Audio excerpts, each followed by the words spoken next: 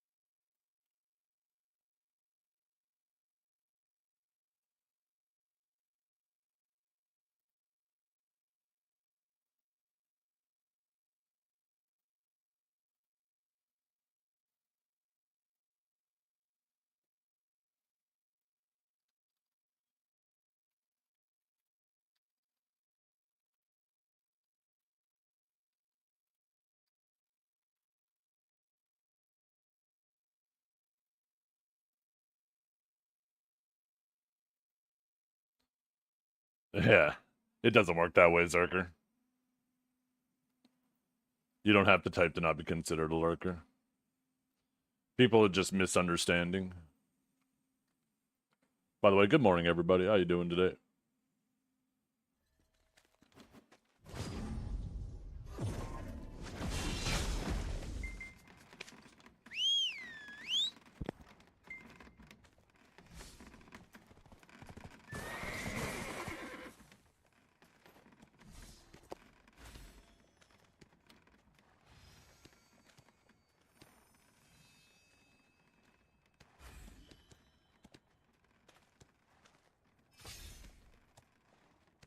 Yeah, that was interesting. What they did, like, abilities that you never use. I should actually go on global and check that out. I didn't even know those abilities still existed, if they're the ones I'm thinking they are. I thought they removed them.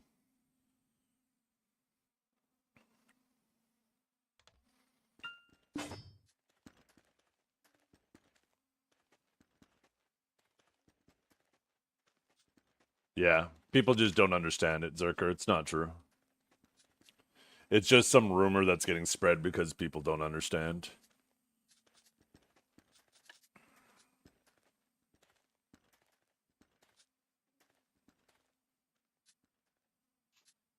Yeah, here we go. It was these abilities they adjusted, eh? That never get used. I didn't even fully understand what exactly they did to them, but made them more easy to use. I mean, it could be cool if done properly. Going to be really hard to utilize, though.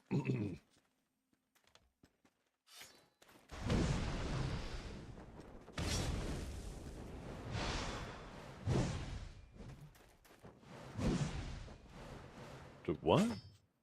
Oh.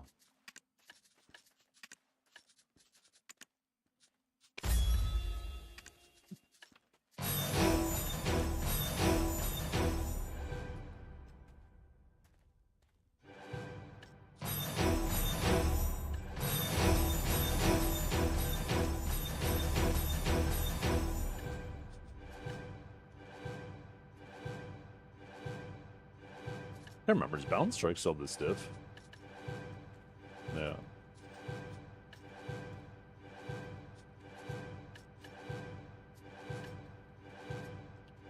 I was averaging like 10 seals.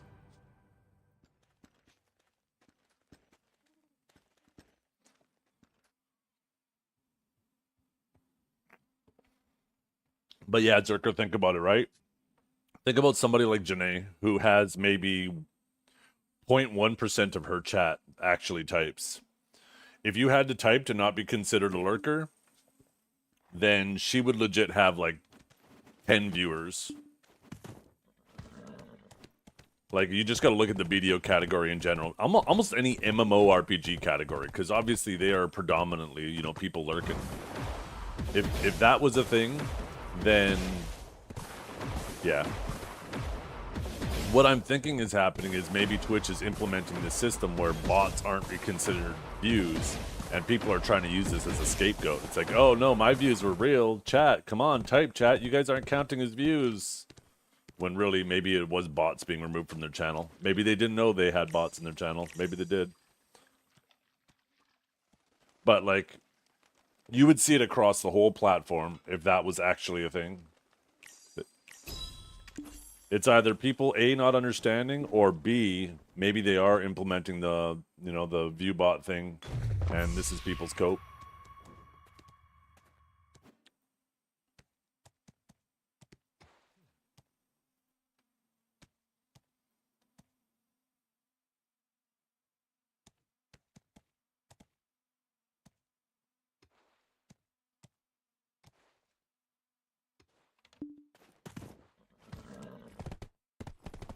Why would I type in my Zethian podcast? Tell them.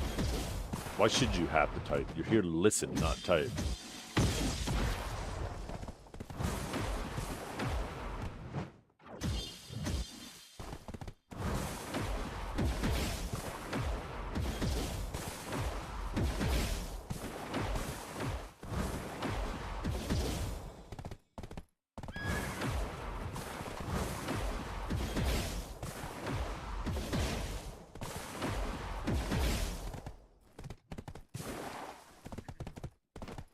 You're here for Ark? Oh my goodness. Ark? You better kiss him right on his lips right now. Just to show your appreciation.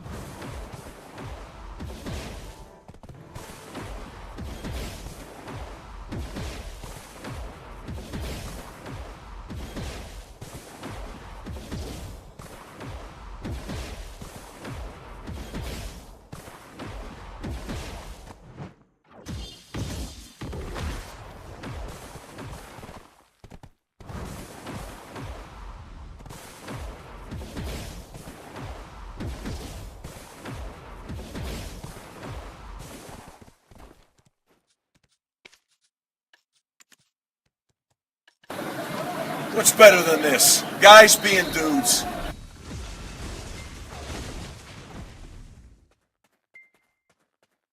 Some lab notes. Yeah, did I go over the sage changes? Not really much to go over. I mean, they just did stamina reduction, a little bit more cooldown on Divine Executioner, and Board Guard and Lightning Prison. Oh, and Shock Slow off Chain Lightning. All perfectly fine changes. It's clear what the LP change was for, right? The LP change was to try to make it so people can actually pressure our stamina.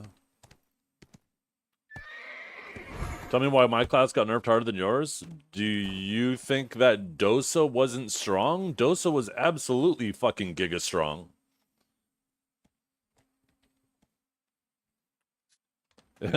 Awakened Dosa absolutely needed nerfs.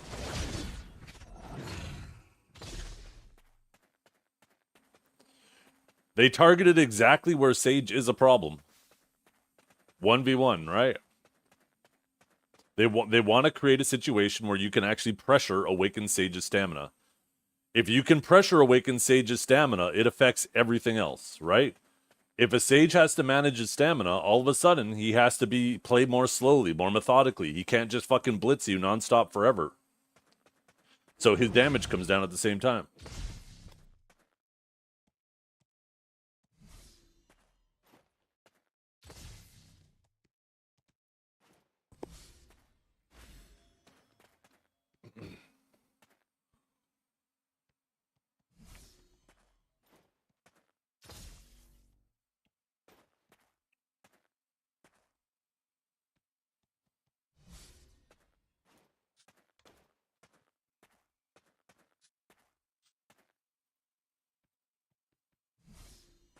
I mean, the range on that ability was kind of ridiculous. That class does so much damage, that is perfectly fine. That class overwhelms so many people with damage.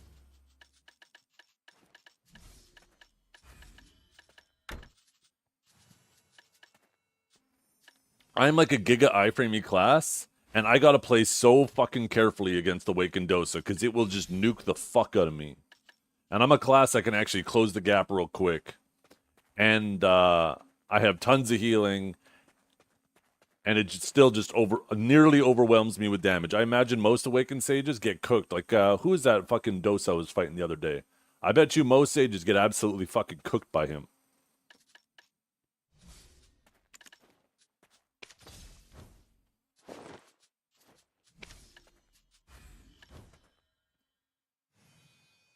No, I mean, that's the point, right? They want your damage to be good. You're supposed to be like a caster. There's a difference, right? Trust me, you don't want that. You don't want your damage nerfed to where people just don't give a fuck about your damage. That's so much worse for your class.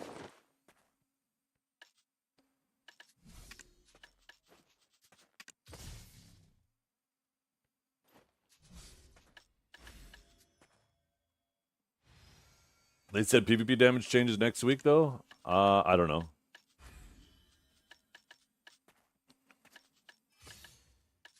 What am I doing here? We got 2 hours left on our cake. No. You have no sympathy from me. Dosa absolutely was broken, too. You don't always get the nerfs you want. I didn't want them to put a forward guard on Lightning Prison. There's some areas where it makes it stronger and a lot of areas where it makes it weaker. It affects mainly Sages, bad Awakened Sages. But I didn't want that change. I would have nerfed other things. You don't always get what you want. You got to deal with that, Jack. When you meta chase, you got to deal with that shit.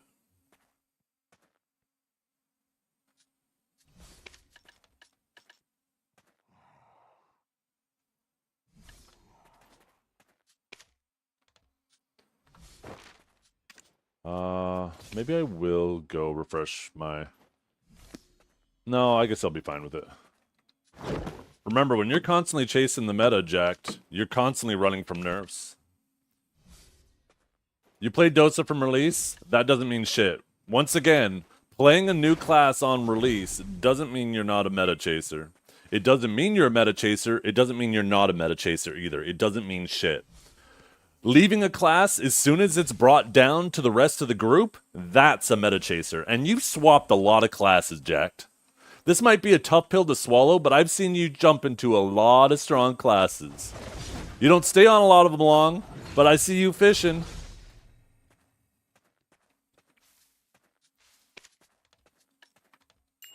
Remember, you chase the meta, you're running from nerfs. That's the reality you have to come to.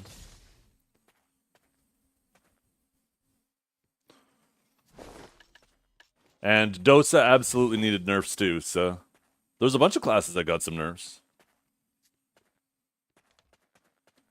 Awakening Sage got nerfed almost exactly how I wanted it to get nerfed. Once again, nerfing one of our main abilities that we use to get Stam back kind of blows, but it does, like, there's some matchups, like actually with Awakened Dosa, having a Ford Guard on Lightning Prison is actually so much stronger against Awakened Dosa.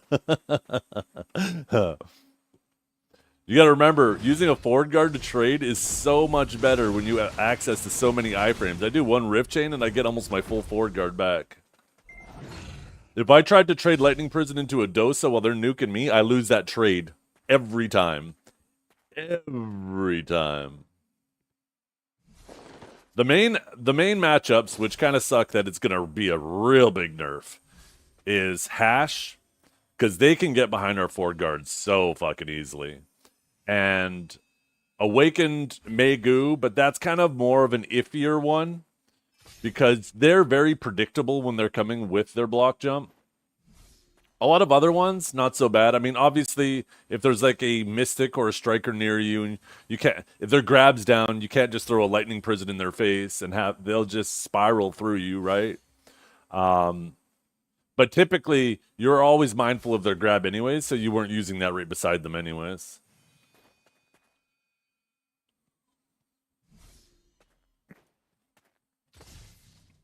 Yeah, all of that sounds nice, Jack, and every single meta chaser has said the exact same thing. Once again, you may not be a meta chaser, but now's your time to prove it. Your class has been nerfed. It's been brought down to reality. Now let's see if you stick with it. If you don't, you prove my point. If you do, then yeah, obviously you weren't a meta chaser then. You just genuinely love the class. But I don't know how you can type all that and not realize it's the same excuse as every meta chaser has ever said. Maybe the words are different, but the intent is the same.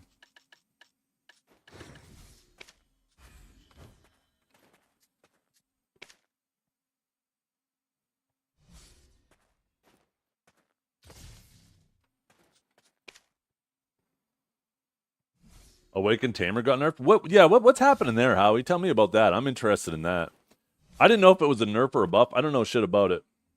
How PA still hasn't nerfed sucking Dosa yet? It's because nobody plays it. You're like the only one, man, and you're like the only one who does it well. There's like no other good suck Dosas, so that shit just flying under the radar. But yeah, that shit cooks. Suck Dosa is a pretty cool class too. I don't know what it is that. I don't know, people just don't like it, but it fucking hits so hard. It's fucking tanky. It's so damn hard to catch. Okay, let's get the buffs rolling.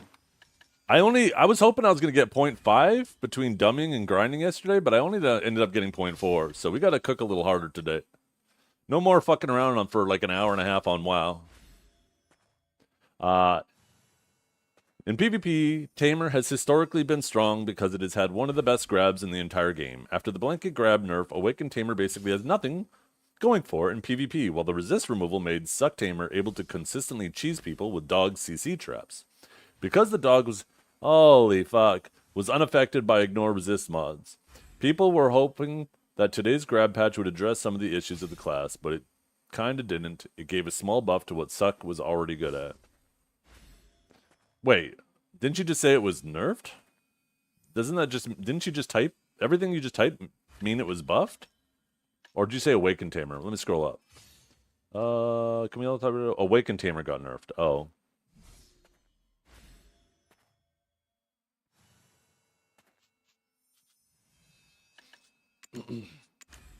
Did they remove the iframe or put stamina consumption on the Magnus? Because if they didn't do that, then I don't care about your Tamer nerfs.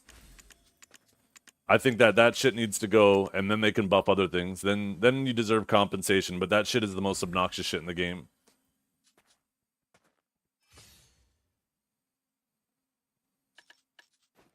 Welcome to the club, you guys. This is Club Nerfs. Microphone, how are we ever going to recover? How are we going to ever recover? Sage is dead. Sage is so dead. You know what's funny? Is I've always said this, and I remember back when this whole discussion of giving everybody forward guards was happening, and people were like, they should give Lightning Prison a forward guard. I'm like, are you kidding me? In so many matchups, that's a buff, except for like Hash. It's a buff in so many matchups. What are you even talking about? You can't punish that shit. Most classes can't get behind it because you use it at medium range. Most of the classes that are going to try to get behind it, you're not going to use it right next to them anyways, unless their grab is down, but that's very rare anyways. Yeah, it's also a buff in PvE. The main thing it does is it affects those matchups where maybe they are some faster classes with no grabs. Like maybe Musa Mewa, it'll give them a little bit more opportunities to pressure our stam.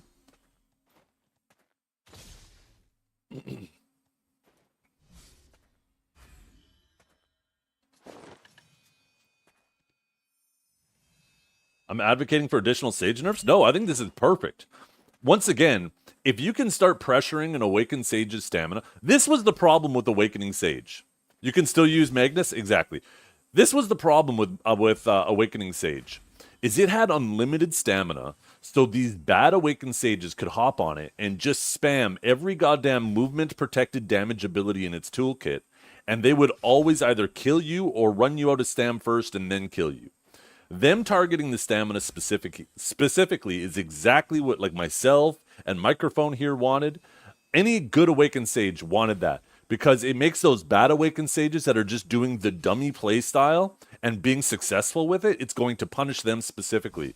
But those of us who have been playing Awakened Sage forever, we know how to manage our stamina.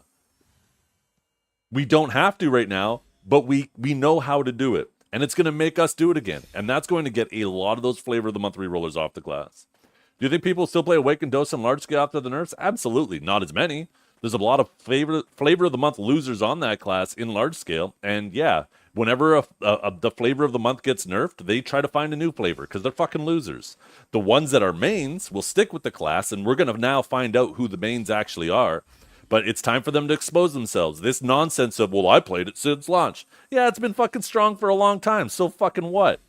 Jesus Christ. How are we still allowing people to say, I played it since it came out? I'm not a Flavor of the Month player. It's such nonsense. It doesn't mean you're not a Flavor of the Month player. We know 99% of the time, new classes get fucking giga buffed.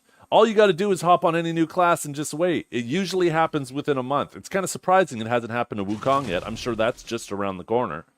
But you prove that you're a main of the class by staying on it when it gets nerfed. So time for the Awakened Dosas. Time for these new sages. We're going to find out who the new sages are. Who the real ones that actually said, oh, I'm going to try this class. It's strong now. Maybe they fell in love with it and they're going to stick with it. We're going to find out who those new mains are.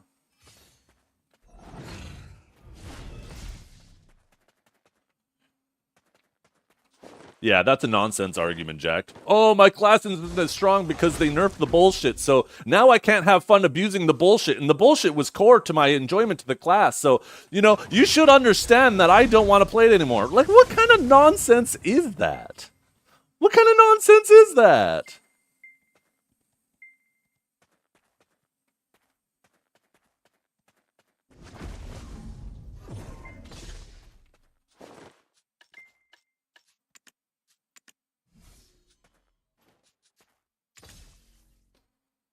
Knockdowns. That class didn't need knockdowns. It's clear they have a design for the class. They want it to be a big damage class. They kept it with big damage. Same thing with Awakening Sage. The exact same thing. A lot of people were like, they should nerf the Awakened Sage movement damage. Most people called that the bullshit. They decided to nerf the stamina management. Right? You don't always get what you want, but it's clear that they have a design. Same thing with Suckzerker. Like, think about this, Jack. Same thing with Suckzerker. People complained about their stamina for years and years and years and years. They still do. They're still one of the best stamina classes in the game. Still the best. It's not, like, completely ridiculous, but they still outstam even Awakened Sages. So it's clear that they want that to be a defining trait of it. The defining trait of your class isn't catching. It's doing damage. Time for you to prove. Are you a meta chaser or are you not? I'm sticking with Sage. I'm used to the stamina management. I advocated more for them nerfing the movement damage and a little bit of stamina. They ended up just to focus on the stamina. I'm fine with that. Stamina is the ultimate gatekeeper for Flavor of the Month players. I fucking love it. Shitty players have a very, very difficult time managing a secondary resource. Is Sage dead? It is so dead. It is so dead.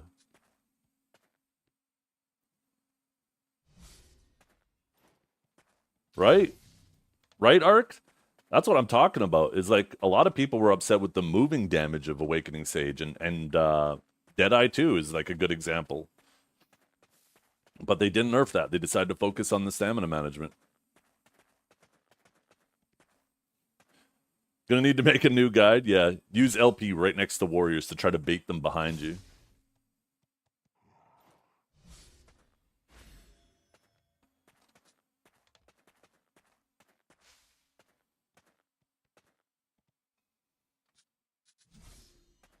Okay, let's get some shit rolling. Okay, we're gonna pop that bad boy. We're gonna pop these bad boys.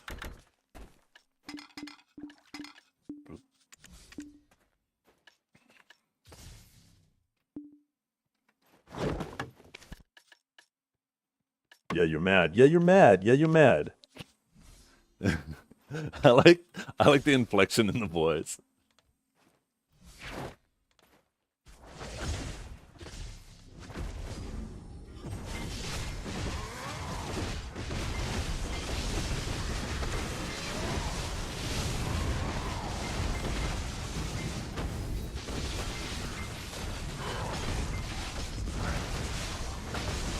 Yeah. Once again, I would have preferred them to actually increase the damage of Interrogate, nerf our movement damage, and buff Ripstorm's damage too. Because I think if you actually make Sages use more abilities that can be punished, instead of just spamming abilities that can't be punished, then you make the class feel more fun to fight. But they decided to not do any of that.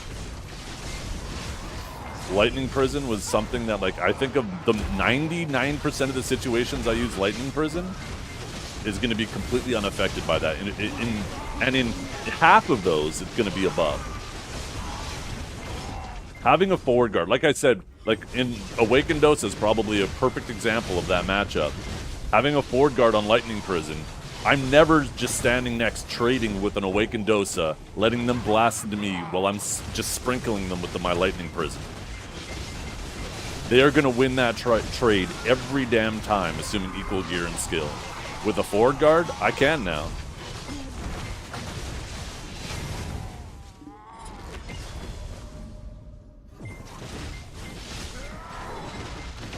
Hello, Savior Main. How goes it? Yeah. I can't wait to be a Savior Main and then say I'm not a Flavor of the Month reroller because I played it from day one. Man, I can't wait.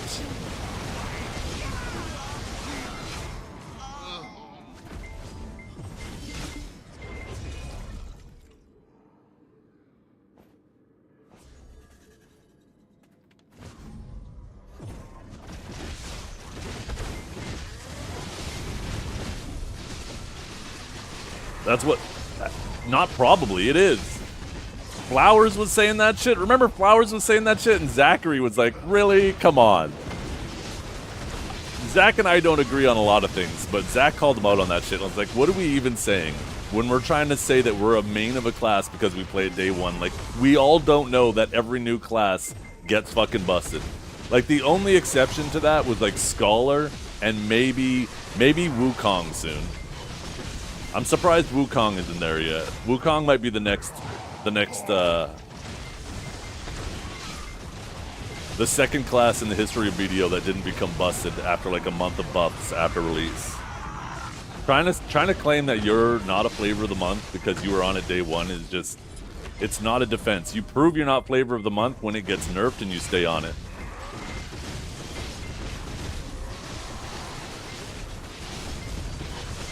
Did you let know there's nerf effects of Sage? Oh, it's bad awakened sages that aren't good at stamina management will suffer. You will be able to pressure an awakened sage's stamina more.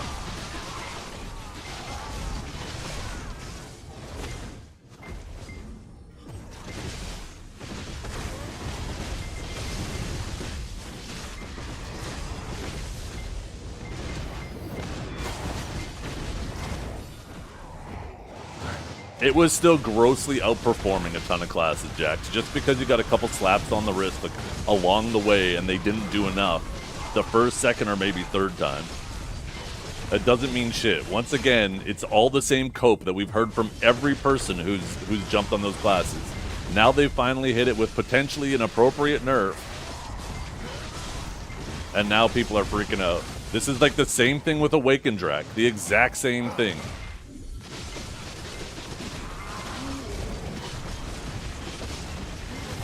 Awakened Drac is probably one of the few classes where you could actually say maybe they went a little too far. Maybe giving a melee class that many forward guards is a problem.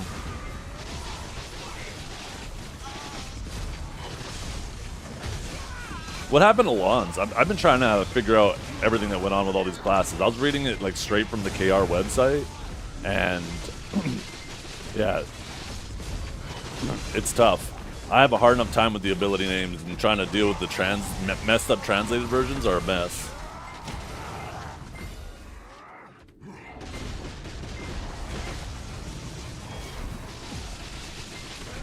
Oh, it doesn't make sense to you. Once again, it's the same cope everybody's made. You're not going to change my mind on it.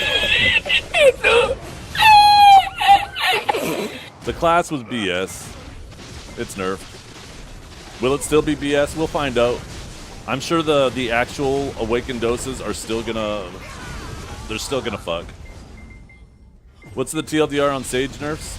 They targeted specifically stamina cost and our main stamina recovery ability.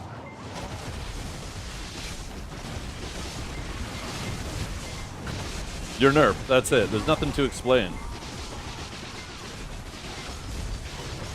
That's how you get the majority of your kills anyways. You act like I don't see fucking Awakened Dosa every goddamn Node War in Siege. They're killing people standing. Yes, they don't need the knockdown. That's fine. Deal with it. It needed a nerf. You don't always get the nerfs you want, fella. Time to find out how much you actually love the class. It's gonna be a tough pill to swallow, I get it. Ask almost any class in the history of classes that have been nerfed if they liked the nerfs they got. What are we even talking about? It is so fucking rare.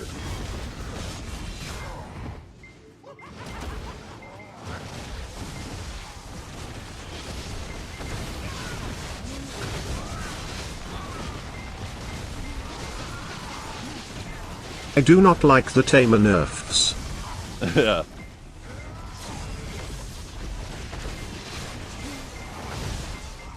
I don't like the forward guard on Lightning Prison, but I don't mind it.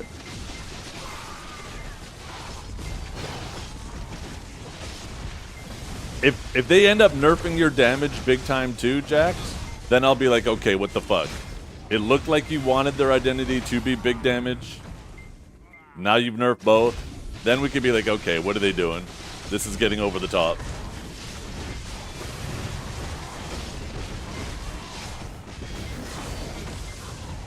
Yeah, they obviously wanted a large-scale class. Take a look at Suck Sage. They very clearly want that to be a large-scale class. It's not good open world. It's not good in 1v1. Like, what the fuck are you even yapping about? There's so many classes like that.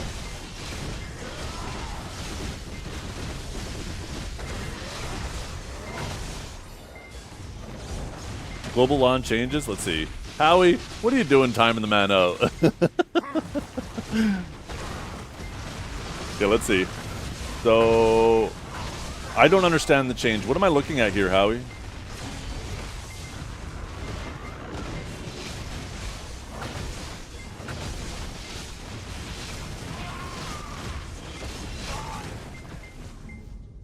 Wait, they can't fly? That's them flying now?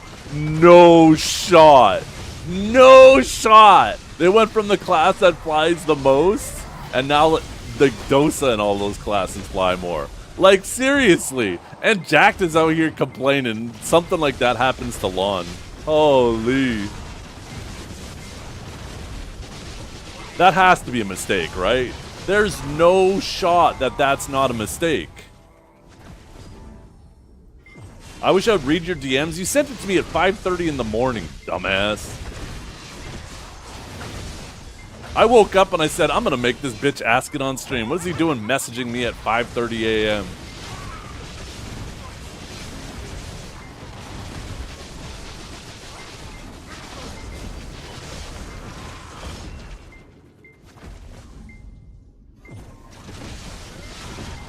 It's a mistake because of the elevation changes for the skills. It probably is. I cannot see. Considering, like, think about every single time they showcase Lahn in videos. Like, take a look at when they were teasing Wukong, right? Lahn was flying away being chased, or no, it was chasing the Nimbus, and it was flying through the air. It's clearly, Lahn flying is clearly a defining trait of it. That is 100% a mistake. There's no shot that they're doing that to Lahn when every goddamn trailer they've ever shown showcasing Lahn shows it flying. It's supposed to be that class that's like Crouching Tiger, Hidden Dragon, you know how everybody's flying around while running in the air.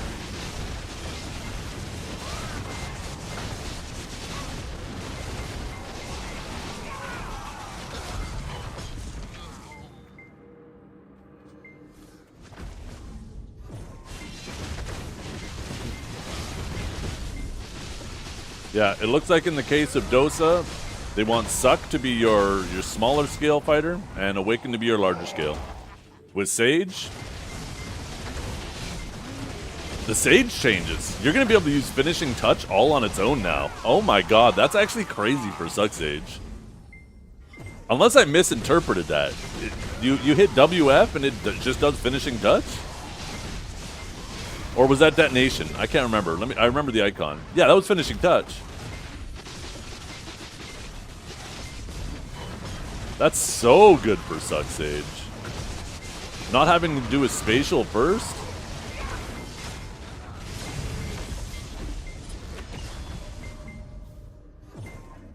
Shit.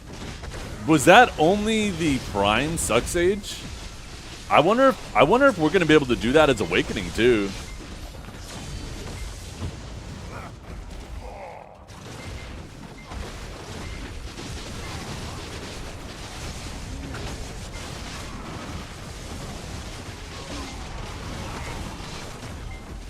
There's a lot of classes where they have like this clear line where they want one spec to be strong in one area and then the other spec is large scale, right? It honestly fucking hurts knowing that I'll never be able to put my face There's so many between those ass classes like cheeks. that. I do. Shut up, bitch! Thank you. You guys beat me to it. WF is Spearbolt for us? Shut up, bitch! Oh, that's fucking right. We won't be able to use it for main hand unless we lock Spearbolt. No shot that's ever happening. Those cocksuckers, why'd they have to make it WF? Oh, goddamn. Can you aftershock out of main hand? Maybe if you do like a little bit of this. Let's see. Yeah, yo, maybe if Spearbolt's on cooldown, then you can do it from range. Yo, that might add some more depth. Wait, let's go to global. Hold on a second. Hold on, let me get it patching. That might actually be I hope it's not just the Prime version.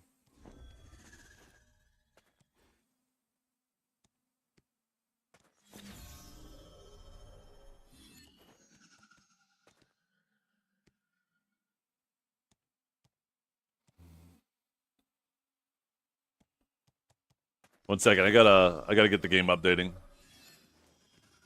That might actually have some usages if we can use that in main hand, or yeah, and you don't have to be suck.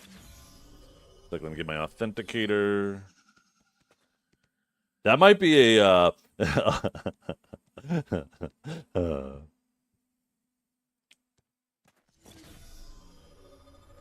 Okay, let's see. 001450. Oh no, I said it out loud. Now you guys know my authenticator.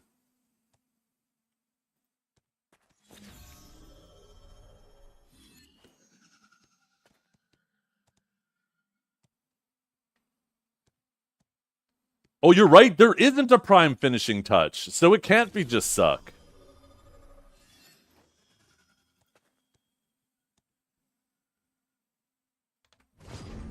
Yo, that could actually be useful. If you know your Spear Bolt is off cooldown, or sorry, on cooldown, having a ranged float as an Awakening Sage? Wait a fucking minute. That's actually useful for us. There are totally some classes, if they're chasing me down or if they're running, you could totally try to use that to catch them while they're running.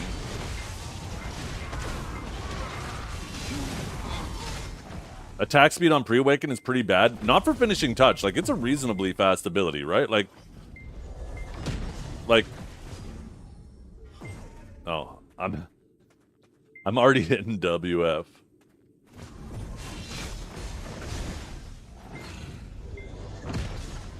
Yeah, let me make sure it's on cooldown. That's not bad. Considering the range of it, that is not bad at all. And it's not going to require that setup that you... Like, right now, you currently have to set it up by pocketing it, right? Okay, we're almost done updating.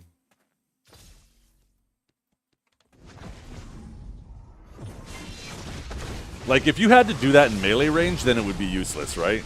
But considering how long range it is, and it's a decent damage ability, it's not terrible damage. It's nothing to write home about, but if somebody's running from you, and they have like a forward guard, like if a warrior is charging thrust away from you, right? You can throw that shit and try to snag them in the back. Yeah, Hero, I have no idea why people don't play it, because I see you always doing really well. You obviously don't top frag all the time in large scale like Awakened Dosa does, but you definitely do far more than just pulling your weight. I don't know what it is about people in Suck Dosa. Maybe it's just because Awakened Dosa is so strong in large scale. That's why so many people play that. But like a good Suck Dosa, I would rather fight a good Awakened Dosa than a good Suck Dosa. Okay, there we go. It's updated. Let me hop out.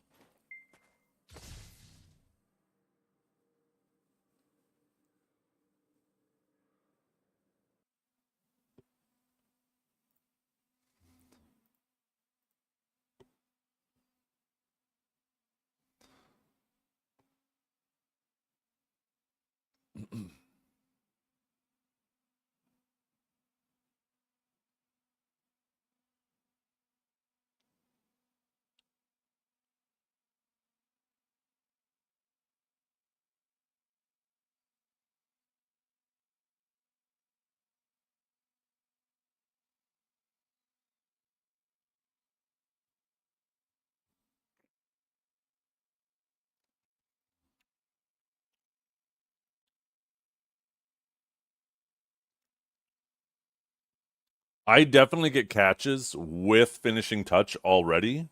It's just super annoying trying to set up the finishing touch. Trying to do a spatial first and then pocket it is so fucking risky. So if all I have to do is just make sure Spear Bolt is on cooldown, that is far less risky. You use Shift Z, Rabom? I mean, both Raboms are Shift Z, so unless you don't have either of them learned, you're always using them. Yeah, there's the forward guard.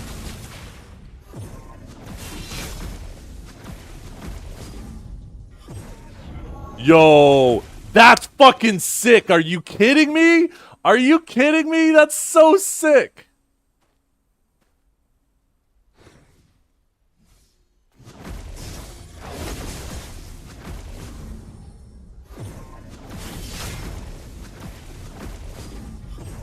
Oh, I gotta get used to the input.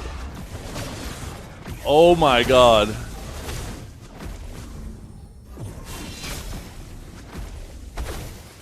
I'm gonna have to get used to the cooldown.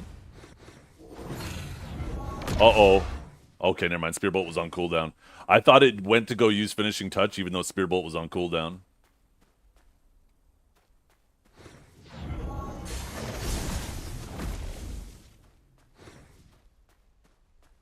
No, you can't hotbar it. You can only hotbar skills that have a border around it. Finishing touch does not have a border.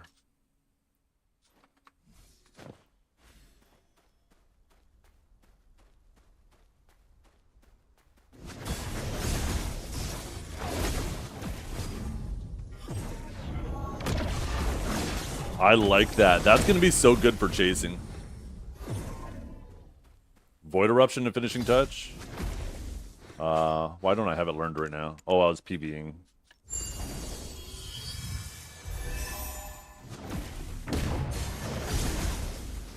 Spearbolt has to be on cooldown. It's always going to Spearbolt first if Spearbolt's not on cooldown.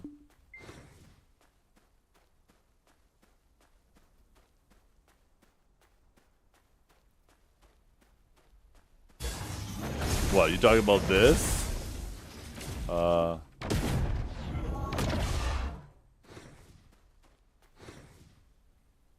I don't know. It's gonna be definitely useful for a long-range catch.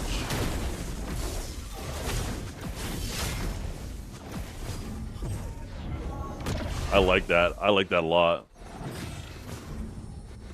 Can you show max range? Oh, the max range is just your render distance. Not like your render distance, but it's as far as like any other ability, except for maybe Archer can throw abilities. Here, let me lock Spearbolt. Right, like we'll use this seed here. So I know it's pretty close there. There, that's about the max range. I don't think I can get much further. It'll just disappear.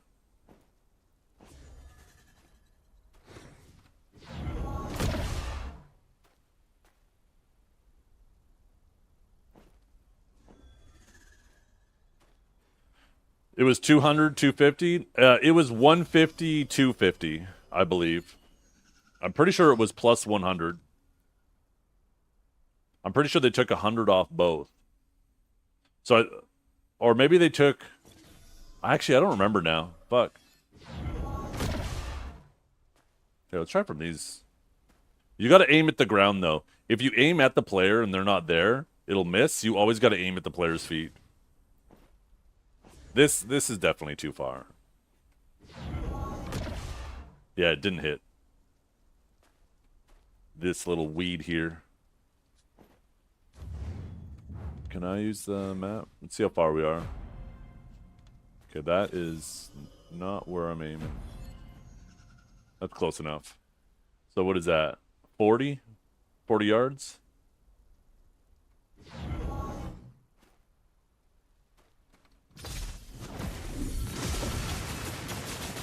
They didn't take it out, though. In a lot of matchups, you're still going to be able to use it. And if, in fact, you're going to be able to use it more effectively in a lot of matchups. You're almost never standing right next to a Striker, Mystic, or any of these grab classes using it, so it doesn't affect those matchups at all. And for most classes that are trying to trade you down from range, typically, most Awakened Sages these days are building so squishy that you're never going to want to trade with them in SAs anyways, because you'll lose those trades. With it being a forward guard, now you'll actually be able to trade really high damage classes. Yeah, you'll have to be mindful of them getting behind you, but you can easily bolt out of it. You can cancel out of it at any point.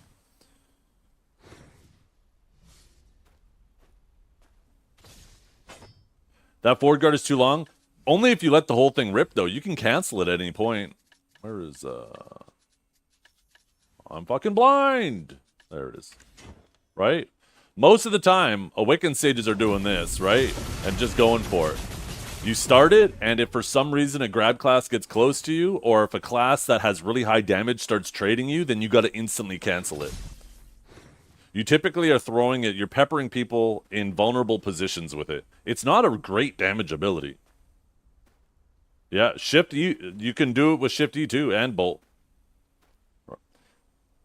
Right? There's also this, right? You can instantly iframe out of it.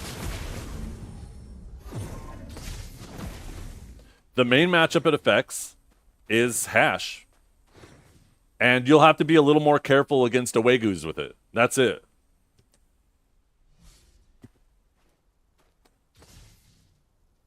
The thing about Awegu is them trying to block jump you is super predictable. They have such a linear playstyle. They literally do a dash towards you. They block jump on you. They side RMB. If neither of those catch, they run away. They wait a couple seconds for cooldowns, and they do it again. That's literally what they do on repeat, non-stop. So all you do is you just wait for them to do that, then you do your Lightning Prison.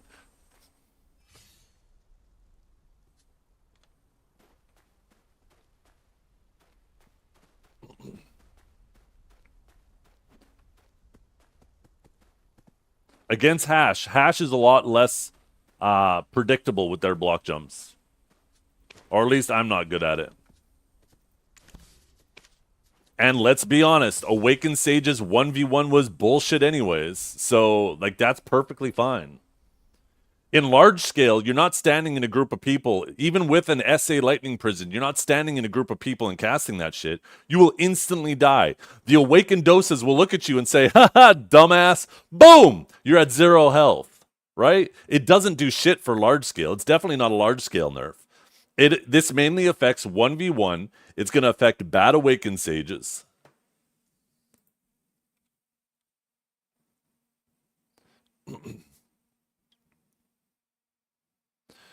The only time you use Lightning Prison in large scale is if you're using, obviously you're using the Lightning Prison core, and you just quickly throw your hands up to try to throw a blanket stun into a ball, and then you instantly cancel out of it.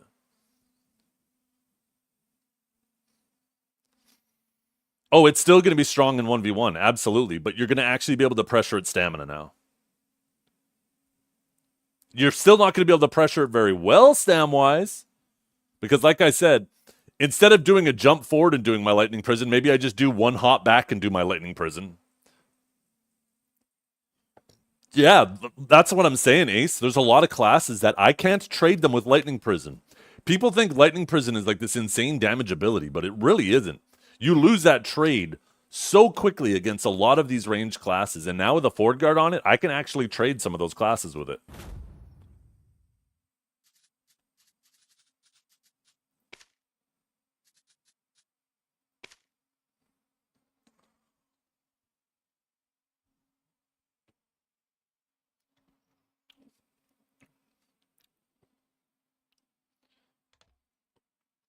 Okay, let's get back to the grind. We got XP to get. Yeah, so I'm not sweating these nerfs. I wanted them to address the stamina management. That seems to be exactly what they focused on. An extra 50 stam on both Lightning Prison and, excuse me, 50 stam on Judgment and Bolt and Overcharge Bolt, I think is perfectly reasonable. I actually advocated for just 100 extra stamina on Overcharge Bolt, but they decided to split it 50-50 on both the normal and Overcharge, which I think is less of a nerf to bad Sages.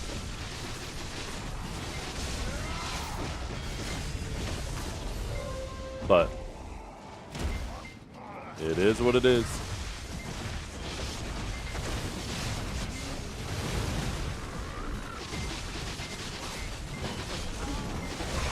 Yeah. Not having that shock slow, they never should have put that on there too, Multi. I don't know why they thought putting a shock slow, because they removed the pain damage off of Chain Lightning, was a good idea. We already have 5 other ways to apply it. We didn't need a 6th.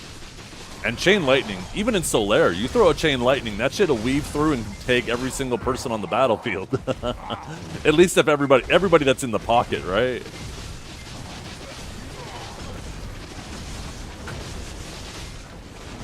Shut up, Benzie.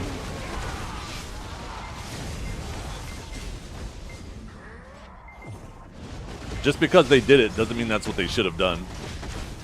I like things that target bad awakened sages more.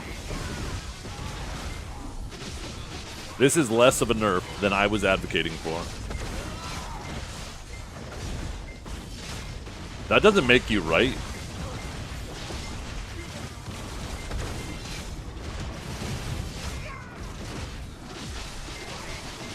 How does that make you right?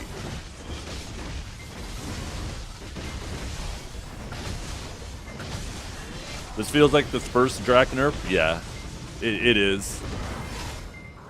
I mean, some people were saying that they were mentioning that they're going to be doing damage nerfs next. Well, maybe that's where we'll see it.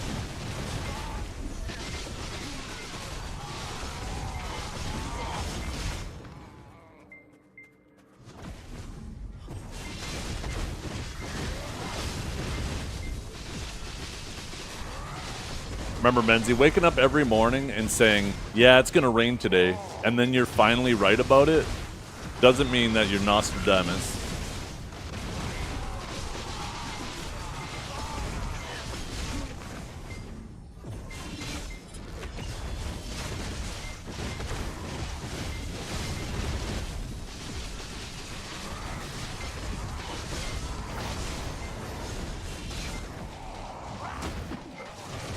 The thing is, too, I was saying what they should do, not what they will do. So in order for you to be right, I have to be wrong. And I still don't think I'm wrong. And it shouldn't come to anybody's surprise that PA just did their own thing when nerfing classes. You don't have to be a Nostradamus to predict that.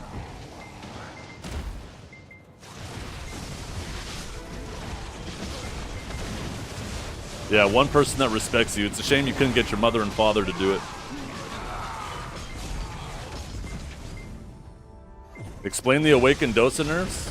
Yeah, they want you to be a big damage, large-scale class, not a catch class. It's as simple as that.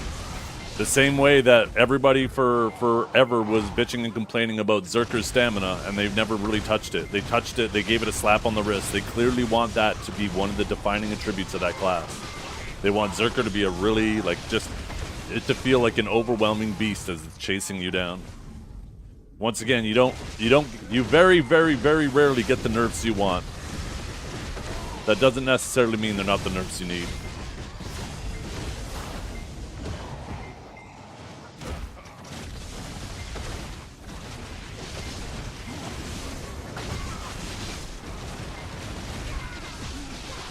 Yeah. I think that's by design too, because I think they want you to like know the matchup, so you're using the iframe portion part to avoid the bulk of the damage.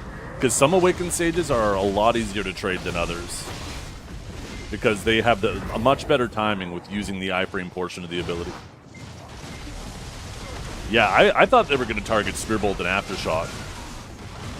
I thought for sure they were going to target those abilities. I was surprised they didn't. What do they do to Suck Witch Magical Evasion?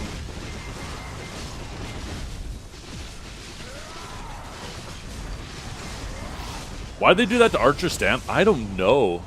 I was fighting Zach a little while ago. I think it was right after the grab changes. And man, it felt like he had unlimited stamina, and I'm an Awakening Sage.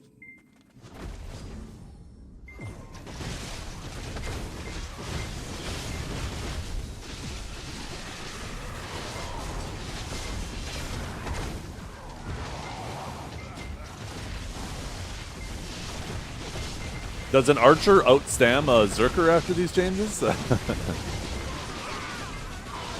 I imagine it must be difficult for a Zerker to grab an Archer now.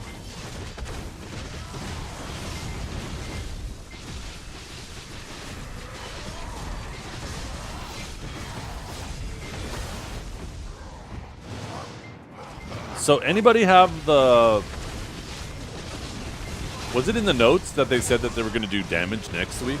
I heard some people say that, but I don't remember seeing that. But once again, I was reading the shitty Google translation. You can see one of the Edania castles from Valencia? Oh, can you? Yo, that's kind of sick.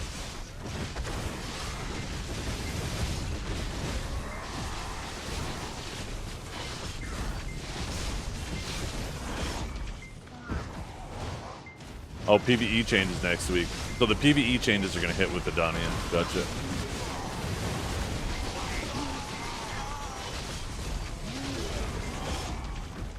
After completing the following up adjustment, we're currently reviewing the PvE and PvP damage of each class following the change in damage calculation formula. We're preparing adjustments for PvE damage first. Once the PvE damage adjustments are complete, PvP will follow. Oh, hell yeah. Okay, there we go. Shit. Buckle up, Jack. Your damage might be going next, baby. Oh, shit. Mine too, though. Yo, we're in this together.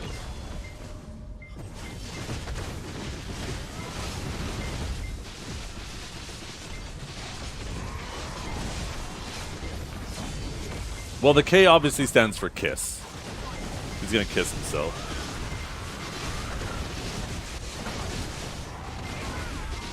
Can we all forget about the nerfs and realize you can spend $3,100 in pearls this week for all the reset rewards?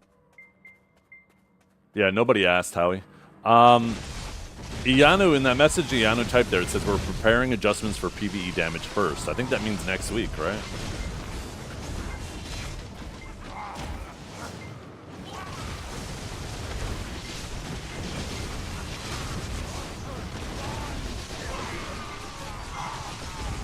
Yeah, Suck Warrior is back on the table, baby. Oh my goodness, time for me to go. Never mind, I'm gonna save your main.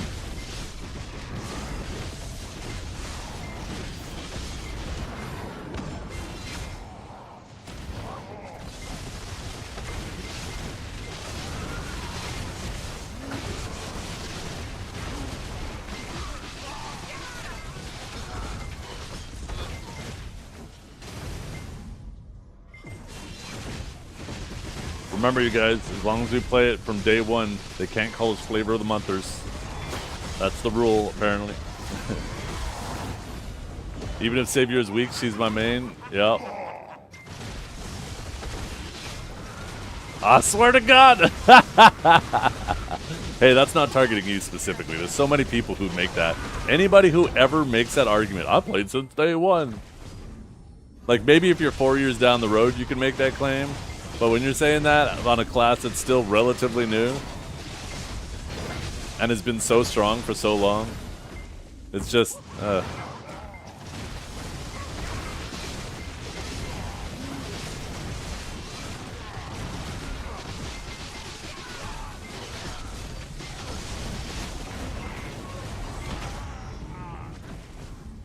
Then putting a forward guard on Lightning Prison, though, I think we do need more classes in this game with forward guards, so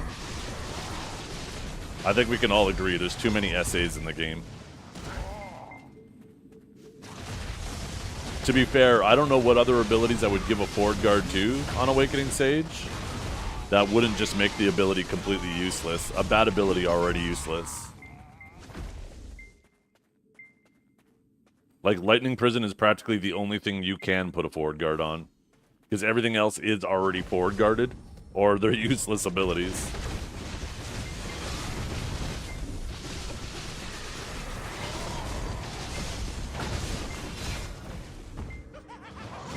I'm like this today? What's this? Oh, yes.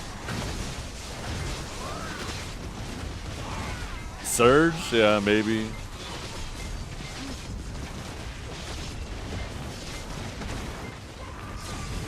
That's probably the only other ability. And that would still be a huge improvement over what it previously was. But we have a lot of forward guards in our kit. It's just hard to punish our forward guards because we're always fighting for medium range. In order to punish a forward guard, you have to get behind the target. It's hard when you have a class that can cancel out of almost everything and reposition at medium range.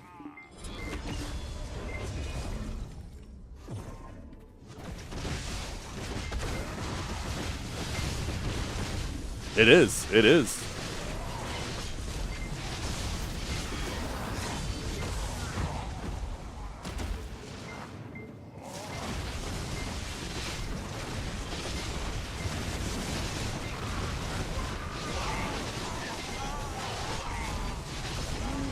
Well, let's say it's not suck whiz range. Let's not get crazy here, Ark. But it is harder to catch.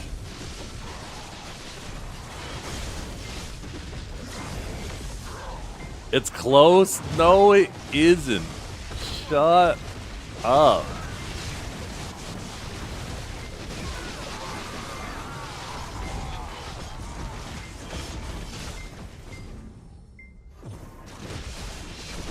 Yeah, it's like half. That's fair. Forward guard on prison is a large scale buff. There's going to be more situations where I'm going to be throwing forward guard and lightning prison in large scale.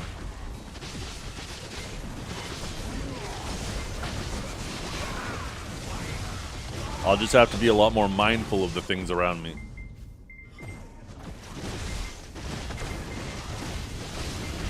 You seen the spatial tech? What's the spatial tech? Do you mean finishing touch? We were just on global messing around with the new finishing touch. Finishing touch is actually a buff to Awakening Sage and Suck. Being able to throw a finishing touch at people from long range without having to pocket it is going to be so fucking nice. All you got to do is just make sure Spear Bolt's on cooldown.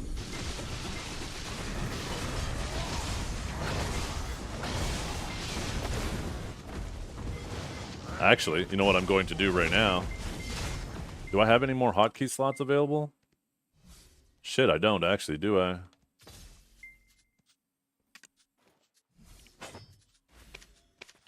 I need you to throw me a finishing touch Zethy poo.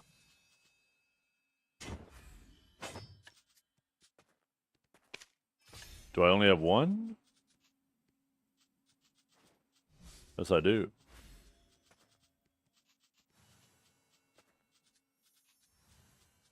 Yeah, it looks like I have all the way up to 19.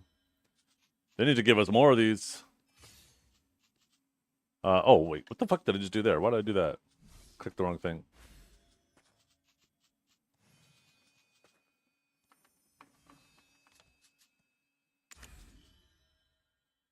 Alright, I'll put that right there. Boom. Wait, never mind. Wrong one. Boom. Right? So I can look for it.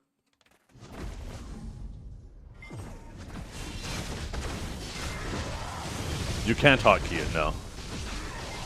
Remember, you can only hotkey stuff in your kit that has a border around it, right? The icon in your skill window tells you what can be done with it. So, like, if it has this big, bright gold border around it, that means it can be hotkeyed. It can be put on your bar and used from your bar.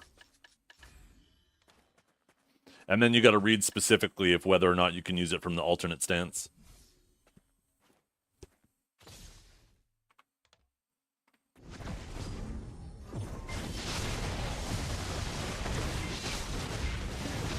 Yeah, some people pay a little bit more attention to the details.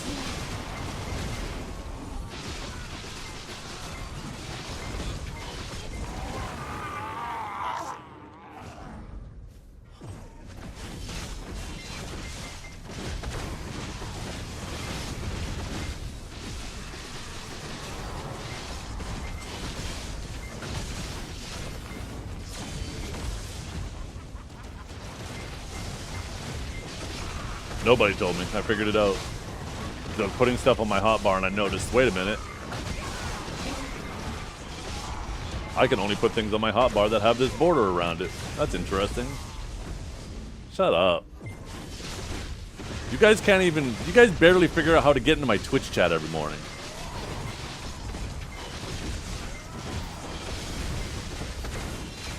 Just because it's difficult for you doesn't mean it's difficult for me.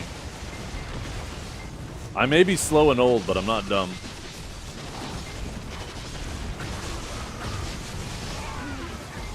Too busy getting into your mom. You leave my mother out of this, you animal. Only I'm allowed to make mama jokes. Oh, oh, oh, oh, oh.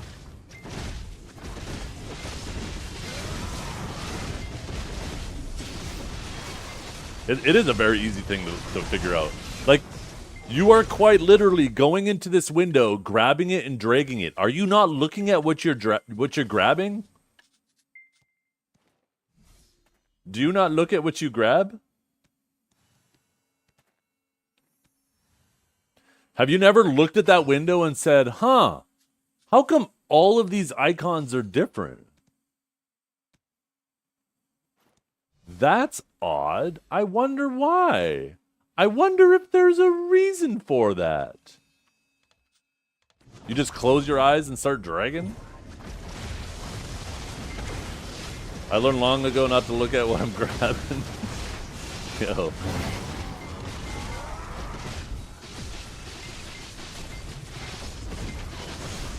Hotbarring abilities is a sign of the weak. It's a sign of awakening classes.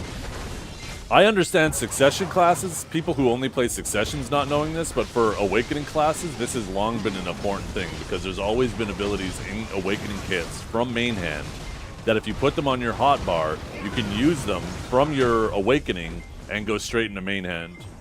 Or vice versa, you could go back to your awakening with it. So if you're just a succession loser, then I fully understand why you would never figure that out because you require a much simpler game. Everybody out here playing chess and you guys are playing not even checkers, you're playing fucking tic-tac-toe.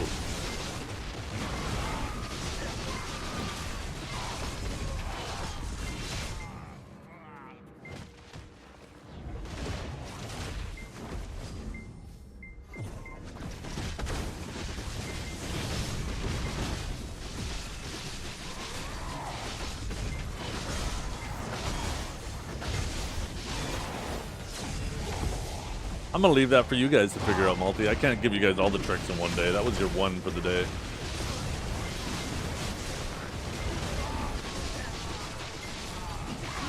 Tune in tomorrow for trick number 2. I can't put all my cards on the table at once.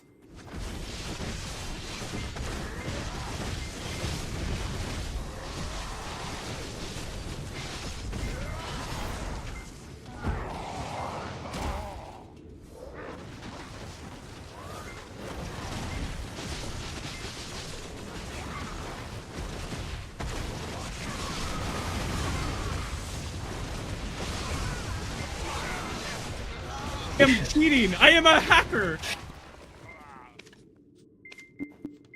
I don't want your filthy gooning money. You probably earned that money at a fucking spank bank. You kidding me? I don't want that. You keep it in your pocket.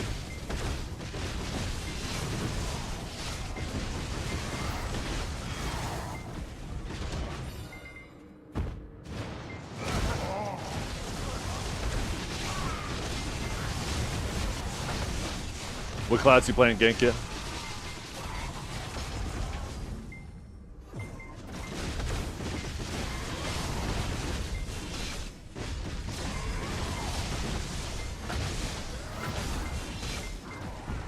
Sage? Hell yeah.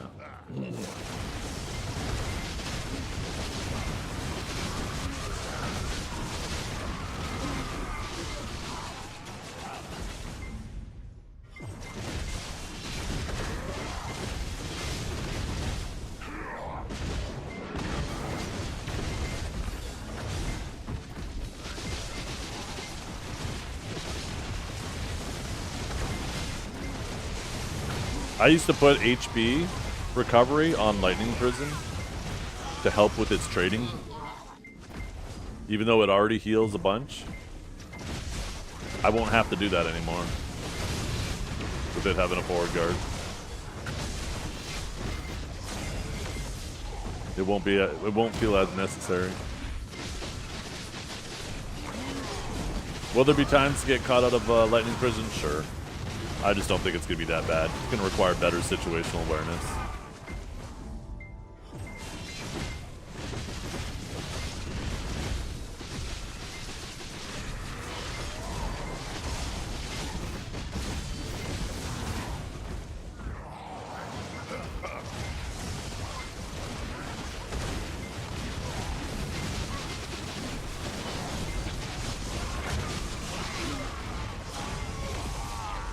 It's gonna make playing like a bitch a stronger playstyle too. Like, if you just keep kiting people and make them keep chasing into you.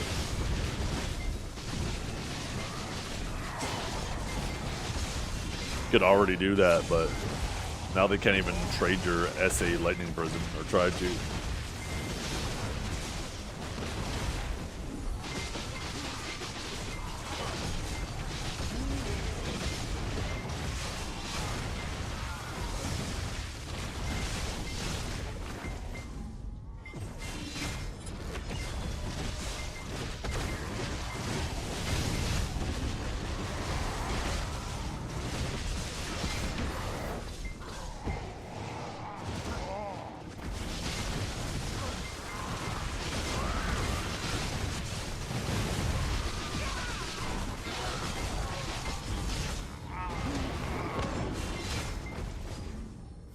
Chat, why do liberals hate the dentist?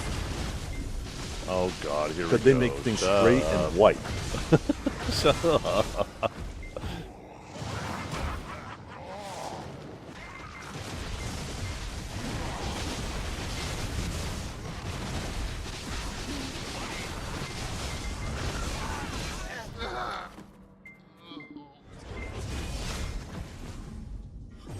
Oh, Awakening Sage still can be a strong 1v1 class for sure.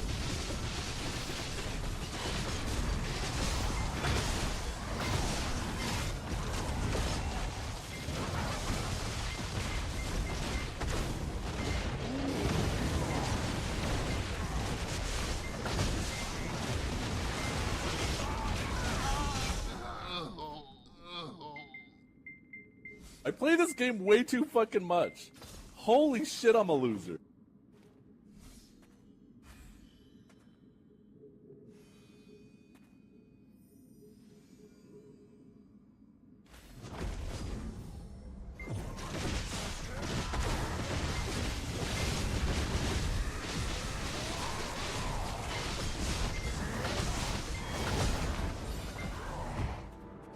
What would they have to do? I mean, I already talked about it 1,000 times, right? They did part of it.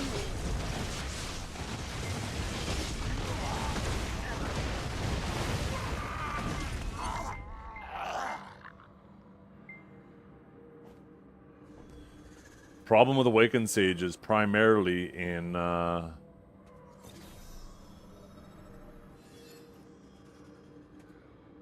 like 1v1 and smaller scale fights. So this is what I was advocating for. Jeez.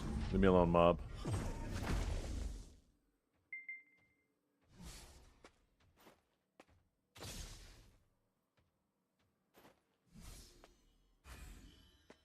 Right? This would have targeted specifically 1v1 and like smaller scale fights like Solaire. Would have had minor effects on large scale. Other classes, definitely, there's plenty of other classes that outperform Awakened Sage in large scale unless you're fighting fucking really shitty people.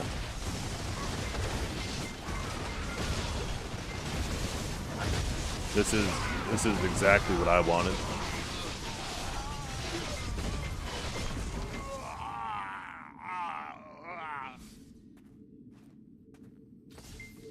Reduce the damage on Spearbolt and Aftershock too, because those are the main moving, fully protected trading abilities that are constantly chipping people down while they're trying to keep track of where the Sage is, and move it into abilities like Riftstorm and Interrogate, which are both obnoxiously bad in PvP. But the thing about Riftstorm and Interrogate is they're actually punishable abilities. You can trade into them, you can get behind the forward guard of Interrogate, you can grab Riftstorm. They're just abilities that Sages just don't do because they're so shitty. There's no incentive to do them, only punishment.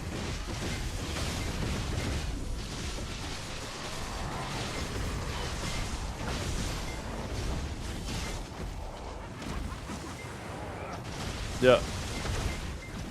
That's why those changes their multi, they target specifically like 1v1 and Solaire, like the places where it feels like it matters the most.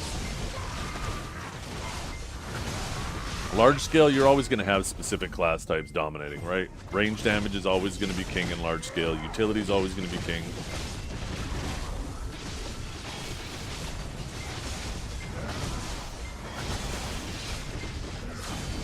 Not having to lightning surge, like if you're impaling off a cliff and not having to lightning surge to avoid a fall animation, is going to be really nice. You're going to be able to just impaling.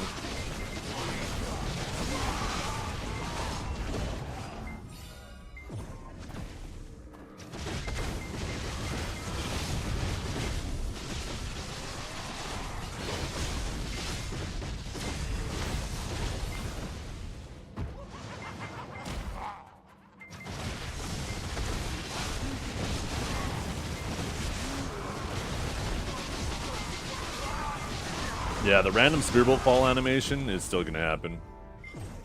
That typically happens when you're fighting in areas where there's like a change in like... Not exclusive to, but primarily areas, like if you're fighting over an area where there's like puddles of water and like scattered on the land, it has something to do with like the change in like the water. That's where it seems to happen the most. Like the water on the ground fucks it up sometimes.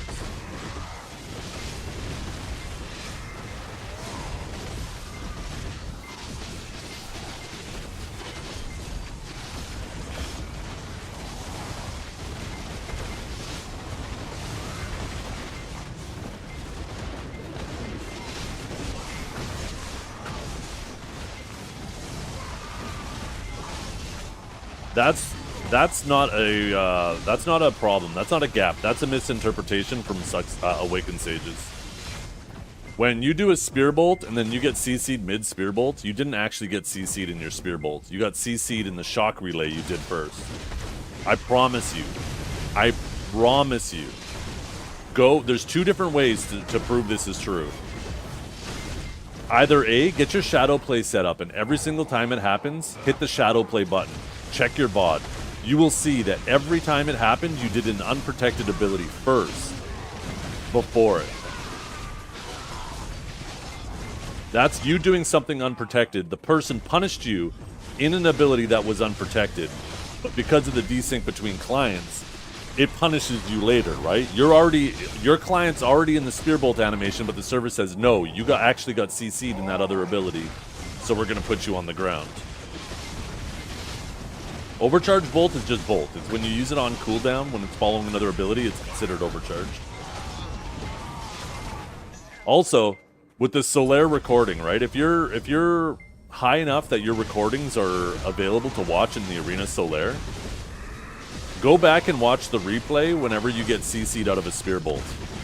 You will actually see every time that you were never in the Spearbolt. You actually got CC'd in your Shock Relay.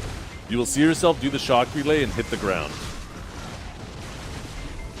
That's the thing, is bad Awakened Sages use Shock Relay way too much. And then they get CC'd in their Spearbolt, and then they think that it's just desync in their Spearbolt. There's desync happening, but they didn't get CC'd in their Spearbolt. They got CC'd in the Shock Relay.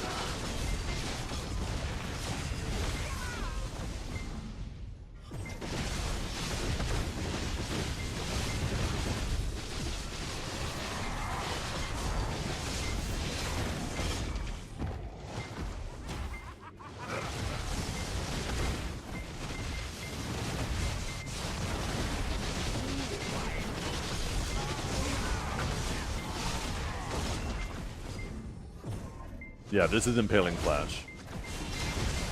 Not a block jump, but with most of the move, it felt like it. And sometimes, depending how the target's moving, it'll get behind their forward guards, depending on the angle you hit it with.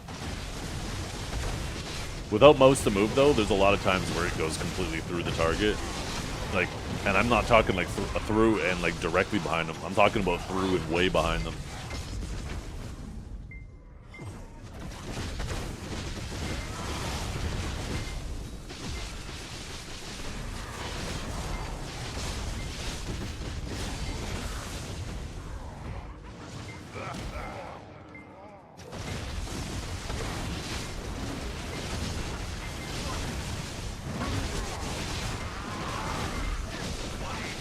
Yeah.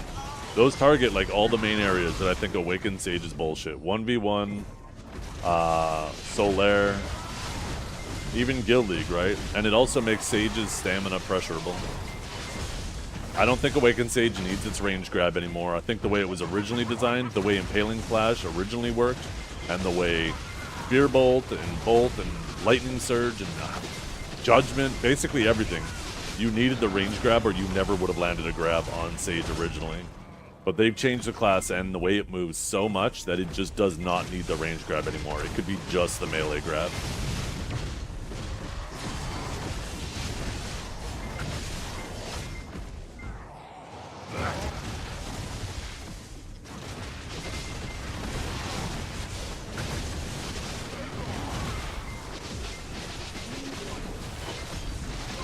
Who knows? Maybe they're gonna have partially do what I said, right? Because the way they change it, I was trying to target specifically the overcharge bolt, and just add 100 to that, but they instead just added 50 to both, which is, you know, more or less the same thing.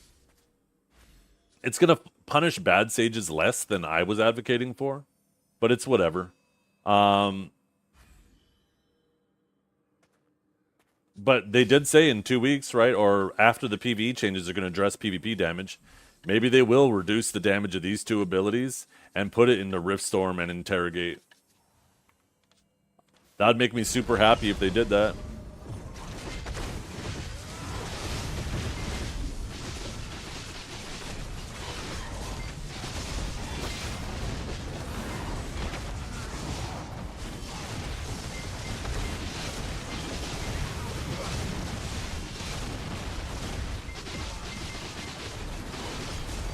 Put it into Upsurge. Yeah, just one-shot people standing. I remember the last time they said they'll do PvP after PvE. Yeah, good point.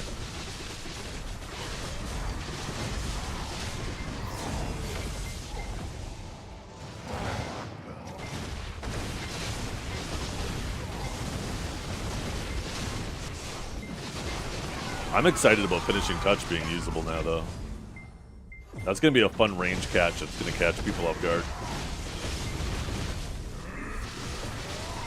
But once again, like, the Finishing Touch is going to also be one of those things that if you use it badly, you're going to get punished trying to use it.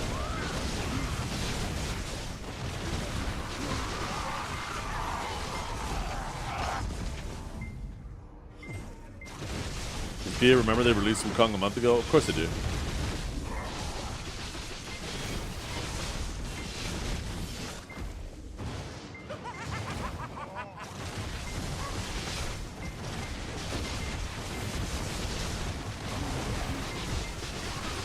There's some classes who have bugged abilities for years. Did they actually destroy Sage? Say it ain't so? No, they did not. Awaken Sage will be fine.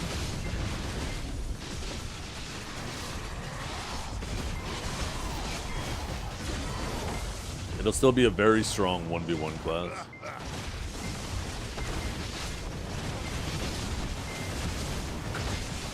Can you still roll the Sage after these changes? You can do whatever you want to. You're a grown man, aren't you?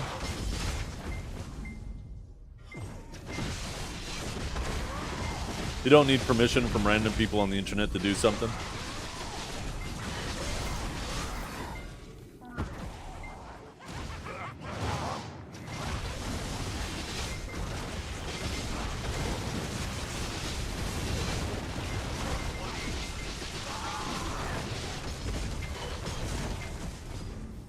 Stage is full.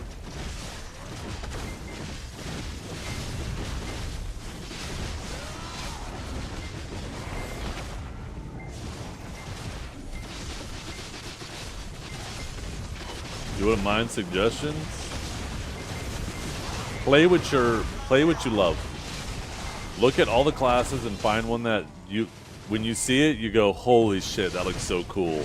I want to be that. And then play that. Because it's a video game, it's not a job. If you need other people to tell you what to play, then what the fuck are you even playing games for?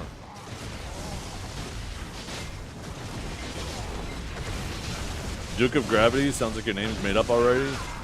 What would that be, Scholar? What class is Gravity related?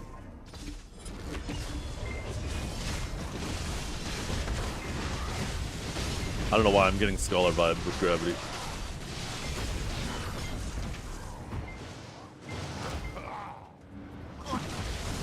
That's what I thought about Sage. Hell yeah, then play it, baby. One of us. Let's go. Fuck Sage isn't gravity, it's dimensions. It controls space. And it stretches and compresses it. That's not gravity.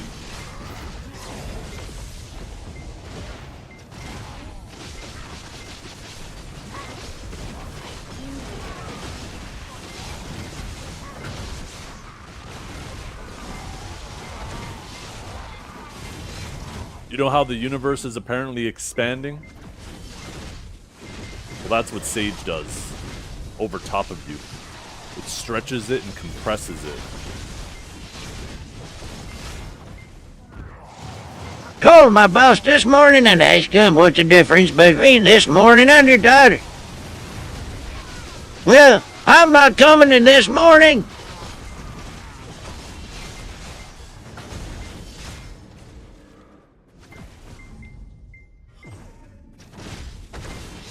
Menzie,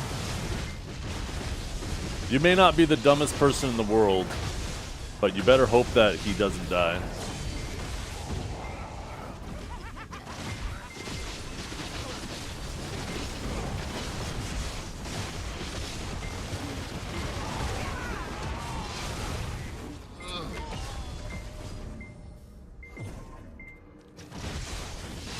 Shut up, you dumb bitch. How dare you turn that around on me?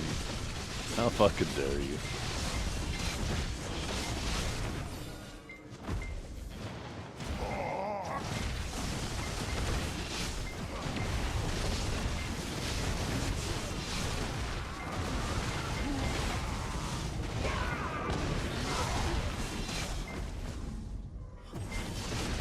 By the way, to answer your Discord question, that's MSI Afterburner. It comes packaged with Reba Tuner Statistics Server.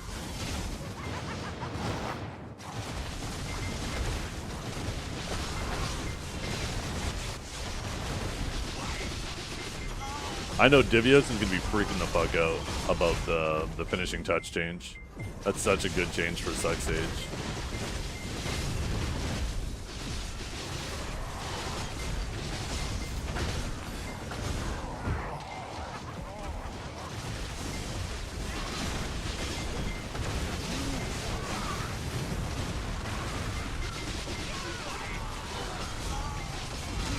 Don't you dare compliment him, Dukes, or I'm gonna sick Ace-Elf on you again.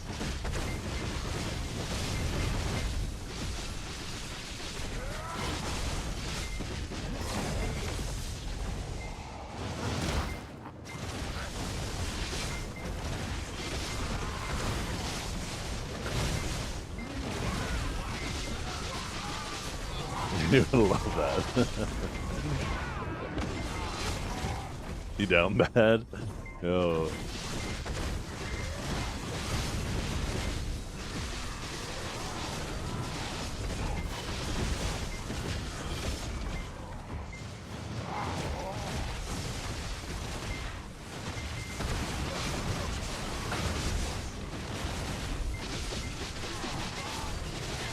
Also, why hasn't WoW got back to me yet, those bastards?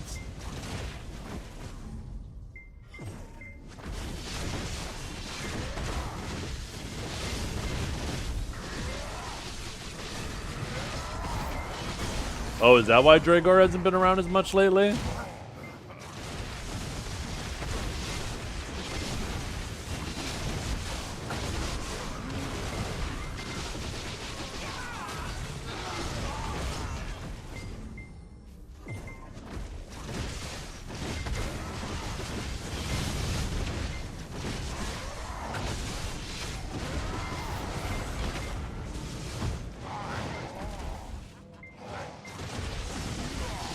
They're just trying to find love with somebody who's been loved a little too recently. Who, Neptunes?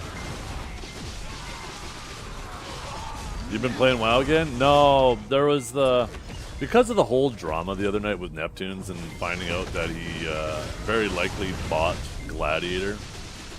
there is some reasonable doubt there because apparently it's not even hard to get, so why would anybody buy it? And I think that's a reasonable claim, but that doesn't necessarily mean that somebody didn't do it. But anyways, there was a discussion going on with that, and I was like, yeah, I don't know if I got Gladiator, but I got the Vengeful and the Brutal Nether Drake, and then they were saying, oh yeah, if you got those mounts, that means you got Gladiator. And then I logged on my account. Valkia donated the 20 bucks so we could go check, and I logged on it. And I did have the Vengeful Nether Drake, but I couldn't find the Brutal one. And I think in the process, and apparently this is a common thing, but possibly I'm just misremembering. Maybe I didn't get the 4th season Gladiator. But anyways, I put in a ticket just asking if they could look into it, because I am so certain I did.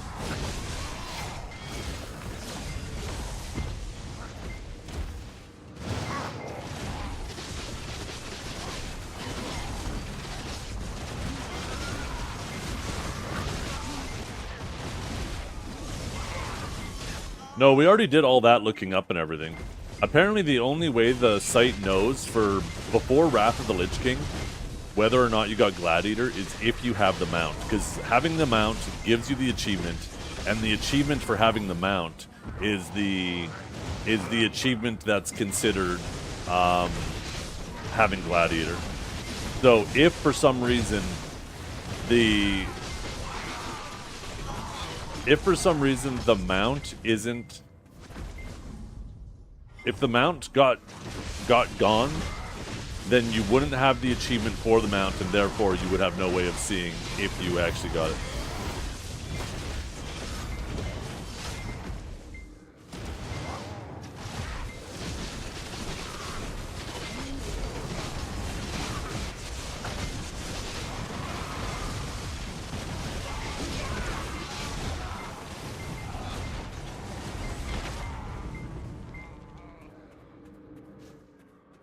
I'll give you 2 guesses what my character name was, Howie. But you only get one.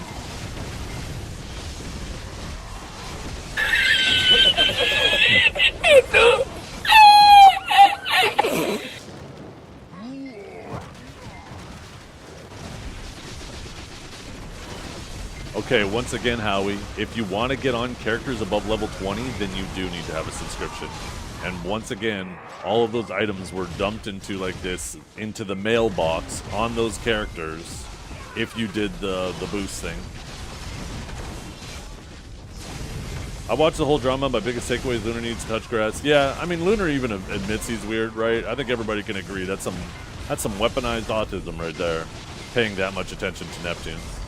I mean, his points and shit aren't wrong. Neptune's, and the main point is that just Neptunes can't help but lie all the fucking time, right? And that's why somebody like Lunar feels like it's so necessary to document everything so you can call him out on everything.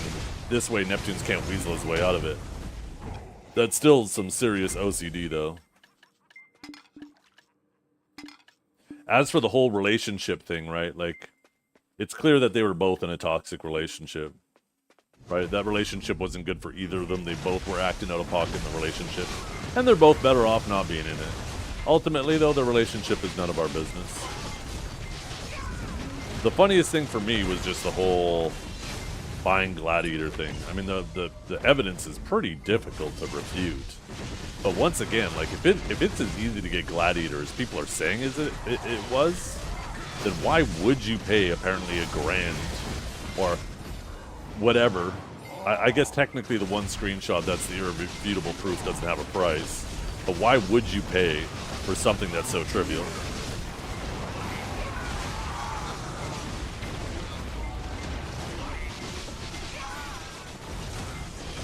Neither of those are mine. And also, why is there only one in, you dumb bitch? Oh my goodness.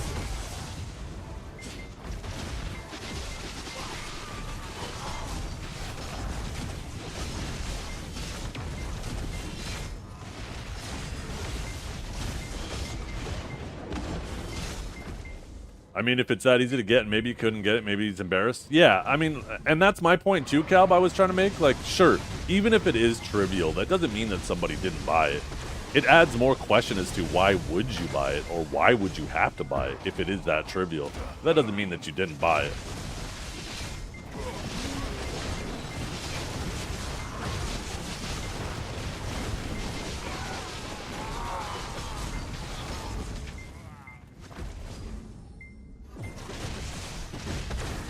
But like, how often do you hear anybody ever brag about getting Gladiator in WoW?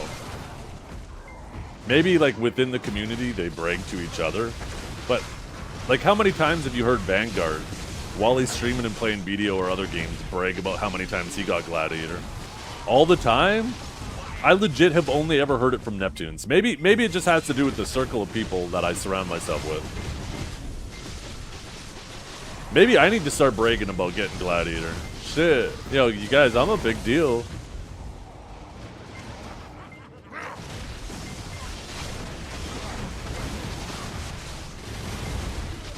Thing is, I didn't even know I got Gladiator until recently. Until like a week or something ago. I was like, oh, or like 3 days ago, until the Neptunes thing. I was like, yeah, I got the Vengeful Nether Drake, and Mind Capacity was like, oh yeah, you get that for Gladiator. I was like, oh, I'm pretty sure I got the Brutal one too. He's like, yeah, then you got them both. But once again, maybe I'm misremembering the Brutal one.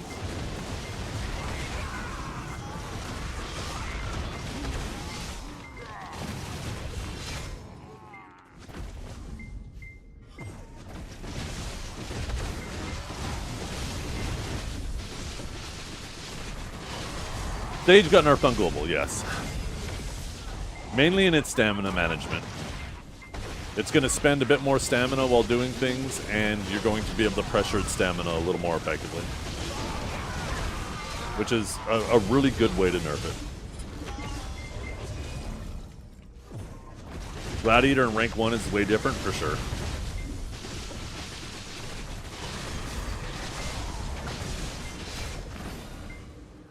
So, considering Vanguard's got rank 1 so many times on Paladin, I remember in Season 3, I remember that there was one Paladin ahead of me, and I don't remember who the name was because it was so long ago, but I remember there was one Paladin ahead of me.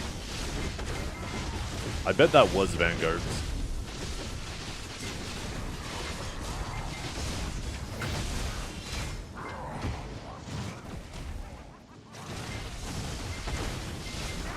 Yeah, I played Ret Paladin too.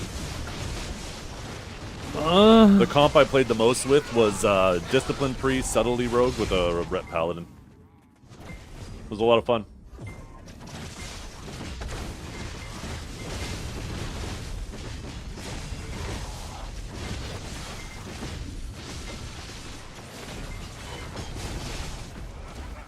How will you play Tamer? You're not allowed part of any club, only a part of lists.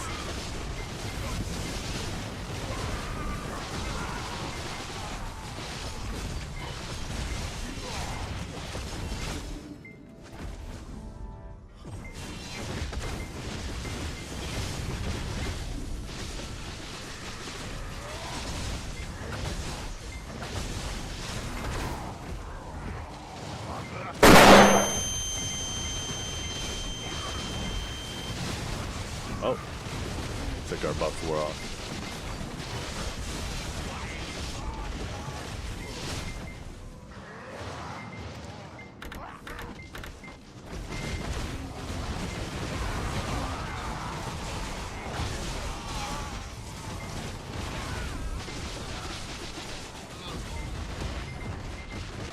By the way, Howie, this was me. This is what I had linked to me.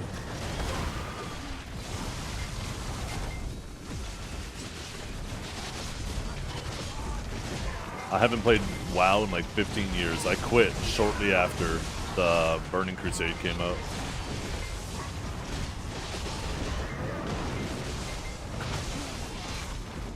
You were on Sargeras too? Oh no. Let me guess, you played Hunter.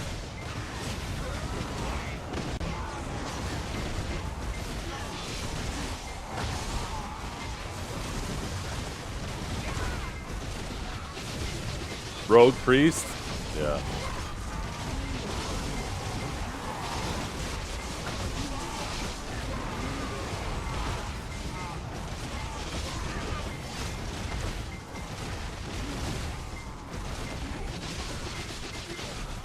No, it wouldn't have been Season 2. Season 3 was the Vengeful Nether Drake.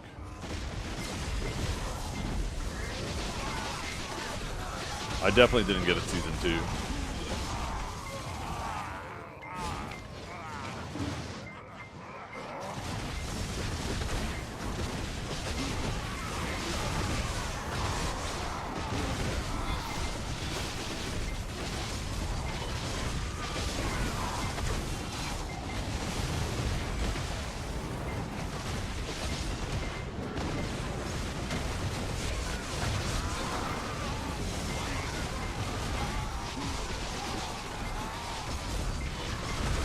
No, Vengeful was 3.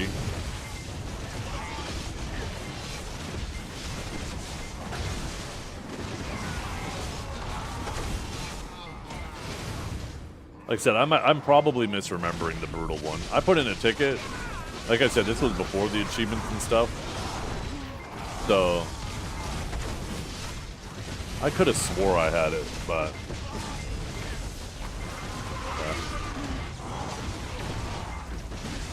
well, that's the thing too, Howie, right? When I logged in order to collect all those achievements and stuff, I had to do like the like when you come back after a long time, you have to do like this boost thing where it takes everything off your character and it puts it in your bags in your mailbox. And it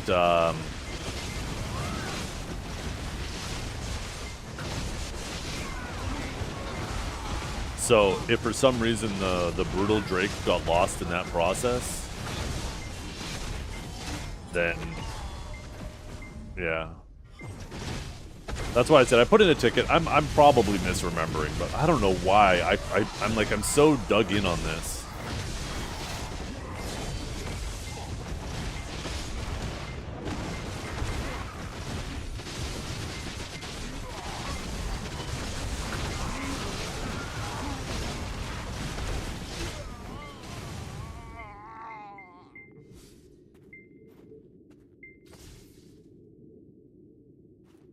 So we'll see. We'll see what WoW comes up with, right? If I did get it, I'm sure they'll be able to find it. I just put in a ticket and said, "Hey, I'm a returning player. I just did the boost thing, and I don't know why, but for some reason I feel like I'm missing this item. Can you check?" And it's been 15 years since I played, so I might be misremembering. But if you guys could check, that'd be fantastic. We'll see what they come back with.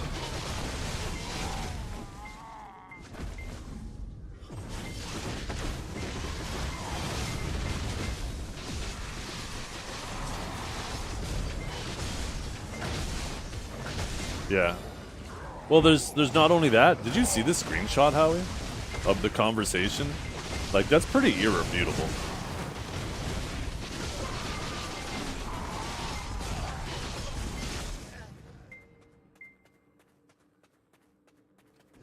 I can't imagine you didn't see it.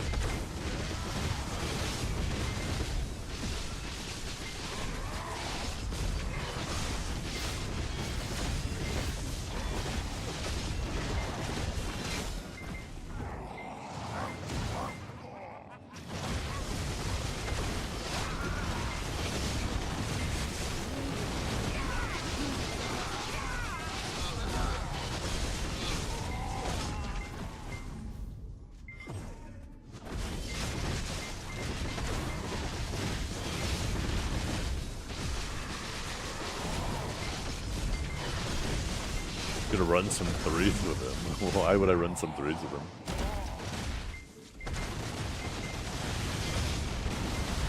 Neptunes is an absolutely terrible team player. I would never be on a team with him voluntarily.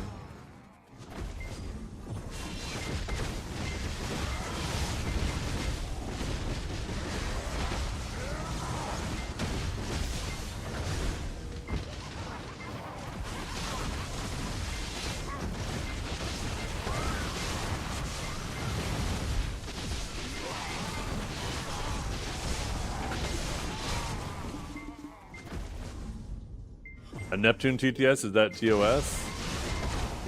The thing is, in order to train it, I would have to use his... I would have to get, like, audio files that don't have the background noise, right?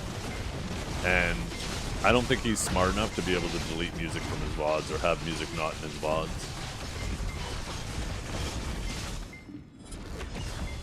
Oh yeah, I know Lunar has all that. but I would need like,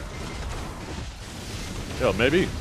I mean, I'm sure there's lots of VODs where Neptune's mutes the music because he wants to have a heart-to-heart with the webcam. So maybe I need to get Lunar on the case. Yo, get me those audio files. We'll train an AI.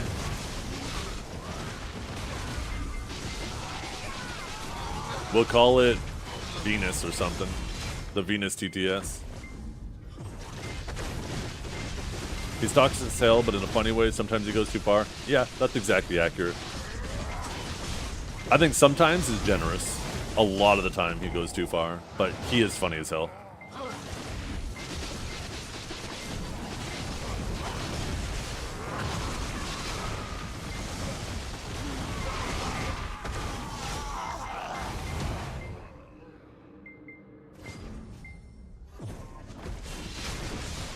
Are we surprised that a guy who thought top 100 meant the world would buy an achievement in another game? Yeah. The thing is, too, I mean, I don't want to spend the whole stream fucking yapping about him, but he barely got top 100 in both of those seasons, and Suck Mewa still had the busted mana drain in both those seasons. Suck Mewa had the busted mana drain for like the last 2 weeks of the season 2 when he first got top 100, and he was like top 100 single-digit points, or maybe it was 10 points, I can't remember. And then in season 3, Suck Mewa, I keep saying Awaken. Mewa still had the mana drain up until like the last 2 weeks of the season. And he didn't play at all, he just played his maintenance games. And mind you, he still had to win his maintenance games, but once again, he was like single digits or no more than 10 points away from not being top 100. Like, that's less than a game. So he barely made top 100 both times. And to be fair, I did too, right? I think I was... The one season I actually had time to play, I was like maybe 40 points in. So like that final game, you think about it, that's a 50-point swing in one game, right? If you win, you go up 25. If you lose, you go down 25. So really, I was one game away from being fucked too. If I would have lost that game, I very likely would have been knocked out of the top 100 as well. Like, to me, top 100, I mean, it means something, but it's not as big of a deal as like some of these people who are like finishing with like 60% plus win rates and are like top 10 and they got Incarnate. Like, let's be honest, those are the real guys that are to watch for. Making top 100 isn't that big of a deal. You here to collect Sage Tears? Sage is so bad. What did they do to my class? Oh, oh, how am I ever going to recover? There you go, collect.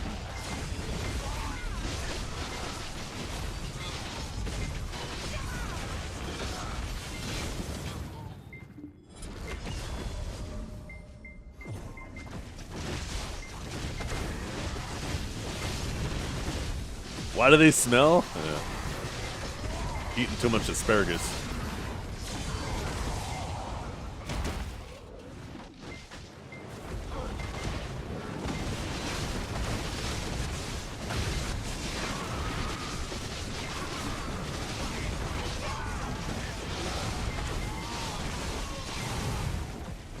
Did they just give Suck Ranger more CCs? Did they?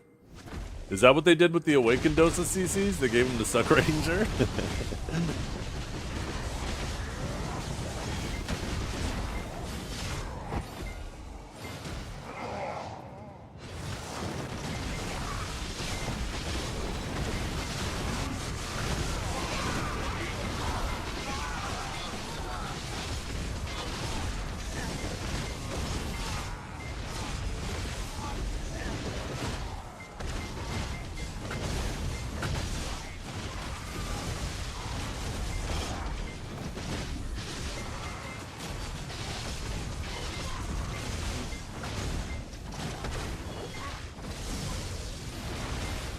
What's up? Can you go back outside?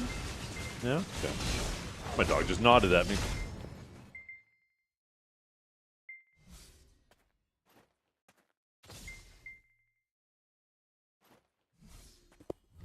My dogs are getting this habit.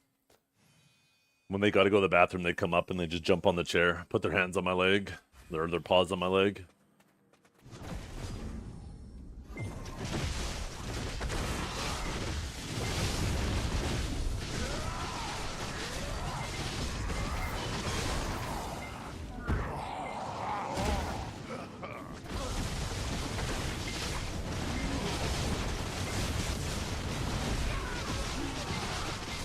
sits behind your monitor.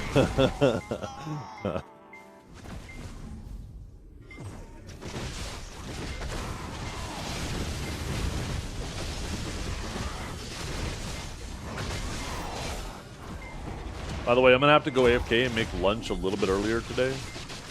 My youngest daughter is gonna be getting picked up for a birthday party shortly afternoon, after 12. So I gotta make sure she's fed before she goes.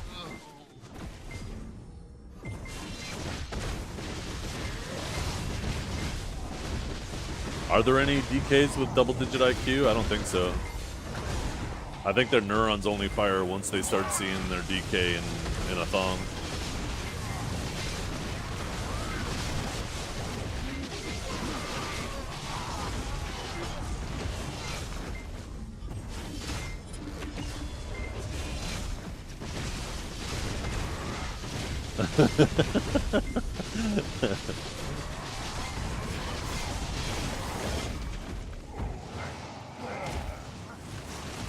I want to know what's going on with Lahn. There's no way such a defining attribute of a class. Every single trailer they've ever shown with Lahn shows it flying. There is no way they took away its flying.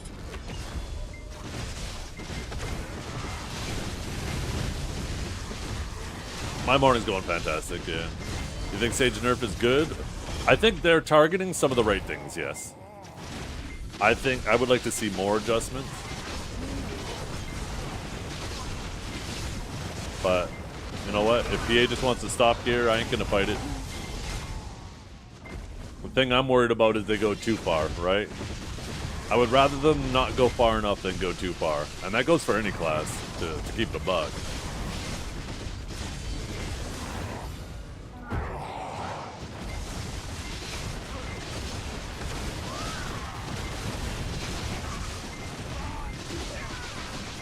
Yeah, that's what we've been kind of thinking too. Must be have to do with the fall thing. Did Lahns frequently get thrown into a fall animation when doing that ability though? Maybe I just never noticed it. Awaken hash safe again? Yeah.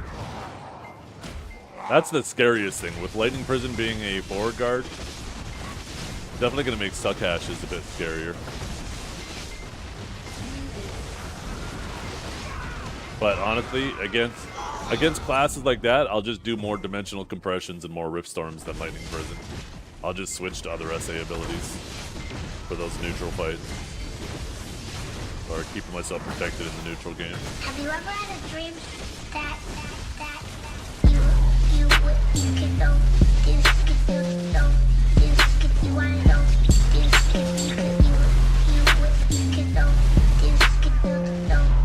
Yeah, I don't remember ever seeing a Lahn get into a fall animation, but like I said, you know, I don't exactly see a ton of Lahn.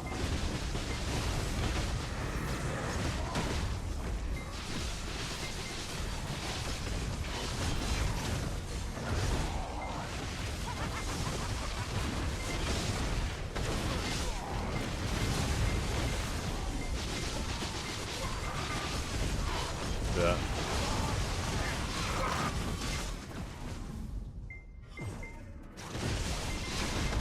There's a lot of classes that I won't do a Lightning Prison right next to them.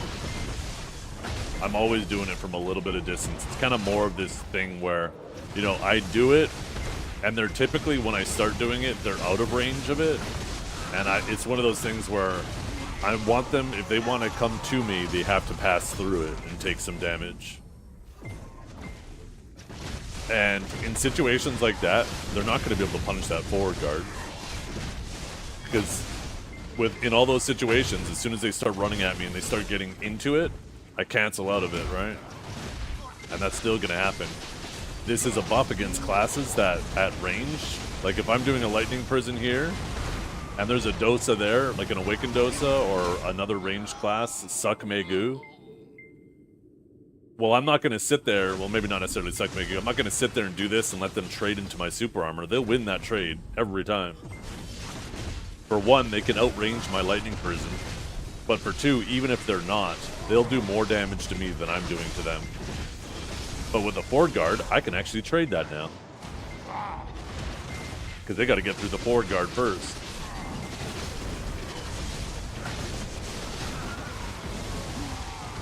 Yeah, I was worried about harsher changes too.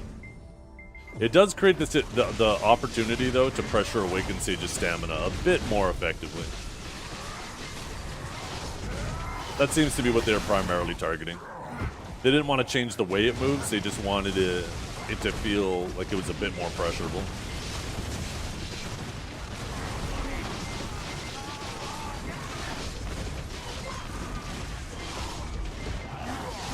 I'm pretty sure everybody's confident in the bug, Ostrika. You gotta remember, once again, every trailer they've ever shown trying to showcase Lahn has showed it flying. There is no way, of all the classes that fly these days, that the class that they show the most flying... that they remove flying from.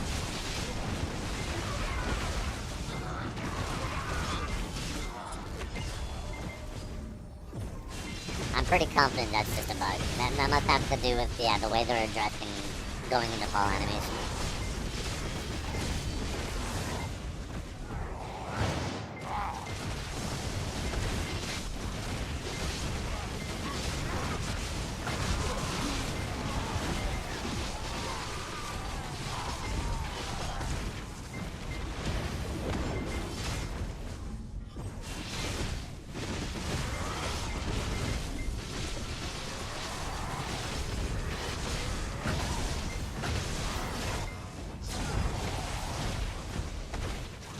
Oh yeah, there's lots of crazy flying classes. Dosa's flying around. Dosa flies around. Wukong.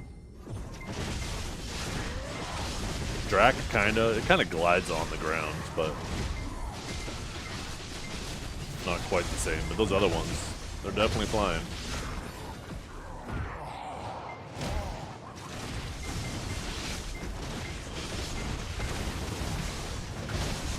What are my thoughts on it? It'll be fine. That's one of the main things I advocate for, is more stamina management on Awakening Sage. I enjoy managing stamina. It feels good when you do it well, and it feels bad when you don't. And that's the contrast, right? You need that contrast. In order for something to feel good when you do it right, it has to feel bad when you do it wrong. And right now you just don't have that. Because you just can't do it wrong. Why don't you turn your ears up, Mario? Jesus.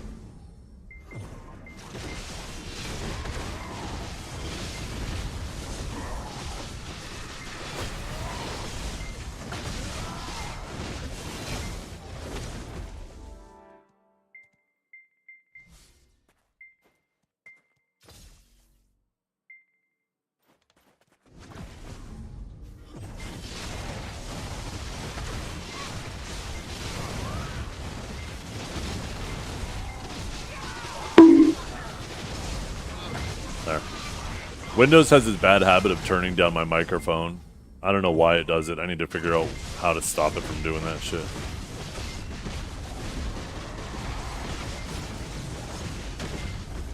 Yeah, it is and it isn't. It depends on the matchup. Against Hash, yeah, it's going to feel miserable against Hash. We have so many forward guards that Hashes that are good with their block jump are already super fucking annoying. And, yeah, that was like one of our safe abilities, and now we've lost that too. Against most classes, it's not that big of a deal. Most classes, you wouldn't let them get near you anyways and just let them trade into you, into your lightning prison, or get close enough to you where they could grab you anyways, so it really doesn't change much there. It's mainly the block jumps. And in large scale, you weren't lightning prisoning in a ball of people anyways, because you would just instantly die if you tried to sit in the SA. You would go in, if you had the core, you would quickly cast it and then quickly cancel out of it to try to get some stuns, and you might get punished now doing that, right? But,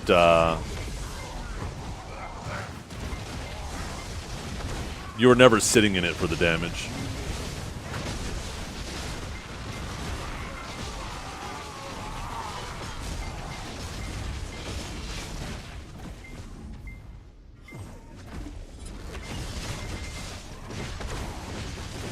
Coming back to Warrior. Yeah. Oh my god.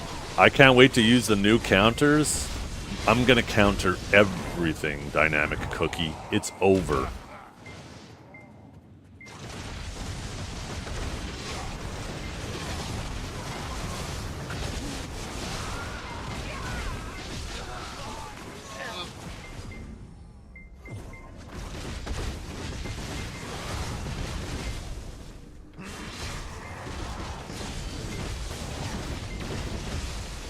The finishing touch separation is amazing for both Suck and Awakening Sage. It's a little trickier to use for Awakening Sage because it shares the same key press as Spear Bolt, and you can Spear Bolt out of main hand, and you're not ever locking Spear Bolt. That's just not happening.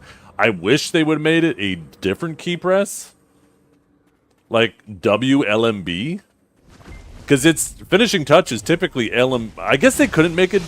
Or could they? Why couldn't they do WLMB? I guess that would fuck with the auto attacks? I don't know. No, it's basically the same thing. If they would have made it WLMB, it would have been amazing. I don't know why they didn't make it WLMB. There must be some reason.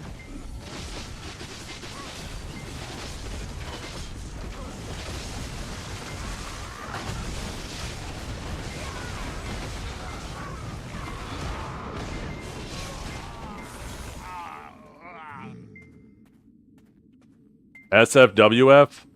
Yeah, I guess that kind of makes sense, right? It definitely feels more natural if you have, like, the F part being static and then you just do the S and W for the two different ones. That makes sense. I think that's a reasonable reason. Makes you wonder why they didn't do that to begin with, to be honest.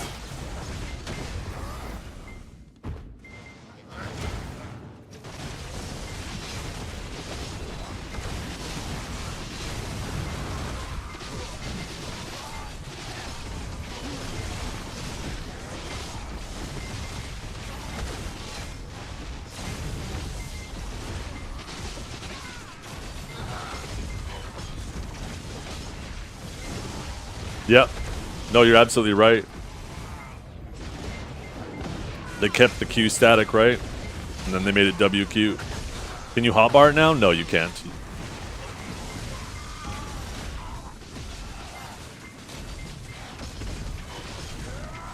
Who knows why they didn't do that at the start? I think it's because Awakening Sage was an afterthought. To be completely honest. I think they literally took the hash kit, and the hash Awakening kit, and copied and pasted to Awakening, and then just made some modifications to it. Because there's so many abilities that are similar to hash abilities in the kit. It's just the way the damage is delivered is, you know, different. You have Ensnaring Sand, which is very similar to Riftstorm. You have the Serpent's Coil, which is very similar to Lightning Prison, but it's around you instead of in front of you, right? You have the, just the way it moves feels very similar while you're in Awakening.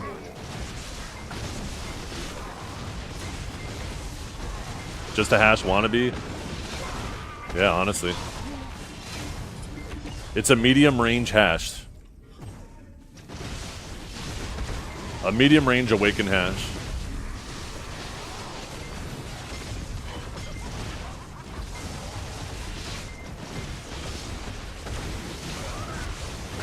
We no longer Fallen Airstrike or Twilight Dash.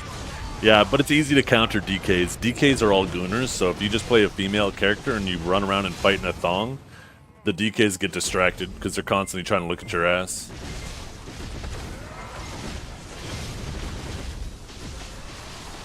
It is, Strat. That's what I was saying. In most of the in most situations, we're never putting ourselves in a position where Lightning Prison can be punished from behind anyways. If you are, then, you know, you're typically getting grabbed or you're getting out-traded anyways. Having a forward guard on Lightning Prison gives it actually more classes I can trade it into than currently.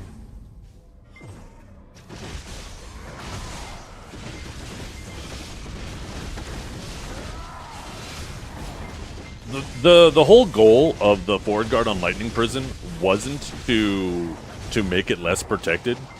It was to take one of our main stamina abilities, one of the main abilities that we can sit in, protected, and get stamina, and make us have to have a little more thought in it, right?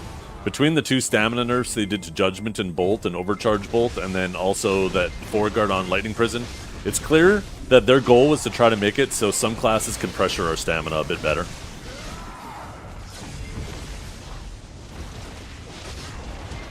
Yeah, exactly.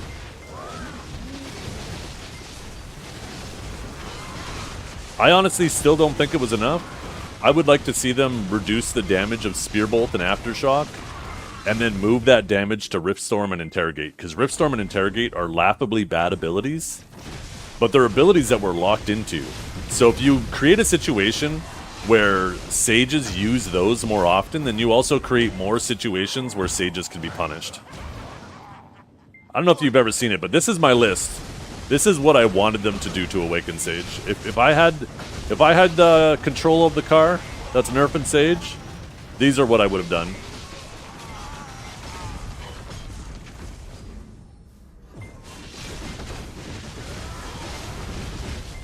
They kind of did the Stamina Bolt one.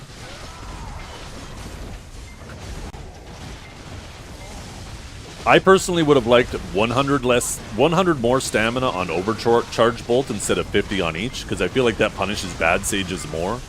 I don't think people care when good players do well. I think the biggest time when there's a problem, when, like, we know who the bad players are, when all of a sudden they're doing well.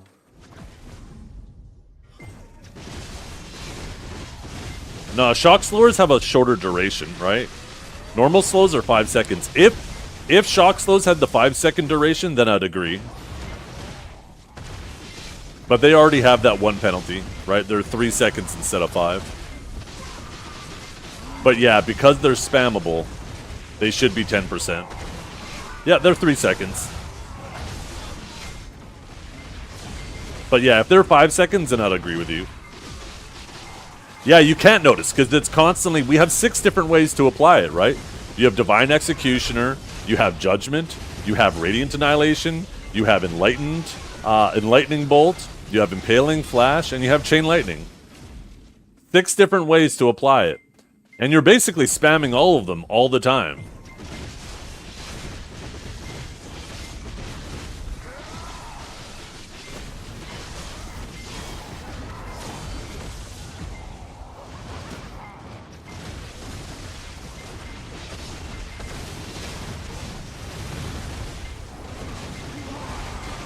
I like these changes a lot, obviously because I made them, so I'm biased. I'll admit that.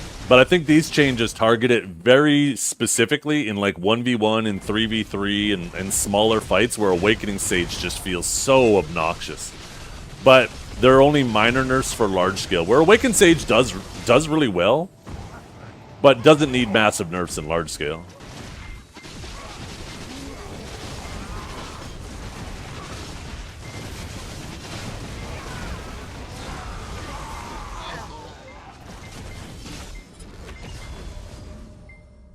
Yeah. It's not even that reliable, too. It's obnoxious when it works, and it feels stupid when it doesn't. A lot of times, you'll go to Impaling Flash at somebody, and it doesn't connect with them. You actually just go through them, even though they didn't even iframe. You're just all of a sudden a mile behind them.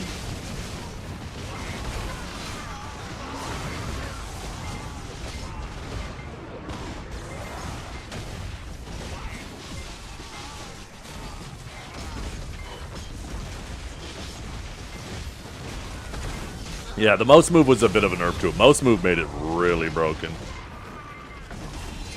But yeah, it's still... I've always said that Hash shouldn't have the block jumps that it has. Awegu shouldn't have that. Though I was kind of annoyed when they gave it to Sage, because I'm like, fuck, man, I gotta stand on business, you know? If I'm going to advocate that these classes shouldn't have that, then I gotta make sure I'm consistent, right? My class shouldn't have it either, and then they gave it to my class. Like, what the fuck?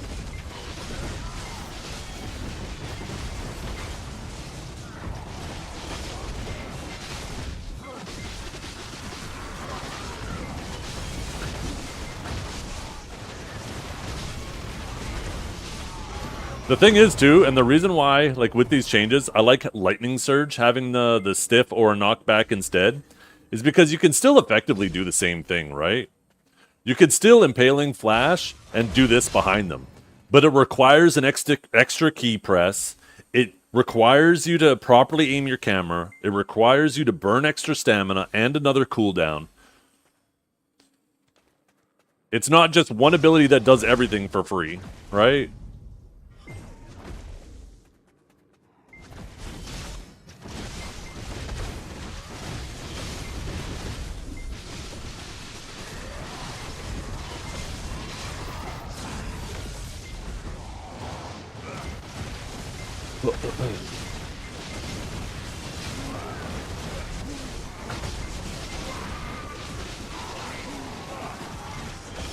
Next time someone asks, oh, yo, with this.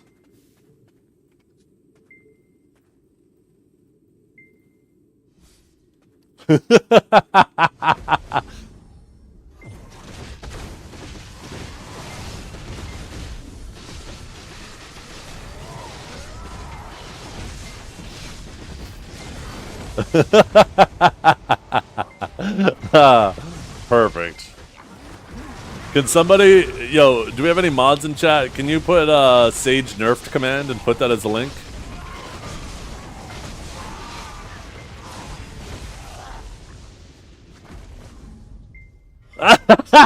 Shut up, Howie. What?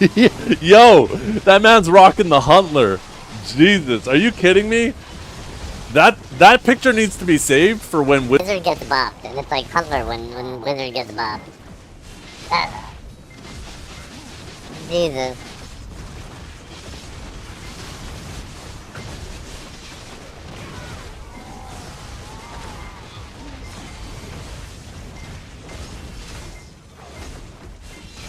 That's such a funny fucking picture. I wish I could have hair like that. God damn, man, looking like a Minecraft character.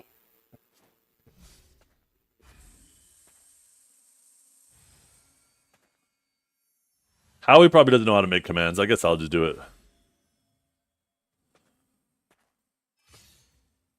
Oh crap, I didn't have my multi-chat open again.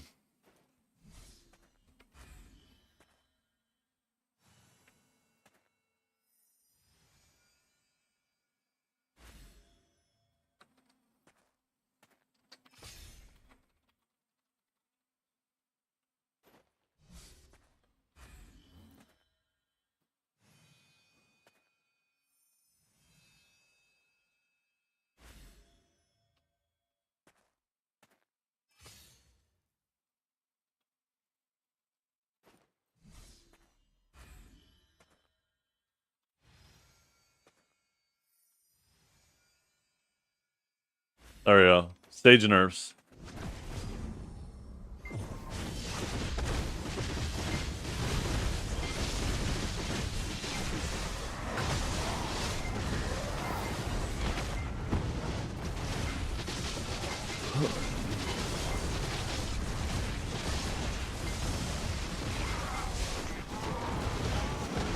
There's actually a bunch of times too where like I'm getting traded by somebody like an archer or an awakened Dosa and I'm low on health. And then I'm like, fuck, I need to try to get a heal or something, right? And then I go to throw a lightning prison and then they finish me off. Having a forward guard on it in those situations will actually allow me to heal up. Because I can just soak a bunch of damage into the forward guard, heal back a chunk of my health, and then continue.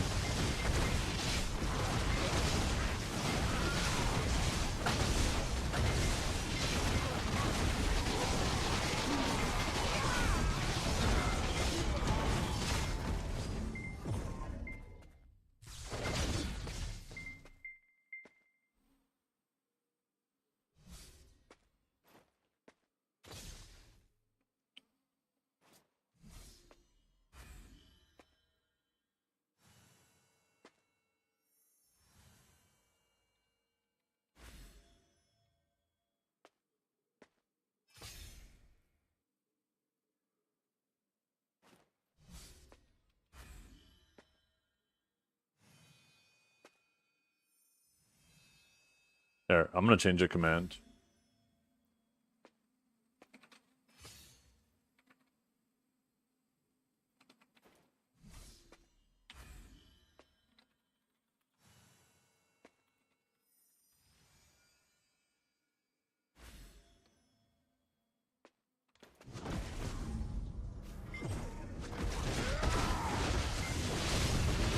It'll be fine against most classes. All you gotta do is be mindful of very specific classes.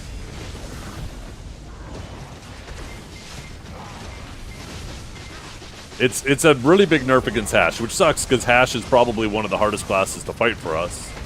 But I don't care if, you know, basing your whole identity around how you fight against one class is silly.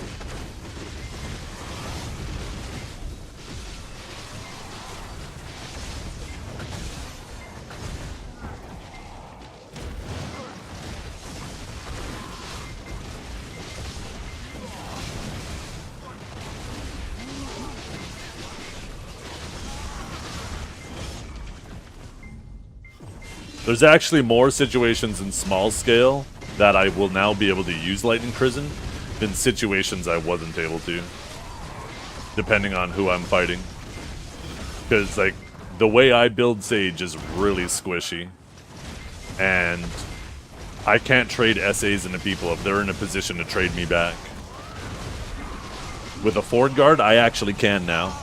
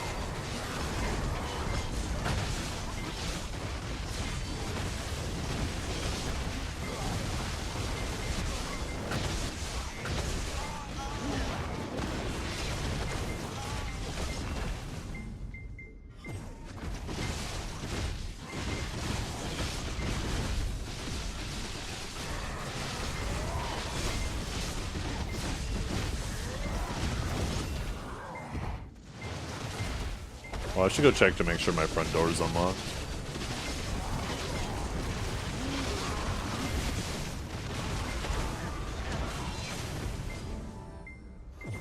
I'll be back, chat. Oh yeah, Strat.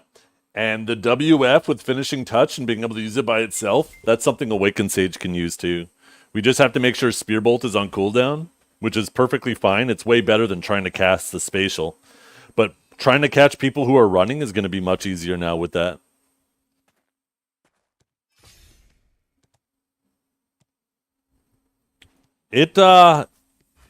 I mean, it's not like massive trade damage unless you're suck, but it's okay.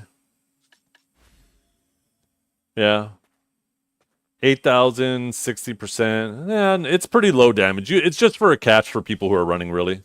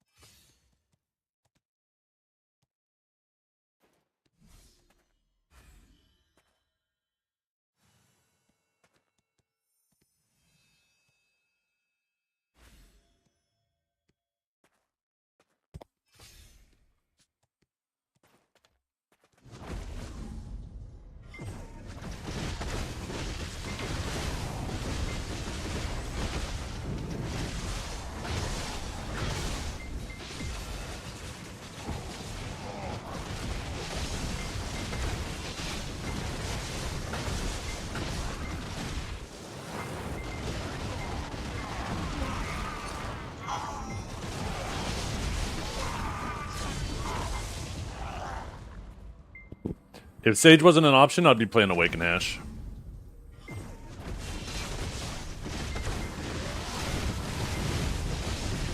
But Savior. Savior is going to be, unless Savior ends up completely doo-doo, I've always been about Paladins. The only thing that stopped me from playing Valk was the Lance. I like Awakened Valk in general, but I can't stand the Lance. The Lance kills me.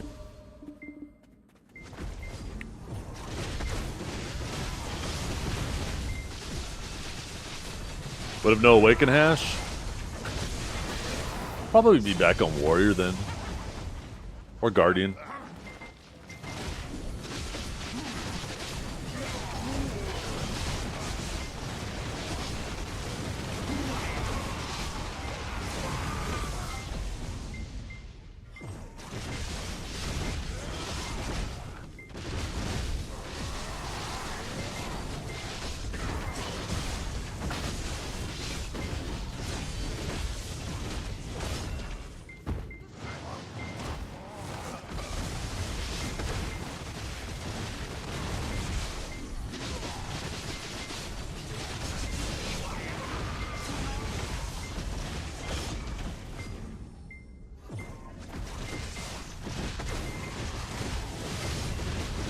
Suckdrak, actually. If Suckdrak wasn't so...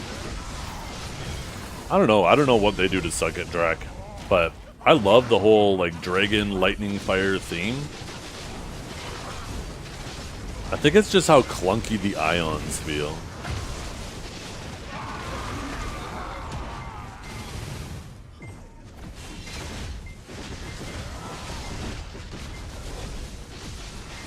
Yeah, apparently Awakened Woosa is really strong right now. Apparently people are sleeping on it.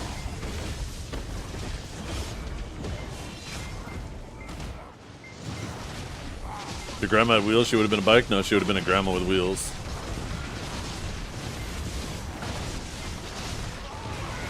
I don't know. That's the thing, right? And I think this goes for Awakened Guardian too, strat. Is these classes that have really slow abilities, with how fast the game is, unless they one-shot people, it feels like they do nothing, because then you just run from them. Even if they hit you and they do 80% of your health, you just run. You just avoid their attacks, iframe them, dodge them. It's like those classes are stuck where if they one-shot people, they're going to feel good. If they don't, they're going to feel bad. That's kind of the problem when you have classes that are slow.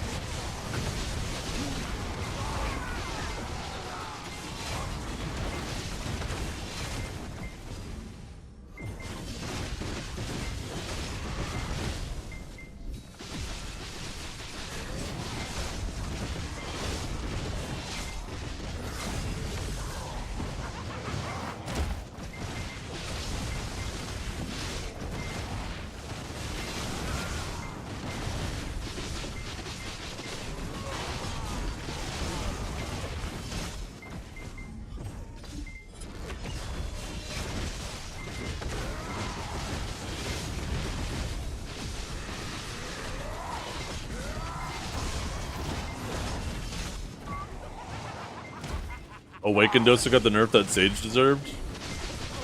I don't know about that.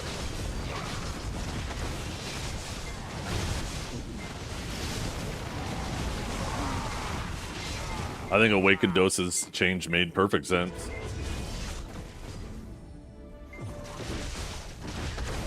They clearly want it to be a large-scale class that does good damage. So why should it have really good long-range CCs too?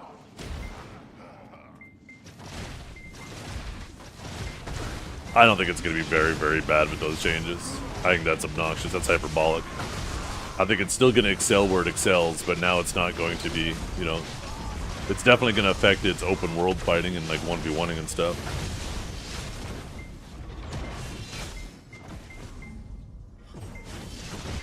They don't need to do that. Tons of classes have split damage. The classes who don't, and for some reason are blasting 10 people, maybe they need to be addressed.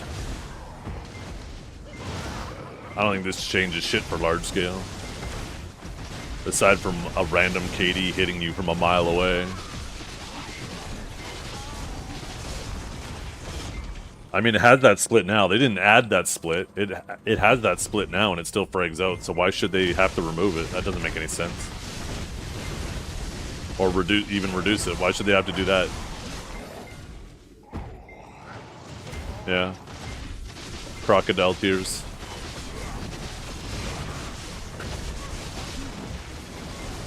And it shouldn't.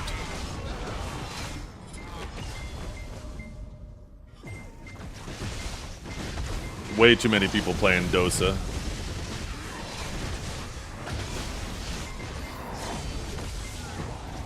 Yeah, that's hyperbolic. It's definitely going to do stuff. It's just not going to be as obnoxious as it is now.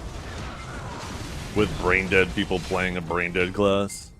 That's why I want them to do more with Awakened Sage. I feel like they had a good start. I'm hoping when they go to the damage side of things, they also reduce the damage of Spear Bolt and Aftershock. And I'm feeling great, Henny. I'm feeling good so far because, you know, when you know your class is on the chopping board, you're always worried, how much are they going to chop off? Are we losing a finger? Are we losing a fingertip? Are we losing an arm? Like, what are we losing? And I think this was a finger. We lost a finger.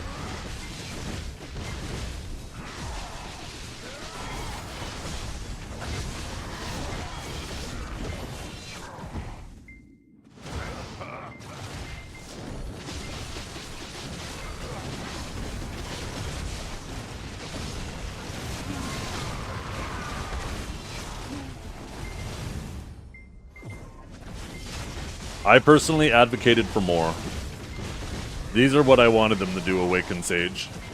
This targets primarily in 1v1 and like Solaire and environments like that, where Awakening Sage is the most obnoxious. And they did a fraction of that. They addressed the shock slows in a different way. Instead of nerfing shock slows in general, they just removed one of the 6 ways to apply it. The stamina to overcharge bolt, they ended up doing it in also a lessened way that's not going to punish bad Awakened Sages as much. I still think they should remove the range grab. I don't think we need it anymore. Impaling Flash, Judgment, all of our movement has changed so much that we'd be perfectly fine with a melee grab. We don't need a range grab anymore. Oh, it's still very playable. You'll just have to be a bit more mindful of your positioning with Lightning Prison. Lightning Prison wasn't an ability that you dove into a ball of people and you sat there and you just let it rip. You might quickly cast it hoping for a stun, and now you might get punished trying to do that if you're running the stun core. But in most situations, that's going to actually... I genuinely feel like in more situations, having a forward guard on Lightning Prison is going to be a buff than a nerf. There will obviously be some where it's a nerf, fighting hashes, for example. But in most situations, it's going to feel like a buff. Yeah. Oh, these changes? Yeah. Target a lot of the stuff that the bottom players... Targeting stamina management and putting a forward guard on Lightning Prison is definitely something that's going to affect the bottom sages the most.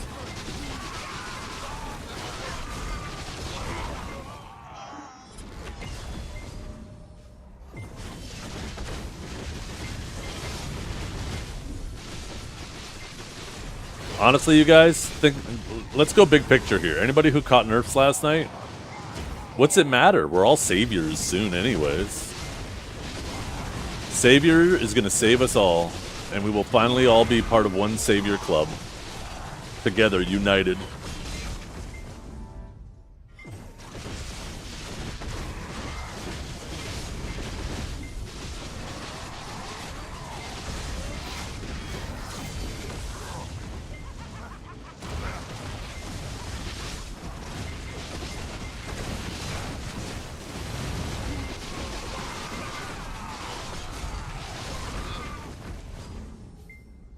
Save your D's nuts, stay on your mains you traitors.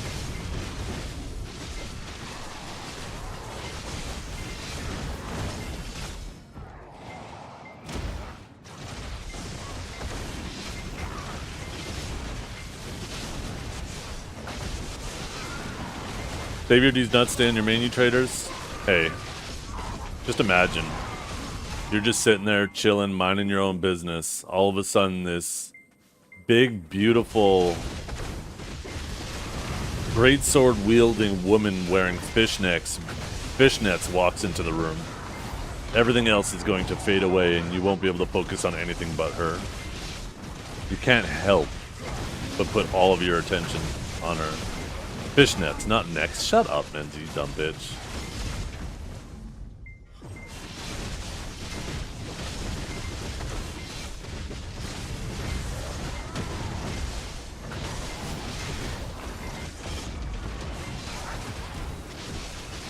Everybody knows fish don't have necks. Come on.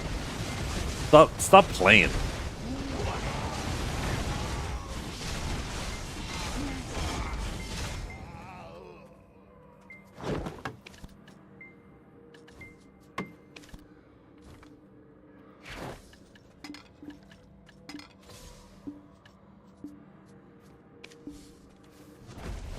If they don't give Savior the, what is that called? Checkmate that both Lahn and DK have?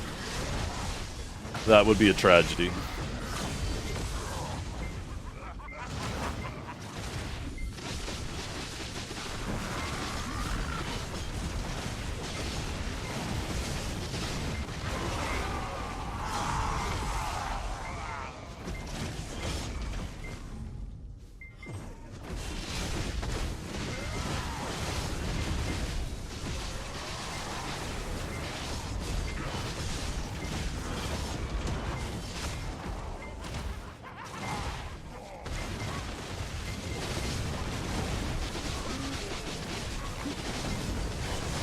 Track 2? Oh my goodness.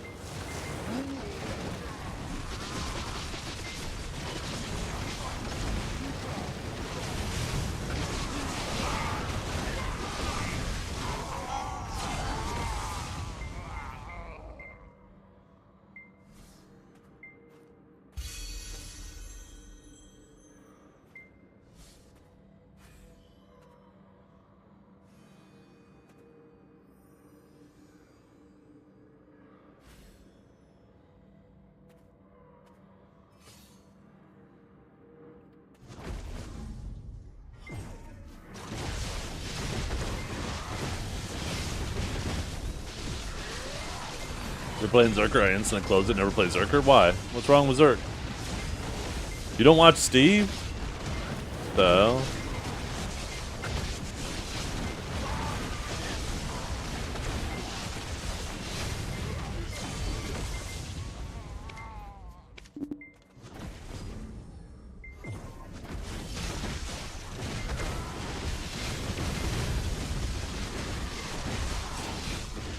Oh, is it just suck Zerk? You kind of respect it.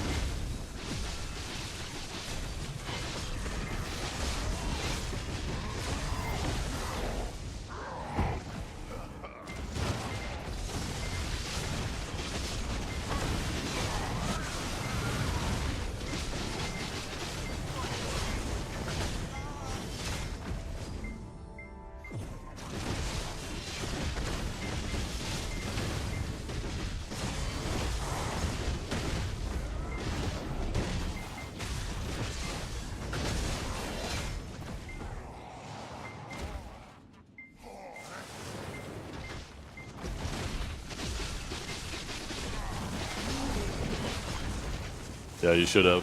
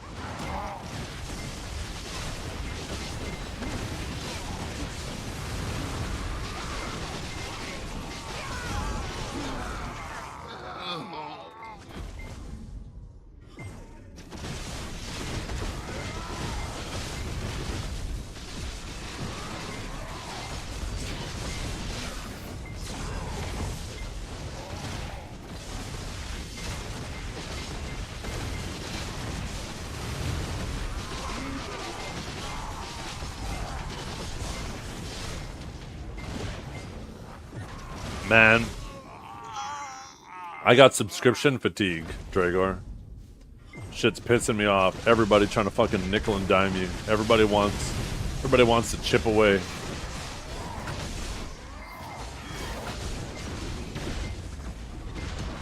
Everybody trying to push us back to fucking sailing the 7 seas of the internet and with our fucking eye patch on and our pirate hat.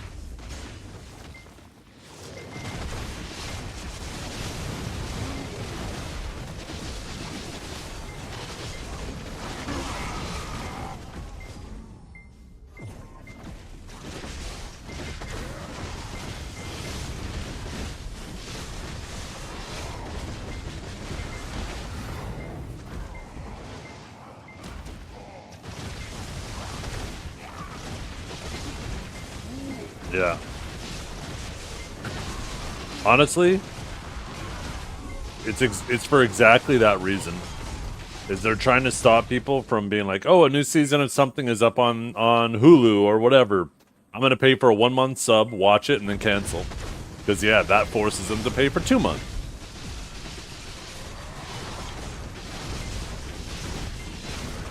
Or I guess if you want to just do 1 month, you just wait, risk having any of it spoiled. And then you wait till the full thing's out, and then you just watch it all and like binge watch it.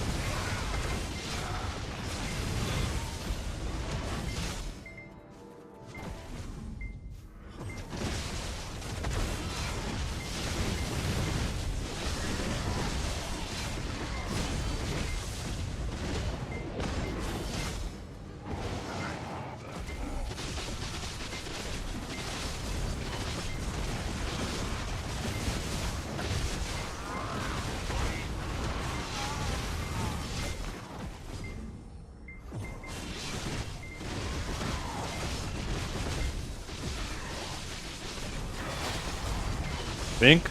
Uh-oh. What's incoming?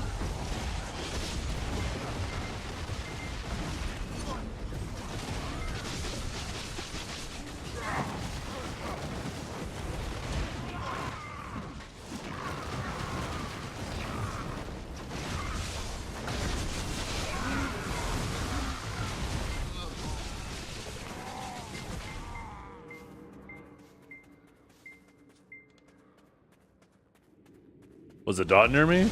Oh no, that's somebody just grinding in the rotation next to me.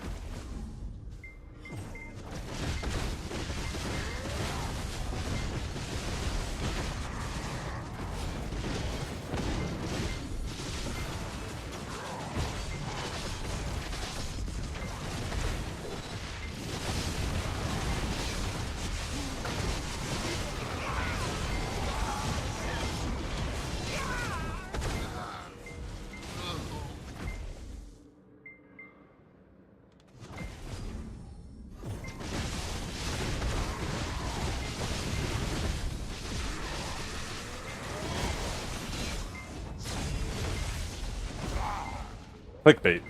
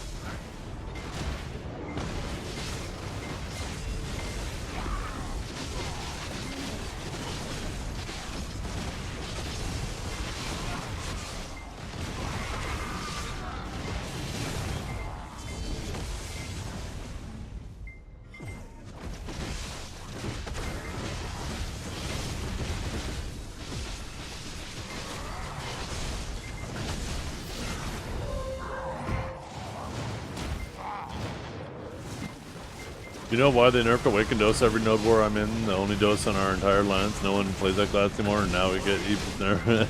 Yeah, he just playing, obviously.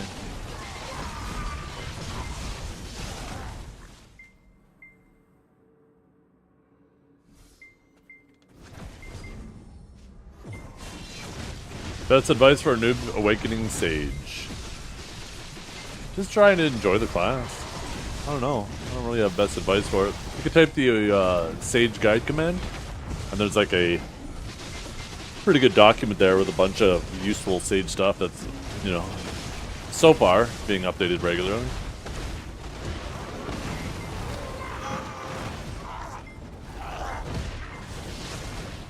Well, what they say and what they do are different things.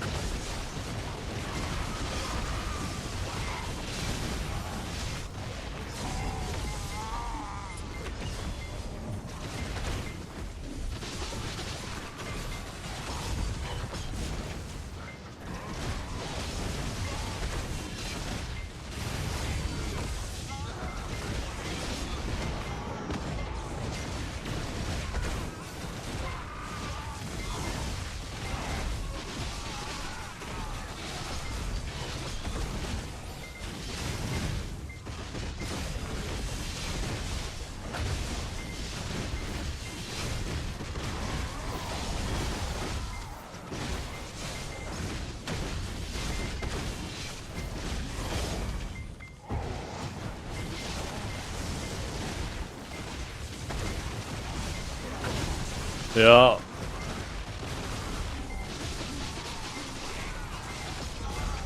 Instantly jumping ship. Gonna get my head between those.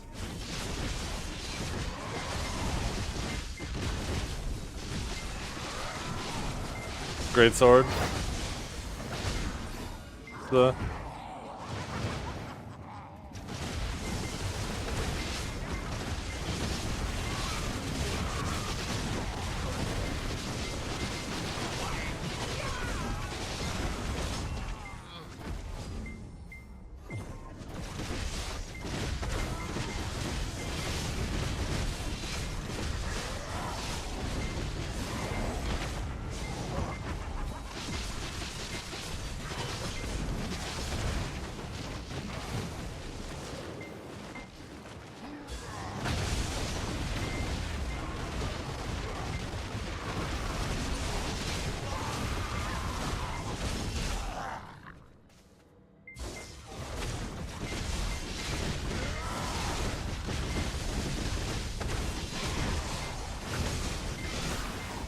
Yeah, I was looking down at my phone. I'm wondering where my kids are. My daughter's getting picked up in 45 minutes to go somewhere else, and she's still not home. She's supposed to be dropped off already.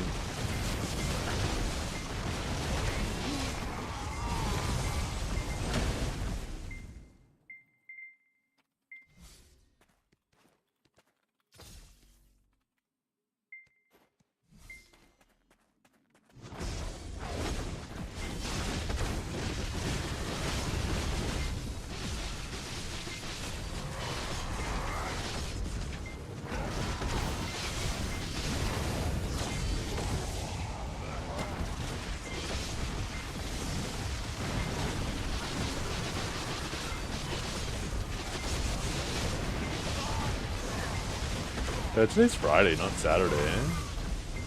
Feels like a Saturday to me for some reason.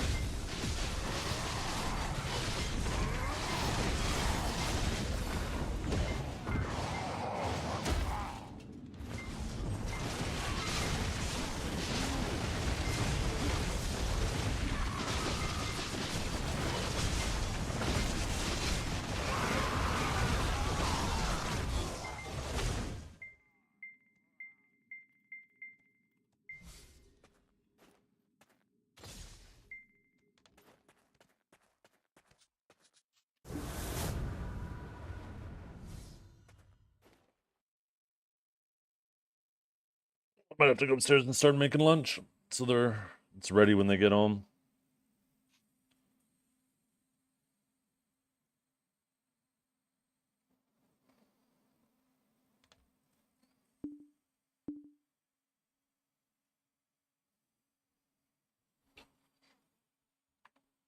See how much XP we managed to get so far. Holy. We're going to be well into 65. Well towards 66 by the time we hit 67 on my Sage. Which goes to show how much of a difference it is.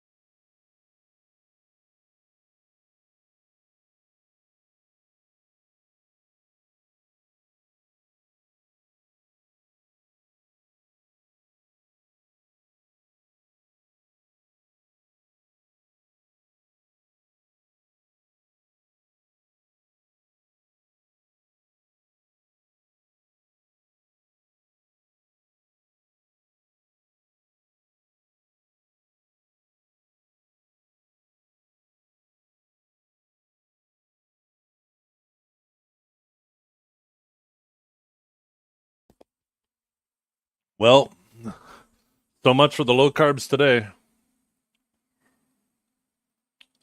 My daughters just got home, and apparently they already ate lunch, and neither of them want the grilled cheese I made. So I was going to make myself something separate, but I'm not going to waste food, so now I'm eating grilled cheese.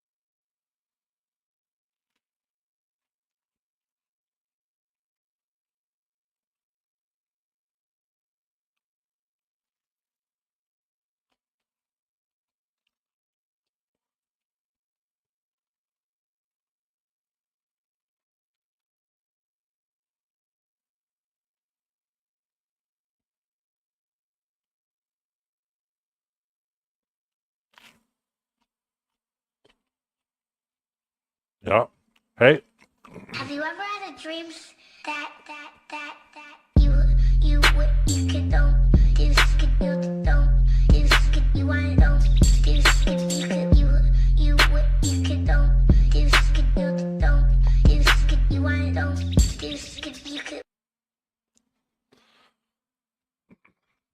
When a lot of classes are getting nerfed and your class is getting buffs, that's a good thing.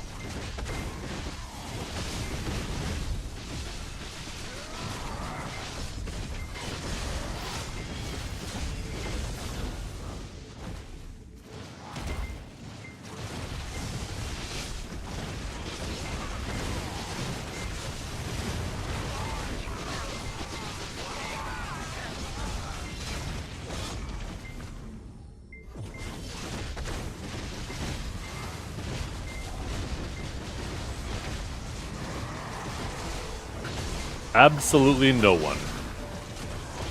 Pretty sweet Cron rewards update? Hell yeah.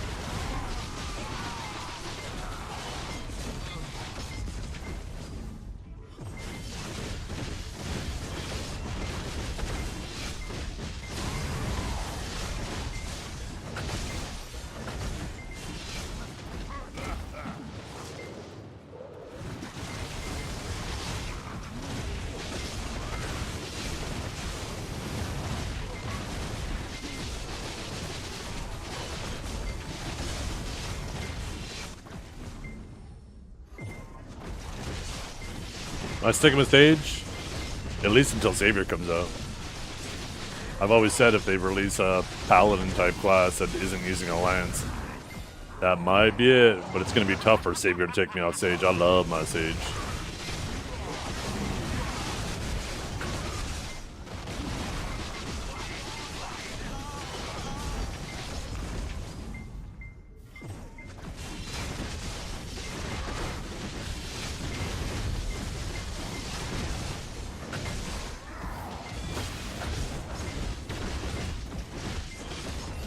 Ultimately, though, it really depends how she plays.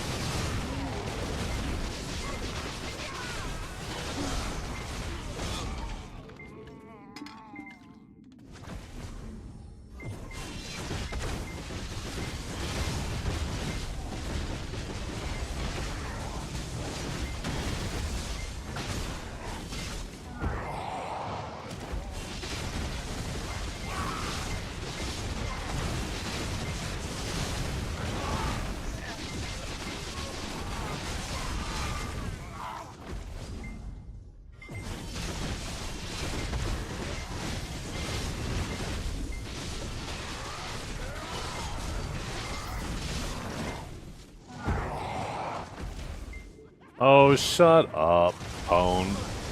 You didn't teach shit. You're still trying to learn how to wipe your own ass. I'm sure you're fucking sitting on your boat with mud butt rocking back and forth while that shit spreads around.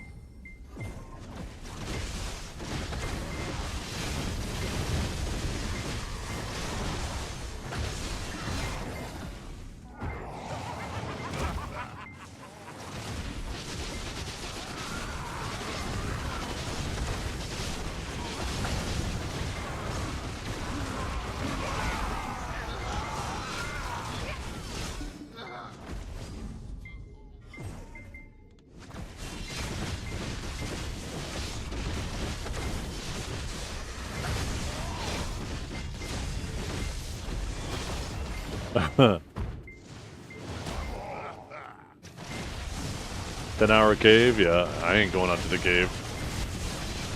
I got a level to get. I really want to hit 97% today.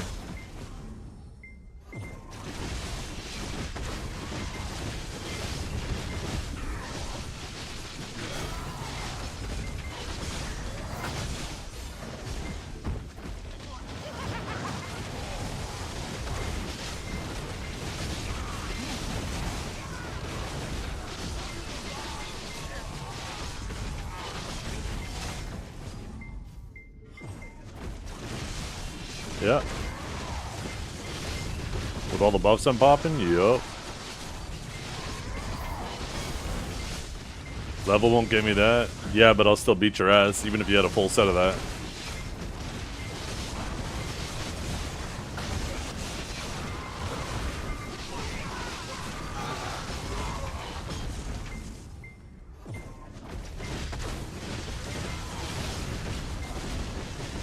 Can't beat you at Gathering? I bet I could log on Warrior right now and beat your ass. Mine Arsha? No. While I'm doing this, I don't want to PvP, and I'm not going to be one of those people that complains, oh my god, I can't believe this guy would come and PvP me on Arsha. I'm not going to be one of those guys. So I'm grinding on Arsha with XP artifacts, XP crystals, and just trying to get the level.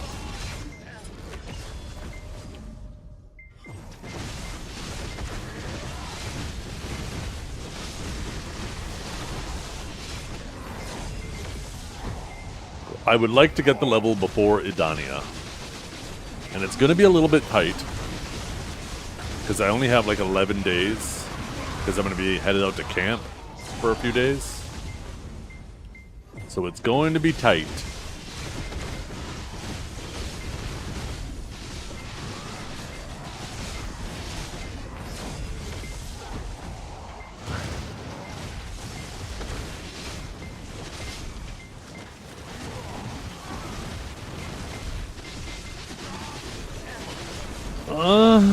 By the way, what's up, YouTube? I've been kind of ignoring you guys. I don't know if you guys have been typing a whole lot. Oh, Billy Ignitus. I don't know if you're still around. Oh, Wicked Sage is pretty easy. Yeah, it's not. A lot of classes aren't really that difficult, too. I don't know if you're still here. I forgot to have my multi-chat on. I just realized I have it on now.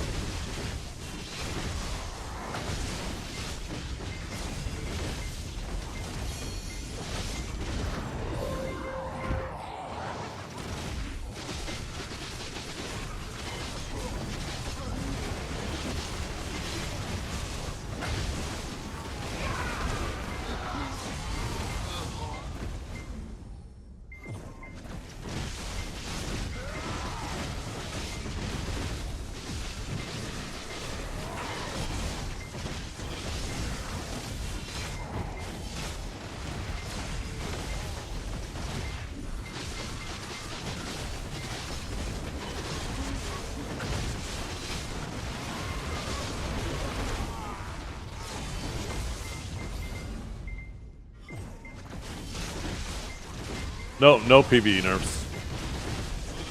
There's no reason for it to get PvE nerfs.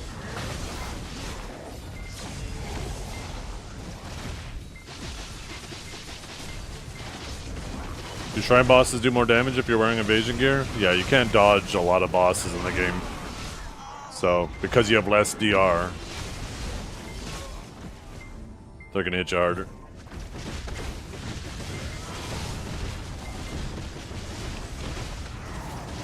That's not exclusive to bosses. And it's not all bosses either. It's just basically anything that ignores evasion. That whole conversation's about to get thrown out the window, though, because, like, with the Edania armors, you could have evasion and DR.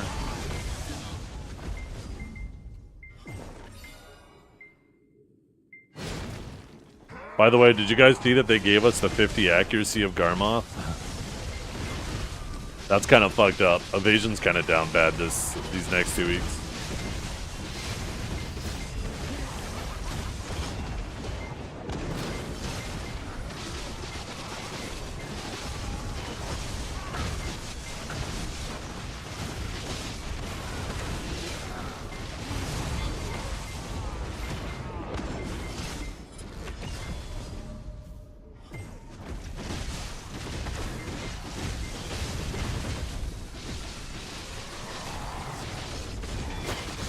Hasn't it been down? It has, but I mean 50 more accuracy makes it way more down. Everybody got 50 accuracy for free. That's damn near a Jin crystal, right?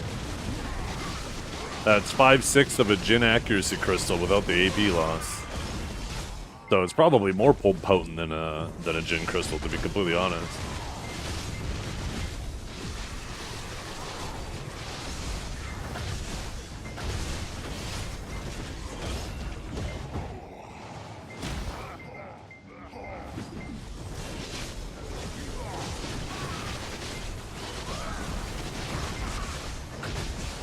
No, that's definitely not the case. RBF is a terrible place to test anything, too. There's so many additional bullshit going on in there. Anybody who shows testing it in RBF, it's like, okay, what are you doing?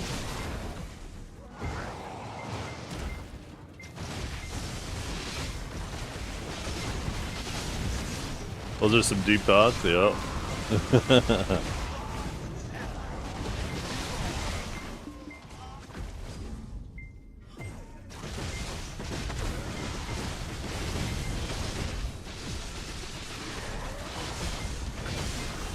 My dog outside? 1 second.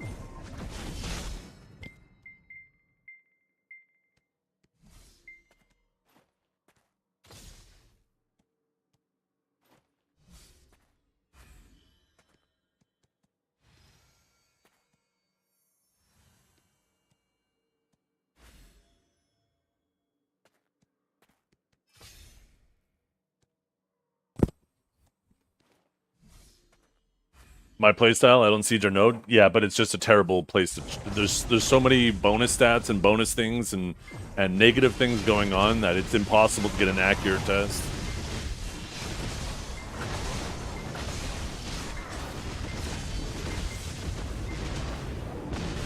At that point, it's not testing; it's just feeling. The trust me, bro, kind of testing. Oh, are they here?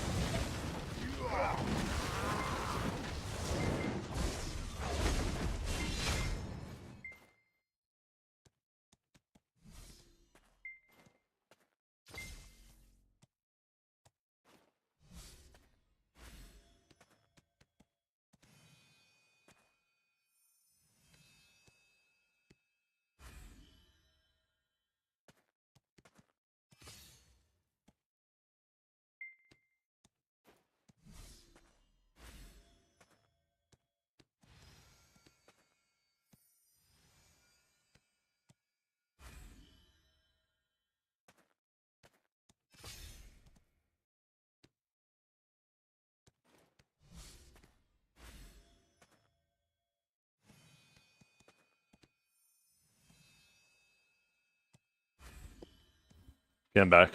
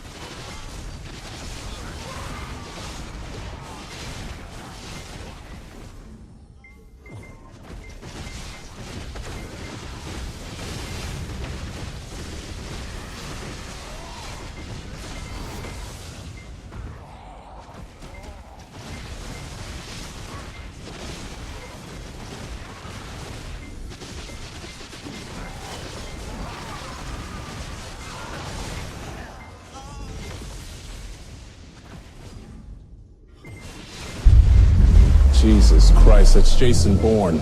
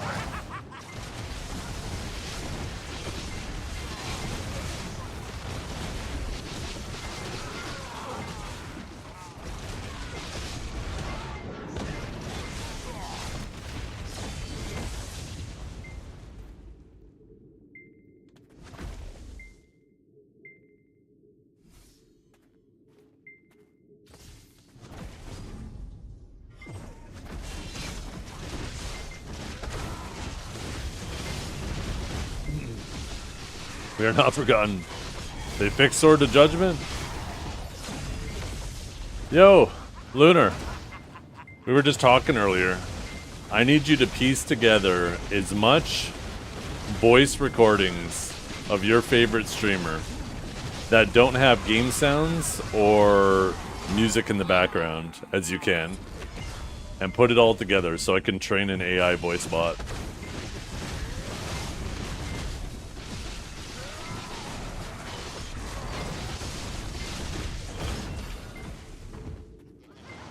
Yeah, I let it expire because I try to use that to remind me when to pop the new buffs. Are you trying to incriminate? Nobody. I just figured a AI TTS voice is fun.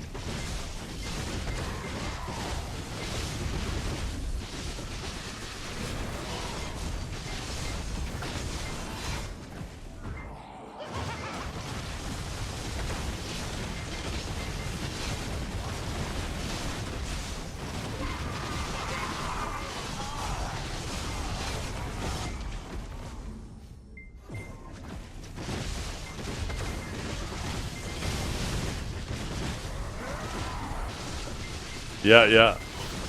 That's why I said your favorite streamer. I know you have lots of clips of him just yapping to the camera. Oh God, I feel like I'm gonna Just gotta bust. teach it one word. Oog, Shut oog, oog, oog.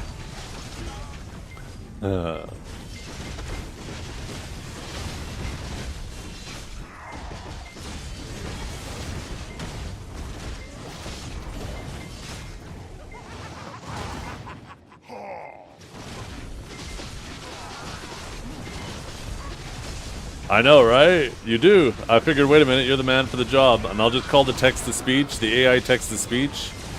I'll call it, Lunar TTS.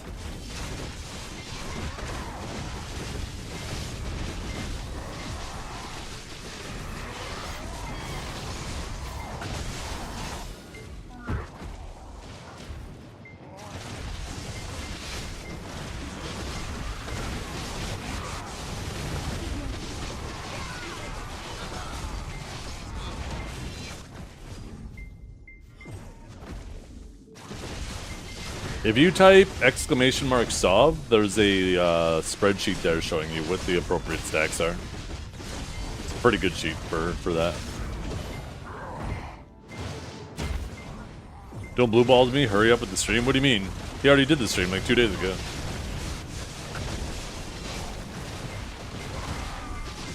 He's gonna give you some legal punishment? You kidding me? He couldn't afford that.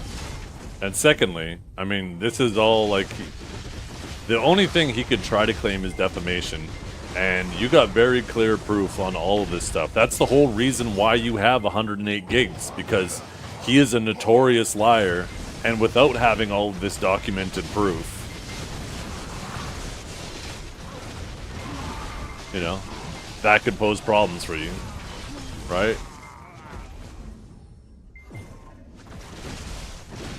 Which streamer? Oh, don't worry about it. You guys should already know who we're talking about, and if you don't know who we're talking about, that's perfectly fine. We don't need to drag it back up.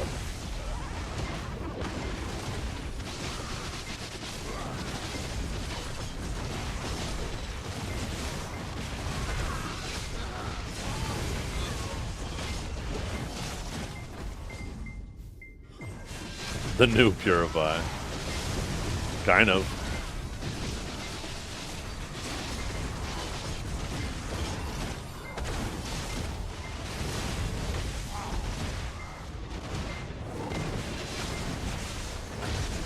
It's not that deep, you guys. I have 3 more AI voice slots, and I figured it would be perfect to have that voice.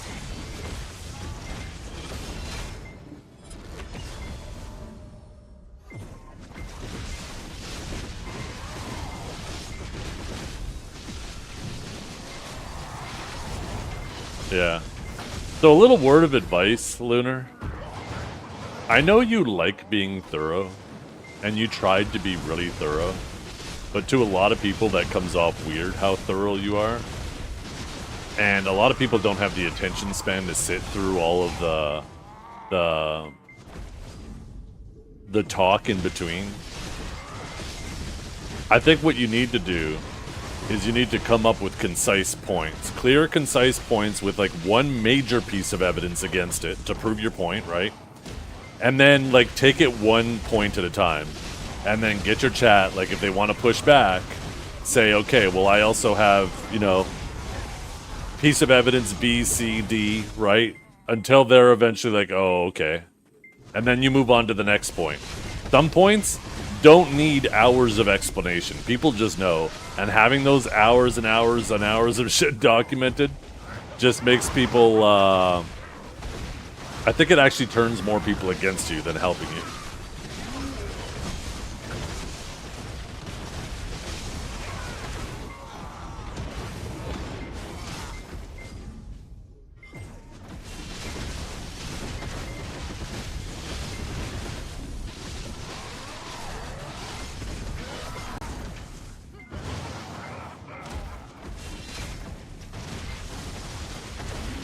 Yeah, like showing your list of all this timestamp stuff, I think it's unnecessary. That's good for you to reference, right? To keep yourself organized, so when people ask for evidence, you have it. But I think showing it, once again, does more harm to you than it does good. Okay, Cavall, you are not part of this conversation. We are not talking about blue. Once again, if you don't already know who we're talking about, it doesn't matter. Yeah. Design it for the audience. Exactly. Remember, the audience these days is... they just want quick stuff. Have your like, all of your extra proof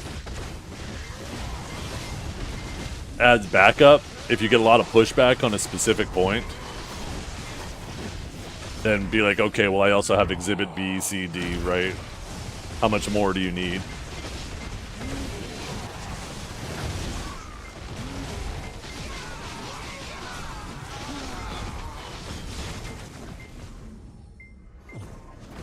Yeah, I can't believe your head has been so in the sand. What are you peeling logs for? Are you doing your own? Are you making like your own logs or something? Your own fucking lumber?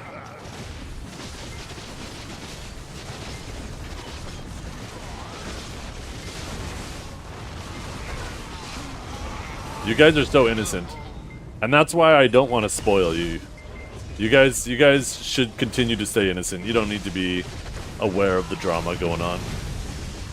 Round wood post and beanpole barn. Oh god damn! And you're doing all that shit yourself? Did you fell the trees in your own back property too?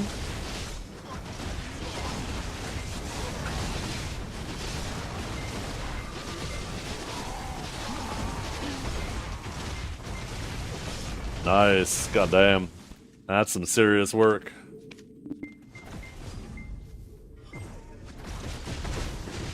So it could be any of them. You guys aren't aware of the one that Lunar is the most fixated on? That's why I started by saying it's his favorite streamer. Because there's no doubt in my mind that Lunar has spent more hours watching him than anybody else.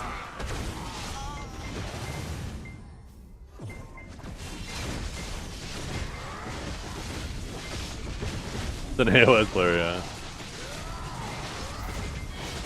I thought this is a drama channel. We enjoy listening to drama, we don't create drama.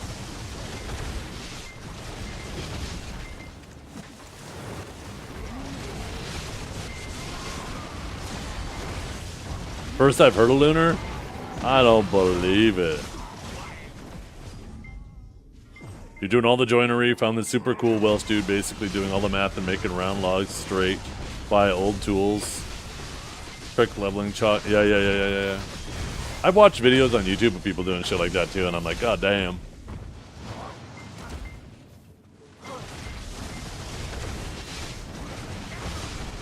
Fine, I'll go make my own drama. Okay, fine, we're talking about Neptunes. Recently, Lunar just spent 7 hours telling us, and this is the TLDR, that Neptunes was in a toxic relationship, and he bought Gladiator from WoW. And his weight loss journey has been failing. That's basically the TLDR of the 7-hour stream, or 5-hour stream, whatever it was.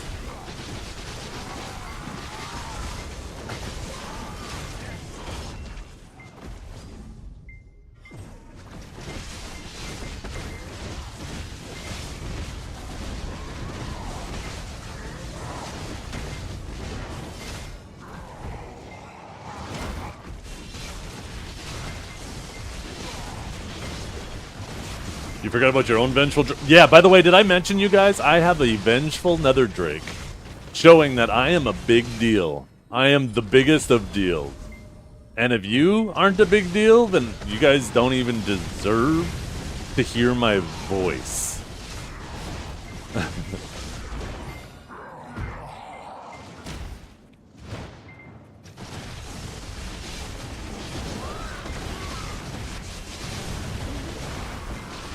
Okay, it's muted. That's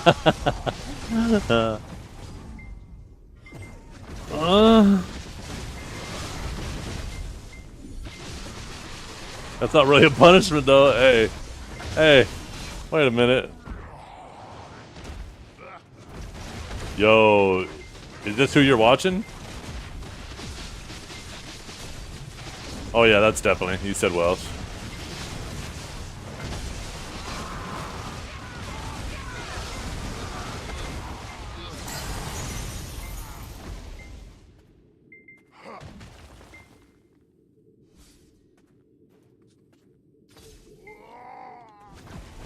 That's sweet.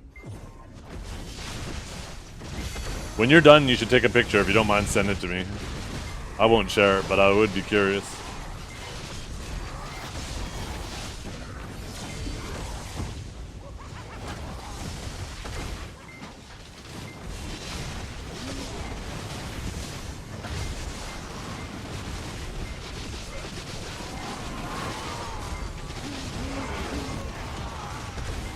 You gonna send everyone to Ash now? No. People are playing Awakened Sage because it was brain dead easy, not because it was strong. Awakened Hash takes more effort. I think it's too much effort. Don't get me wrong, it's strong. But I think it's too much effort for a lot of these Fodom players.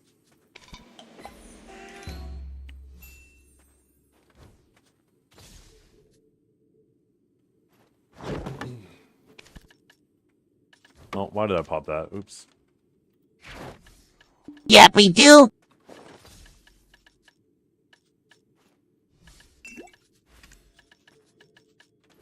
Remind me in 8 minutes to pop bots.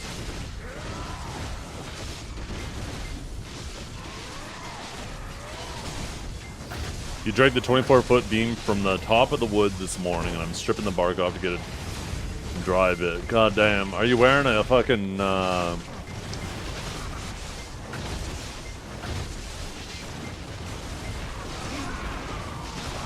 Oh, never mind. I lost it. You got a gear question? What's up? Hey, what's up, Crazy? Yes, they can drop the telescope piece for sure.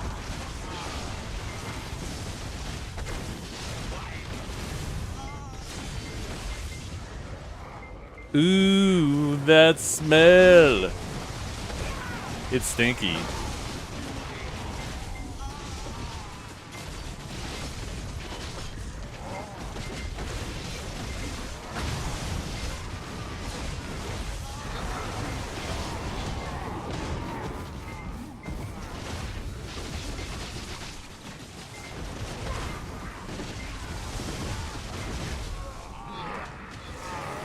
Yeah.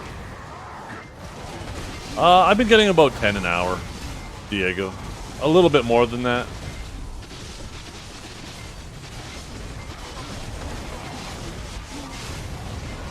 Definitely enough that I'll get everything before the event is over. But I also grind like an idiot.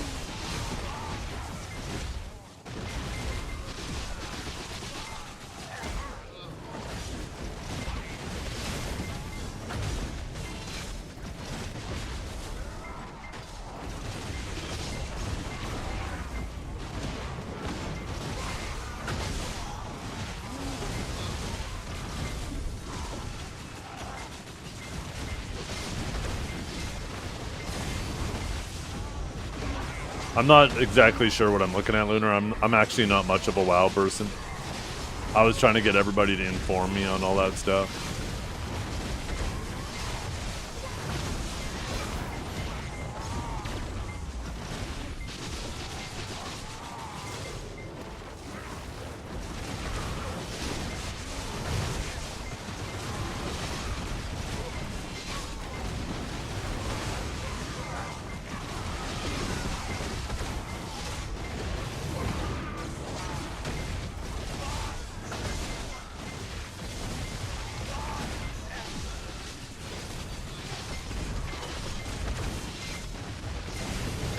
Yeah. Yeah, he doesn't have a defense against it. Anybody who looks at that knows. There's no reason for him to have said what he says. What he said. And there's even more implied there too, right? So if you take a look at that screenshot, the second one, right, where it shows him and Caddy having the conversation. Not only does he say his buddy got temporarily banned, looked like half a year, for a glad buy, but Caddy then says, is it perma, or will it be perma, or something like that? Let me pull up the picture, right?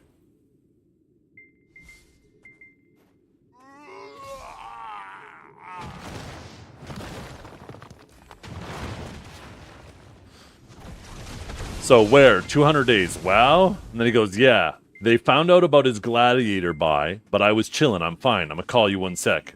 And she goes, oh, but it's not perma? And then he goes, no, but mine will be if they find out. So why would his be perma and his buddy's wasn't? To me, that implies that there was a prior infraction already, and he already has like a warning on his account, and if it happens a second time, he will get perma-banned. Because if it's just a permaban for glad buys, then why didn't his buddy get banned permanently?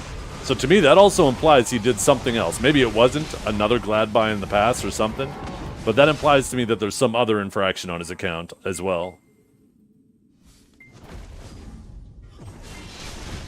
Gladiator on WoW is like the equivalent of top 100 on video.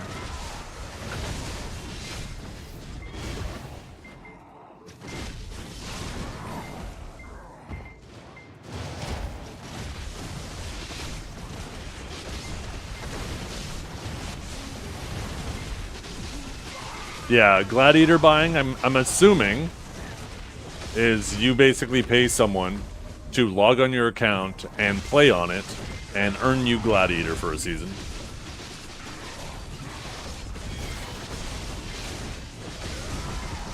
Which apparently isn't even that big of a deal. I've heard most people say that it's not even hard to get gladiator these days, but I've heard other people say that it still is, so I don't know what to believe. But apparently all you have to do is have 50 wins. You have to hit 2400 rating and then get 50 wins above 2400 rating. And it doesn't have to be consecutive wins. The counter doesn't reset if you dip below 2400. So it sounds more like a grind than an achievement.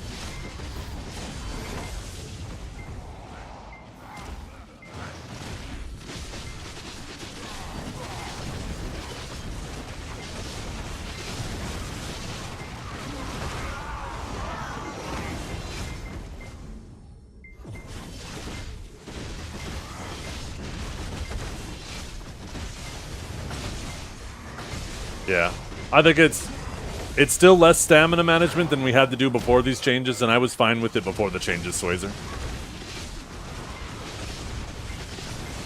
So I'm fine with it. If I was able to manage the stamina of Awakened Sage before the changes, and these aren't as aggressive as then it'll be fine. It's somewhere back in the middle.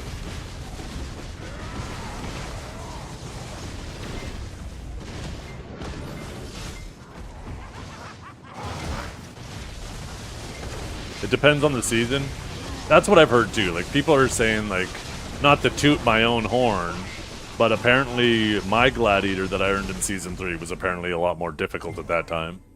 I don't know why they say that. I guess it was just more competitive or something. But yeah, I've been hearing that frequently, that it's a lot more difficult. It was a lot more difficult before than it is now.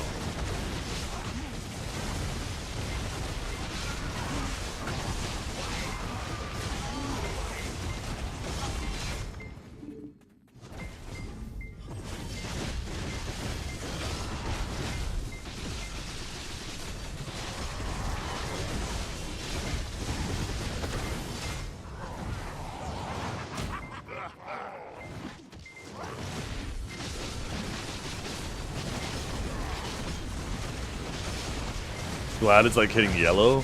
No, there's no way Glad it's like yellow in BDO. Yellow in BDO is... Shit, you could do that off your placement games.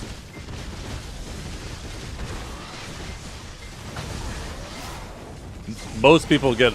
A lot of people get past that on their placement games. Yeah, purple? Maybe. Maybe even blue. Definitely not radiant. Or maybe during the inflated season where like the whole top 100 had radiant, but definitely not any of the other seasons.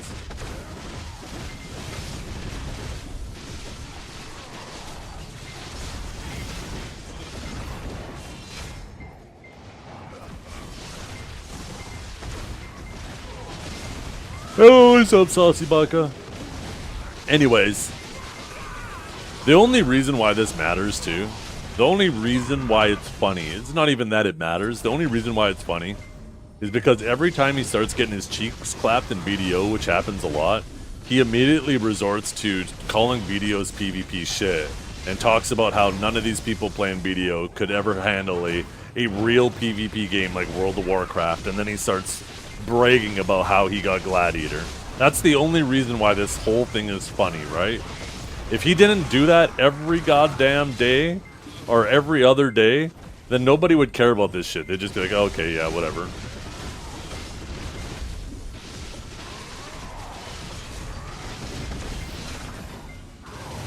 The only reason why people care about this is because of how much he cares about it, and now it turns out it's very likely a lie.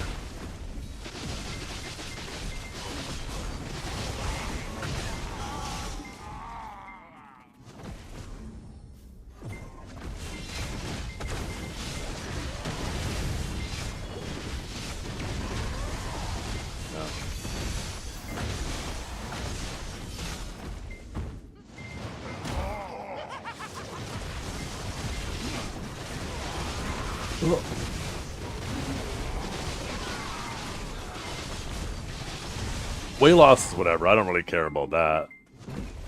Same with his relationship with Caddy. It looks like she said some pretty out-of-pocket stuff in that relationship, too. The best way to summarize that is, ultimately, it's none of our business. They were both in a toxic relationship, and it's better that they're both not in it anymore.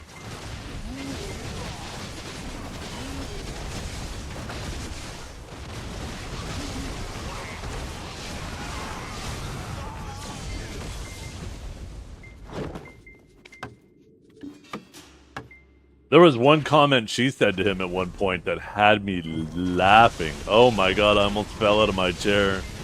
It was funny as hell to me. It was the most out-of-pocket shit. It wasn't anything like bad or offensive or anything, but goddamn, it made me laugh.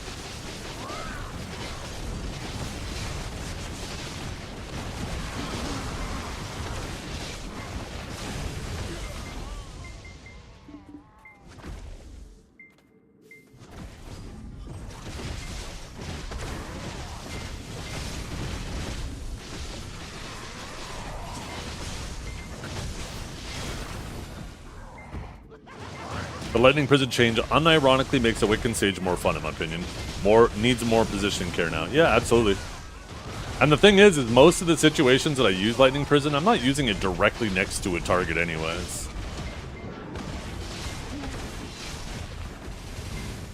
There's actually more situations, I feel, where it's going to feel like a buff than situations it's going to feel like a nerf. The main matchup that it's gonna feel like it's gonna be a noticeable nerf is against Hash.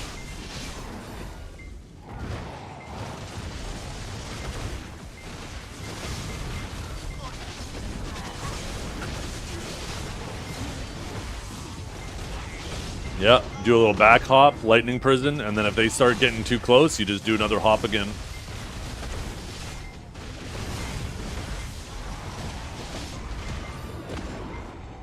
No more gap? Grab or gap? What are you trying to say there? I'm assuming gap. I think that's fine. I think there's a ton of classes that their movement's full SA. Probably more classes that need that. At this point, it's probably easier making more classes have protected movement than classes that make everybody else have less protected movement. I also don't mind that they made our Lightning Prison a forward guard because I honestly feel like they need to do that with more classes anyways. If we just happen to be one of the first, so be it. But I think we could all agree there's too much SA in the game right now.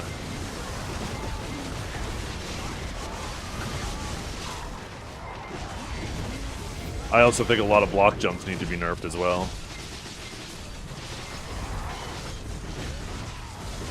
Yo, double boss.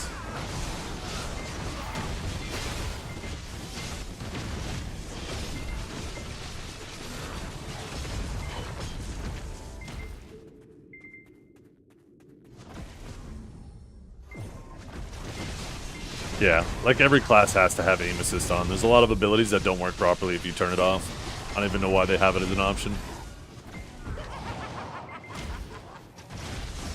They just nerfed Awegu's jump. Thought it was never a block jump. Though it was never block jump, doesn't do back attack. Well, it certainly is good at getting behind your back, that's for sure. How did they nerf it? Did it a bit slower, the connection?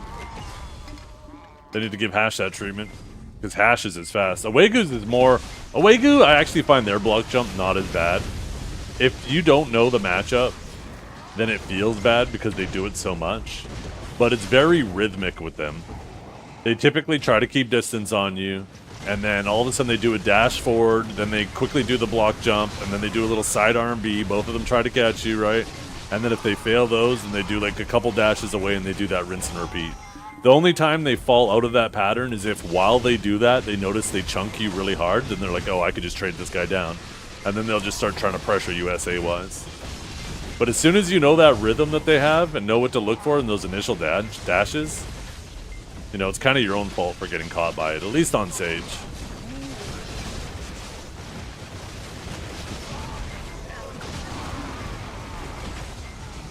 In all cases now, okay. Don't nerf Hash, shut up.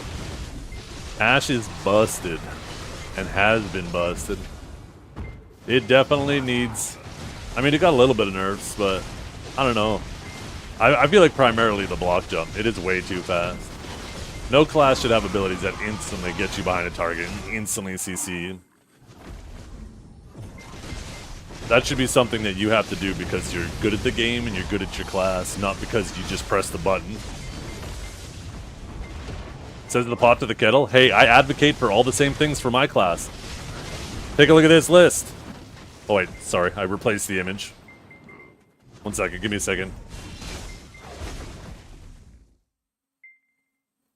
I am 100% consistent, if anything. This is what I want them to nerf on Awakening Sage. This is what I would have done. Second, the image is taking up the fucking whole screen. Impaling Flash, they never should have gave that a knockback because that shit is way too good at getting behind forward guards. It's one button, fully protected. It slows, it does a little bit of damage, it fucking does everything. I also don't think Awakened Sage should have that. I am 100% consistent. No classes. I don't mind if you have an ability that gets you behind a target and now you have to do something else to CC. Or if you have to manually get behind and you have something quick to CC. But when you have one ability that just does it all for you, get that shit out of there. That shit is bullshit. It's not skill anymore.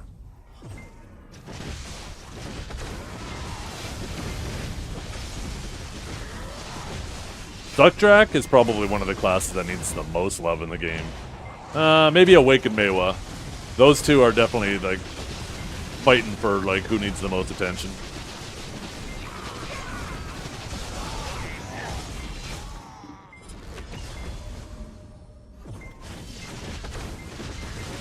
I don't want skill. I want to win.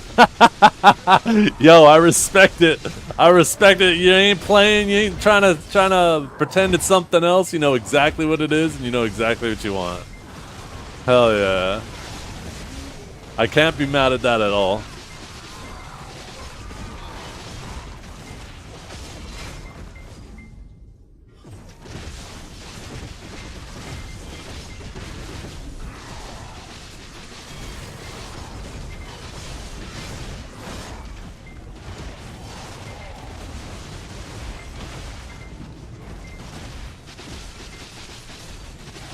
Yeah, that's what I think it is too, is the ions just feel so clunky.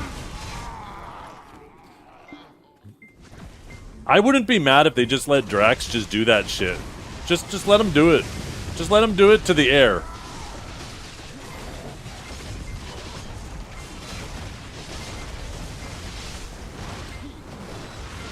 Or your little PA ability. Maybe let you use that even when it's on cooldown, but if you use it when it's on cooldown, it's unprotected. So this way, like at least after a fight, you can quickly stock up on ions. You obviously don't want them just sitting there spamming it in a fight, right? And being fully protected. So just make it unprotected if they use it while it's on cooldown. So they always have a way to make sure that they're loaded up with ions. I don't know. I don't play a whole lot of Suck Drax, so maybe that's a terrible suggestion. Yeah, maybe it's not enough. I was saying this earlier, Kairos, about like not only Suck Drac but also Guardian. That these classes, because of how slow they are, unless they one-shot people, everybody's so fast now that if they don't get one-shot by the Drac or the Guardian, they just run from it. Their attacks are so easy to dodge because they're so telegraphed and so slow that unless they're one-shotting people, they're always going to be struggling.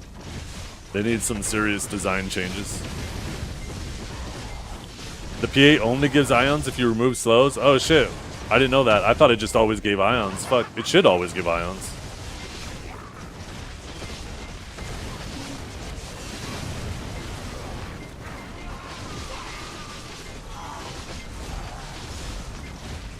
I missed the one-shot meta, bring it back. Yeah, it's not that I want these classes, any classes, to just be one-shotting people. It's just those classes are so slow that it always feels like unless they're one-shotting people, they're struggling.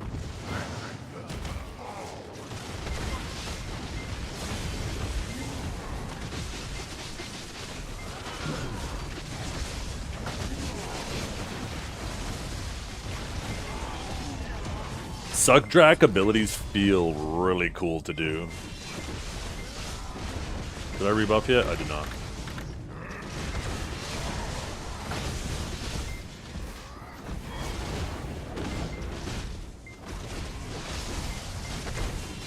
Yeah. Maybe make it so if you connect with abilities, you generate more ions back. You're not limited to just specific abilities. Like the specific abilities give more in bigger chunks, but make the other abilities also give ions.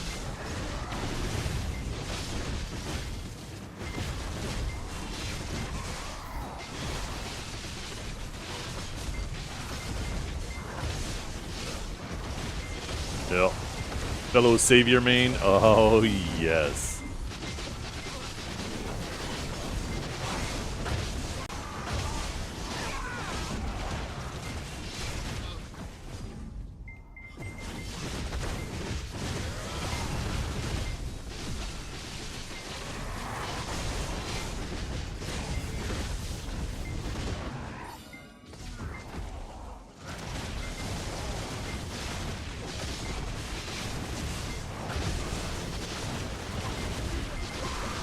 I've been a Savior main since the Middle Ages. Yo, where's the picture?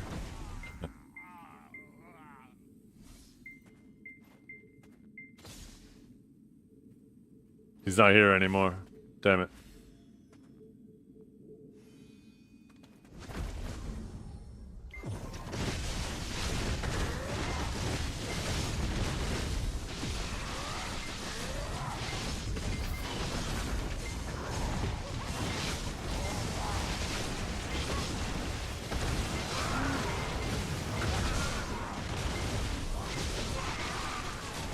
Yeah. And when I'm a savior main, Genius is going to fill the Sage Void. Gonna slide right into my shoes and take over.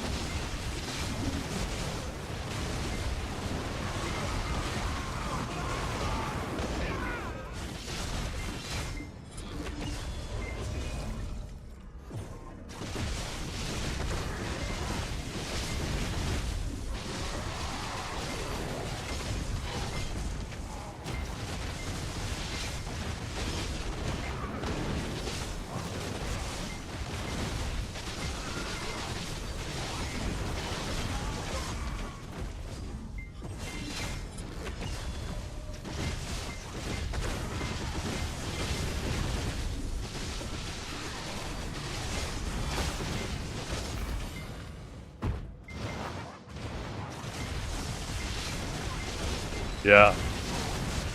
I'm trying to do it before Edania. So I'm popping like all my buffs. And I should be able to get half a percentage a day. So I should be able to get it before Edania.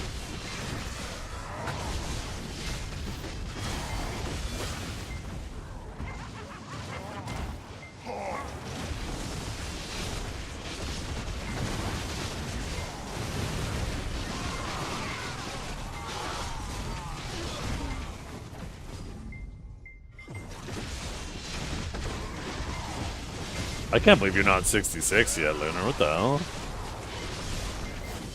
I'm still sitting here at 64? No, you're not. Are you? Maybe I'm thinking of... Oh, never mind. I'm thinking of Wishful. I think he's like 67 and something already. Golems don't give a shit, brother. Yeah, I guess if that's all you do, then that makes sense. Even then, though, I mean, I've been 66 for probably since before. Does he still play? I don't know if he plays, but I see him dummying all the time. He's usually dummying on Arsha next to DBM.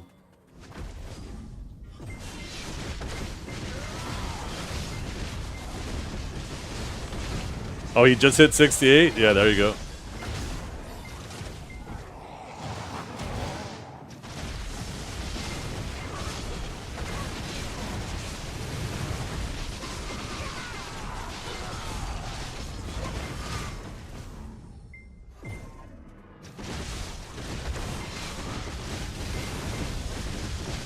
Piloting Gypin? Well, Gypin was really good XP. Honestly, it's just dummying every night. If you dummy every night, you level up pretty fast. Dekia Wilderness Golems? I know, man. That was your jam. You're the man that was doing that all the time. Sitting there hand gathering, just killing rocks and gathering their rocks. Yo, maybe with max price sharps, it's back.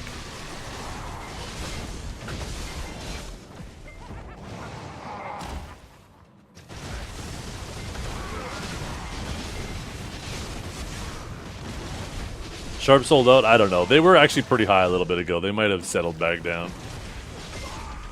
Yeah, it looks like they've settled back down a little bit. But, you know, they're getting a little tasty up here. This is pretty close to max.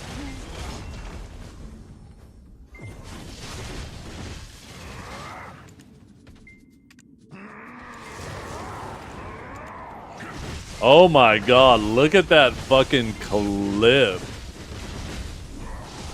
You know what this is? This is all the people who've been enhancing Black Stars. That's what this is.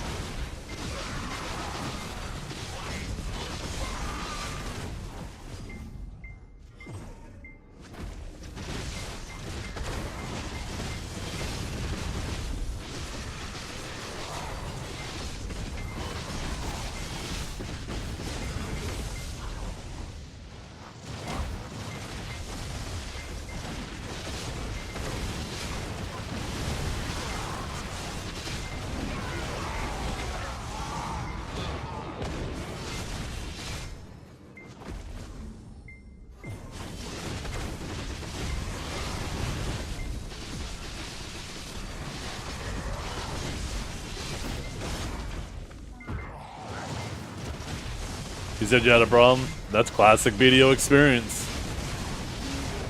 I bet most people in chat right now are either A, at work, B, went to bed, or C, are grinding while they watch me grind.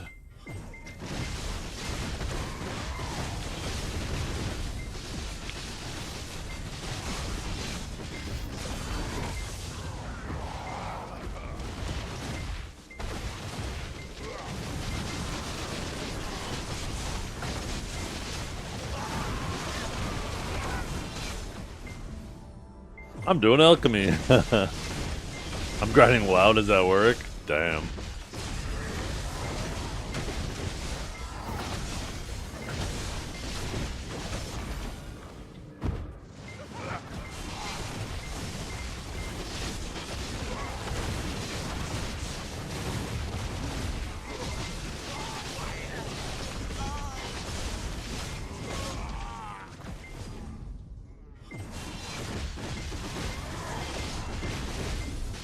What am I doing right now?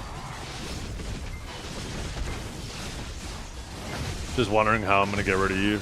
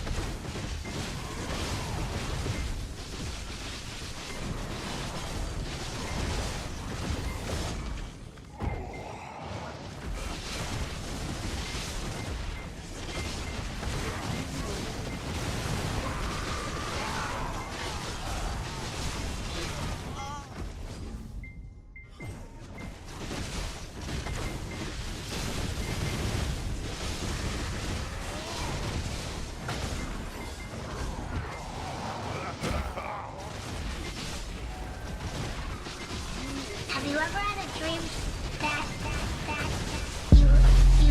you could don't do skip don't do skip you wanna don't do skip you could you could don't do skip don't do skip you wanna don't do skip you could. Nice dead, weak useless class next week bro chat show.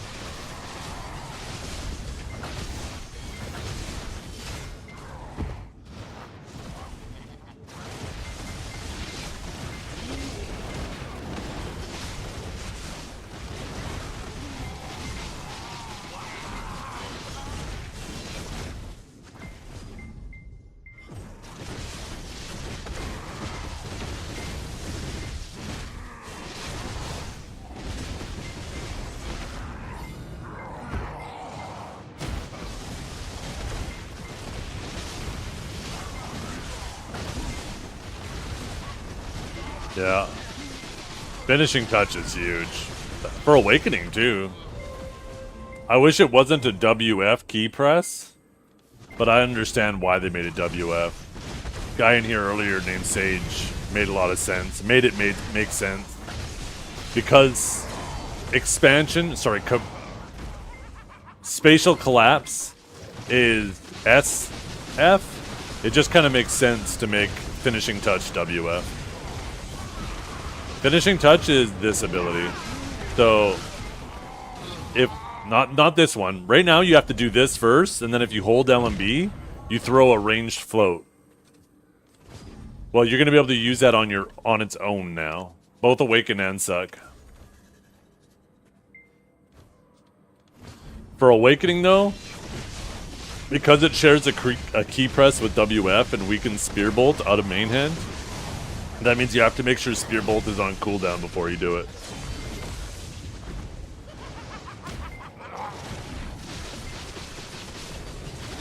Honestly, maybe it's time to bring Suck Sage back for large scale.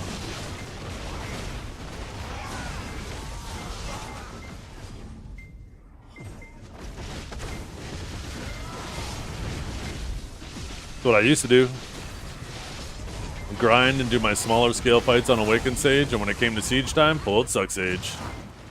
Bring out the cannon.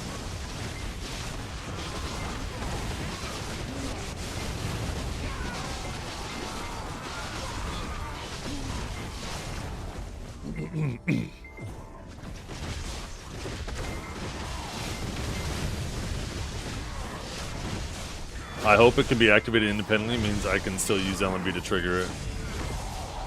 Well, you're just going to have to hit WF, not LMB. I don't know if LMB is still going to be a key press for it. I think it's just going to be... I went on Global Lab. Is it really bad? No. I was able to manage Sage's stamina before these buffs, and this doesn't even bring it back as bad as it used to be. So, if I was able to manage it before, it'll still be easier than that. But it'll definitely be harder than it is now, which is good. It's a good change.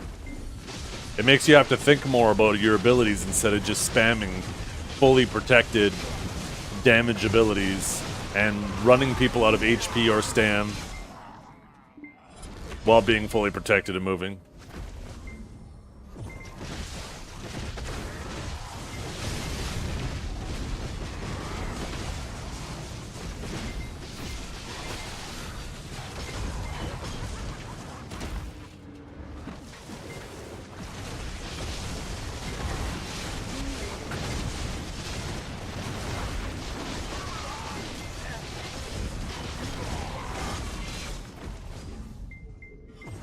Chain Lightning is losing the shock, which it never should have had to begin with.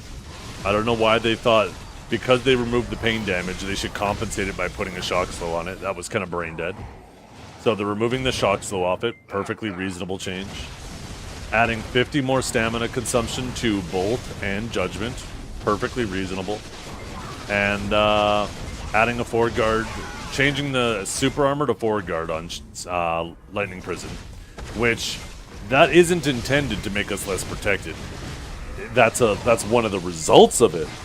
But it's clear the intention, based off of all the changes, is they want people to be able to pressure our stamina a bit better. So instead of them just nerfing our stamina into the ground, which they could have done, right? They could have kept Lightning Prison protected, and then they could have went back and then just said, okay, no, we're going to make everything cost 100 more stamina. And if they would have did that, that would have fucking felt terrible. So instead they did a middle ground. They said, okay, we're going to nerf your stam a little bit, but we're also going to give the other people the opportunity to pressure your stamina. You can't just sit in your Lightning Prison. And I think we can all agree there's too many SAs in this game. More classes need forward guards. I'm perfectly fine with Lightning Prison being a forward guard. It makes it stronger in some areas. It makes it weaker in some other areas.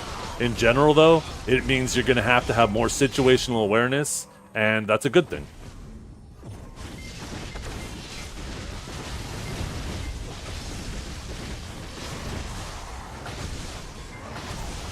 Can you make Essence sellable within 40 days? Why would you want to sell it? Danny, I know you're a gearlet. You're going to need those stacks eventually anyways. Why would you throw away the tax on them?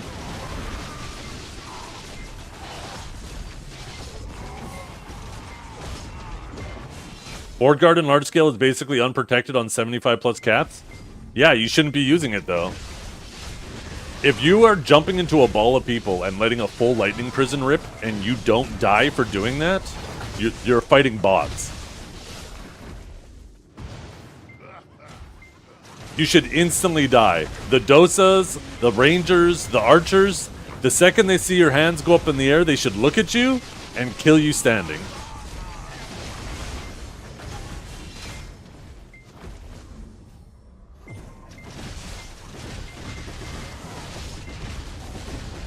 Guess all EU alliances are bots then? I guess they are.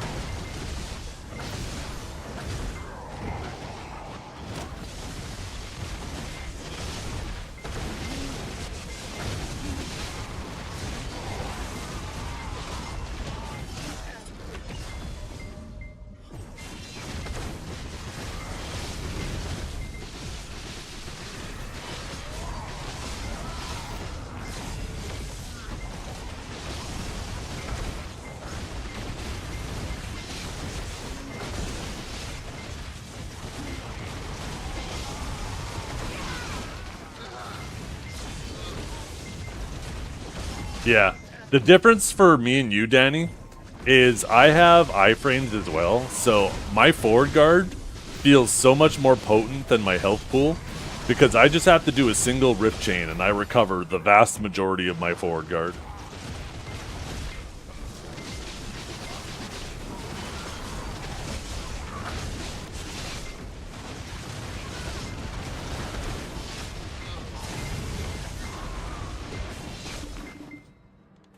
If you're standing there with a hash in your lightning prison and letting them trade you, they should kill you standing. Stuck hash damage is ungodly.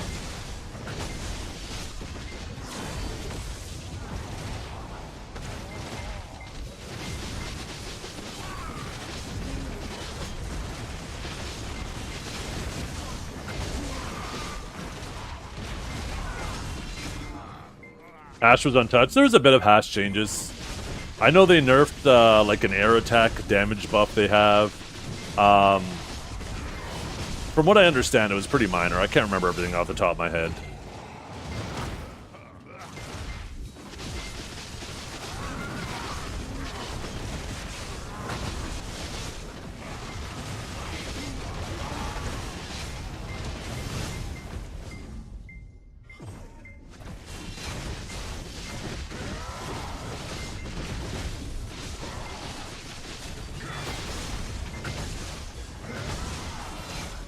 No, all of the Awakened Sages aren't ruling Hash.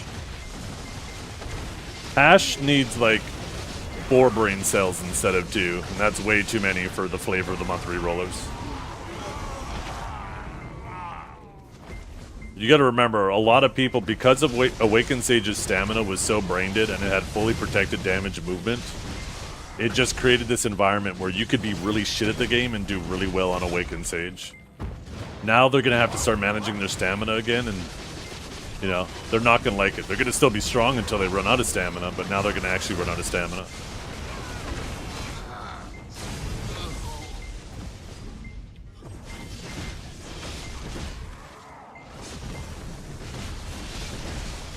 Yeah, Awakened DK is a chunker. I don't know why it got damage buffs, but I don't know, I guess so. Yeah, maybe DK is the new flavor of the month.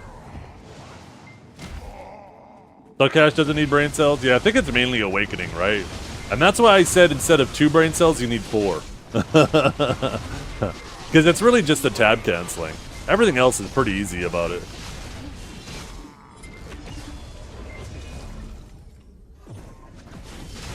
How much faster will Awakened Sage run out of stamina? Well, ultimately it depends on what you're fighting. It's definitely going to feel really bad against Hashes. Against Awegus, it's not as bad. Awegus are very predictable, as long as you're only fighting one of them, right? But their block jump is a lot more predictable. They're very, I don't know. Maybe we just lack really good Awegus over here. I'm definitely not worried about the change against Awegu.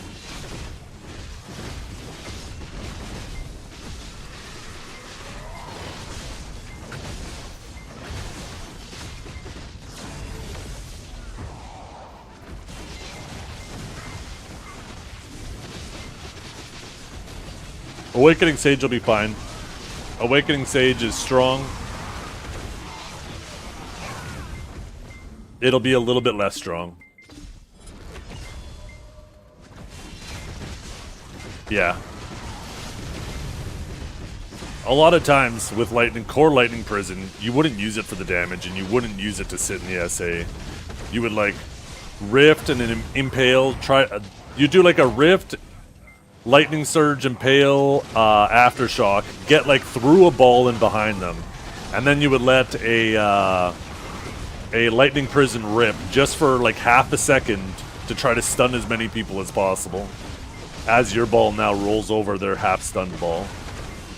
And yeah, if there's anybody behind you still when you try to do that shit, you're gonna get instantly punished for it. You really gotta make sure that you're at the back. back.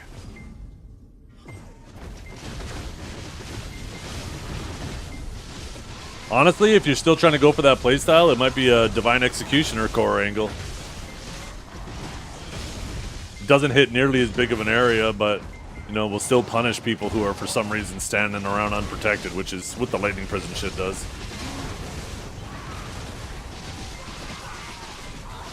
Core lightning, or core ripstorm, yeah.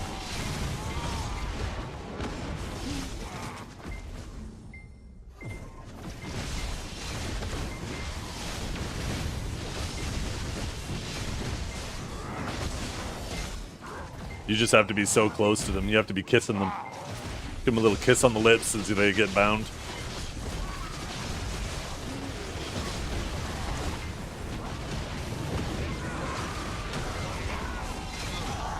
Those EU Dosas got a fucking surprise today when they butchered the class? Yeah, well. Not just EU Dosas. The Dosas here on NA are pretty upset too. That class was busted though, so... What you gonna do?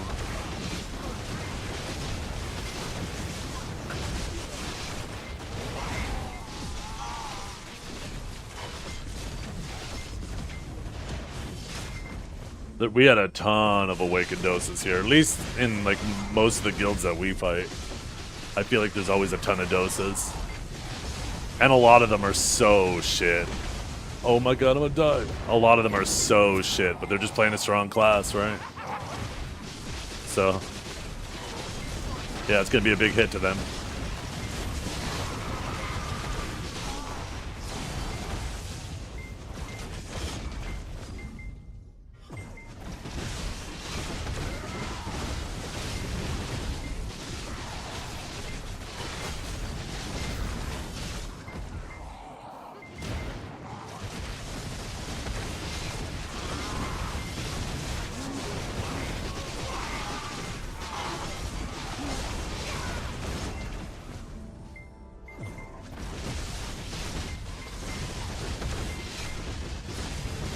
They should let us hotbar finishing touch, though. If they let us hotbar finishing touch, ooh, chef's kiss. Chef's fucking kiss.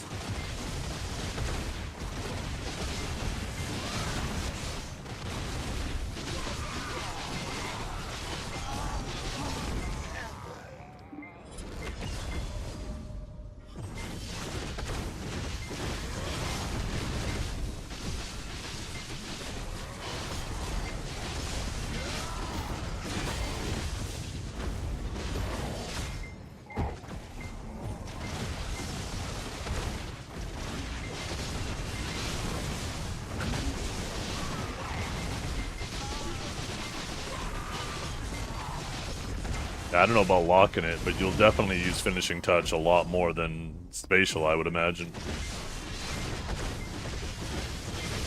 Perfect for blasting people who are trying to run. I still want them to fix this ability, Energized Thorn. It's so obnoxiously slow and long. For the love of God.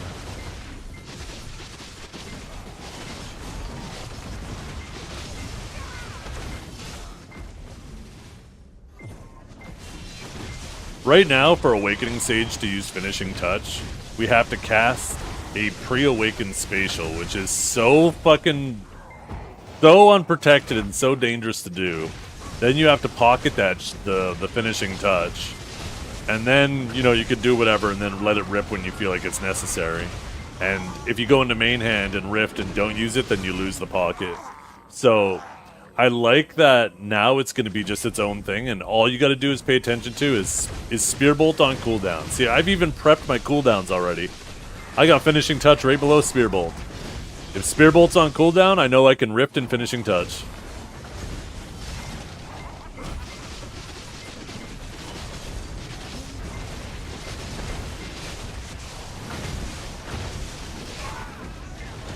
The thing is, too, when you're chasing somebody, Spear Bolt usually is on cooldown. So if you're trying to chase somebody and they're just fucking sprinting away from you, having that ranged flow might be kind of cool.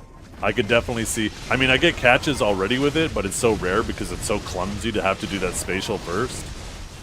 I could see myself getting a, catching people off guard with that shit.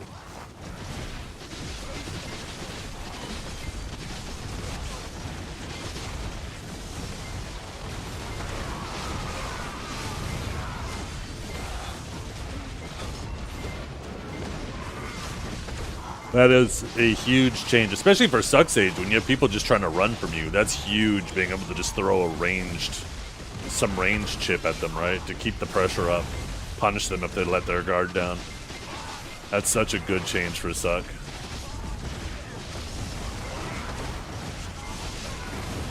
And then, yeah, having the AP buff on Fissure, that'll be nice for PvE.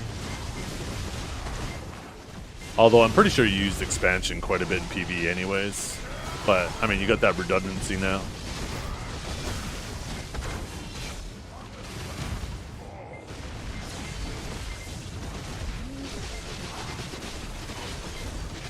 Yeah. Yo, seeing that finishing touch change, I genuinely think finishing touch is one of the most satisfying Suck Sage abilities. It just feels so good. I don't know what it is about that ability. So when I saw that change, I was like, ooh, am I sucking large scale again? Wait a minute.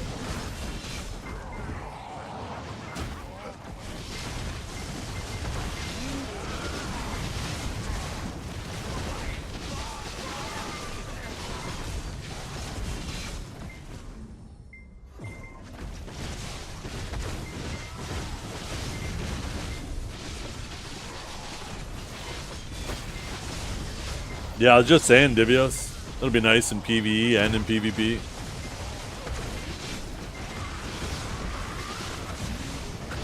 Kind of more just redundant in PvE, because I'm pretty sure you're using expansion anyways, but it's definitely nice.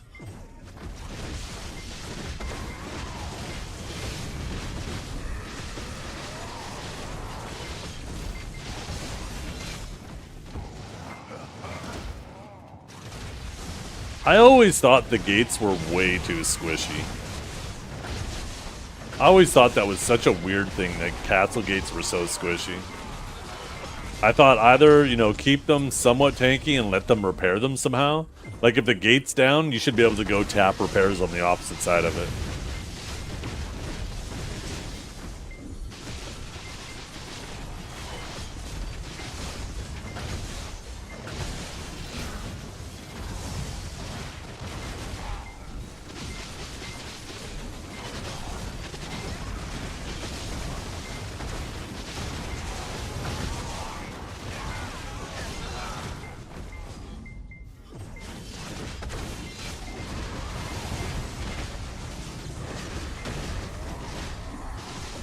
Yeah.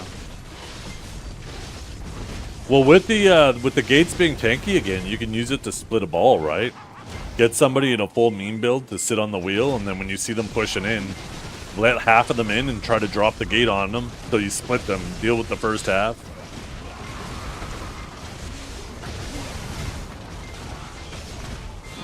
And then lift it and try to deal with the rest.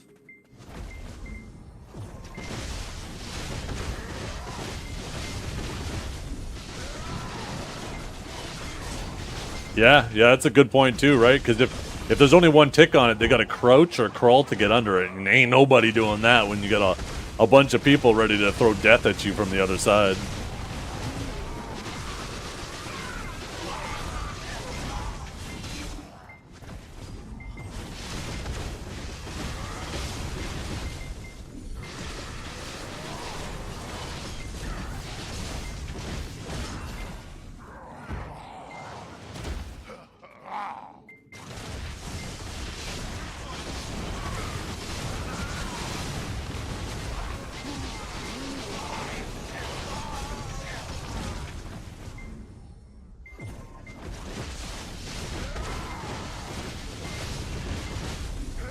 Yeah, I was about to say Divios.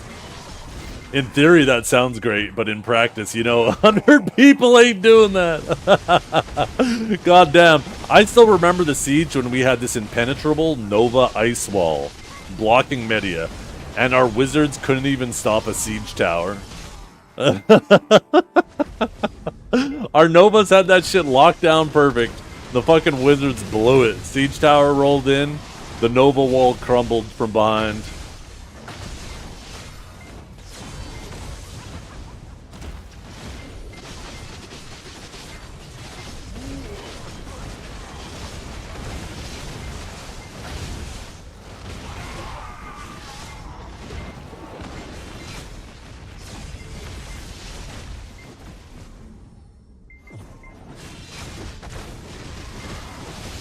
Yeah, we had that shit counted down.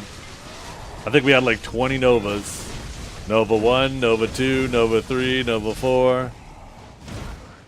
By the time we get back to the first one, their cooldowns are ready. We even had enough. We even had a few backups too if something happened to somebody. Shit was funny as hell. And then the siege tower rolled in and all the wizards choked.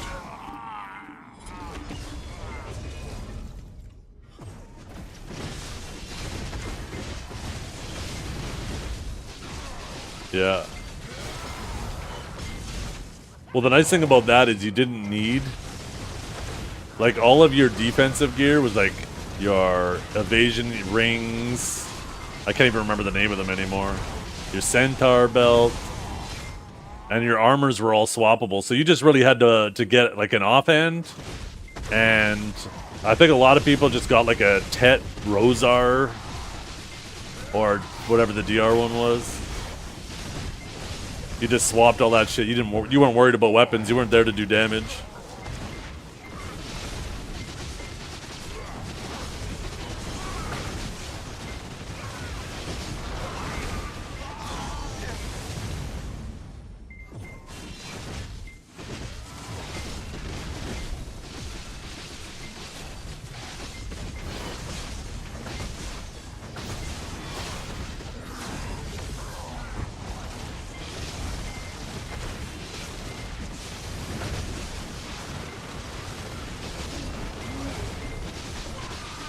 Yeah, I was talking about rings, not earrings. What's this? Oh, I remember this. Oh my god, look at Danny's face. That's us. That's us. Look at all those pawns. He's getting fucking stuck. Yo, those pawns are so toxic. That is hilarious.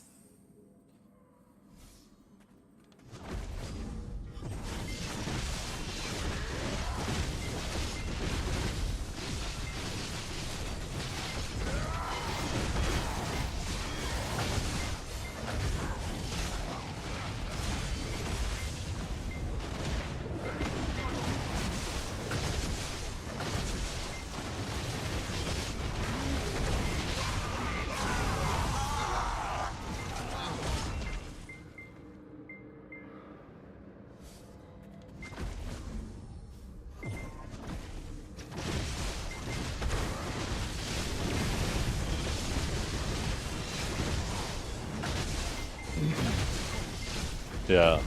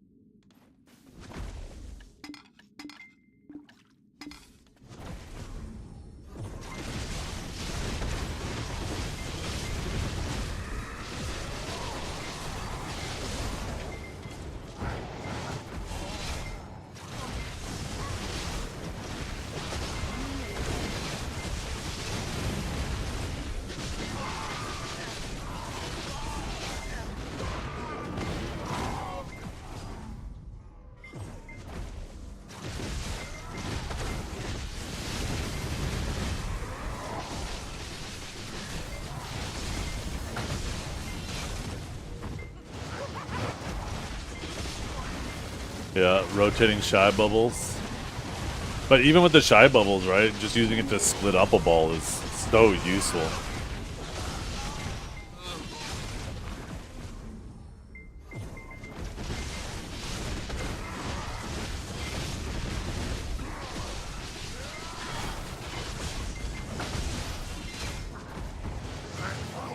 Oh yeah, out of war shy bubbles, that's right. You go in there with a full DP build and it wasn't even a fight you were supposed to be involved in and you just start fucking with one side with the bubbles. That was toxic.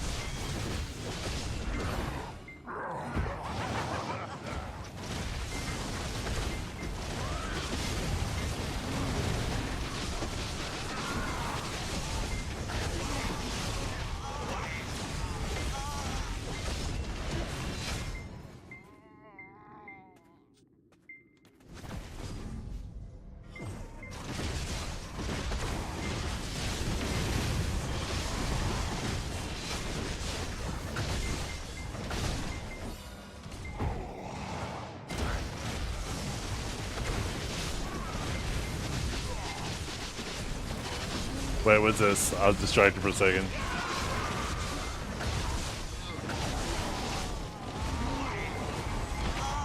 Oh, look at that bubble. So toxic. This must have been like Man Up version 2 or something. Or maybe version 3.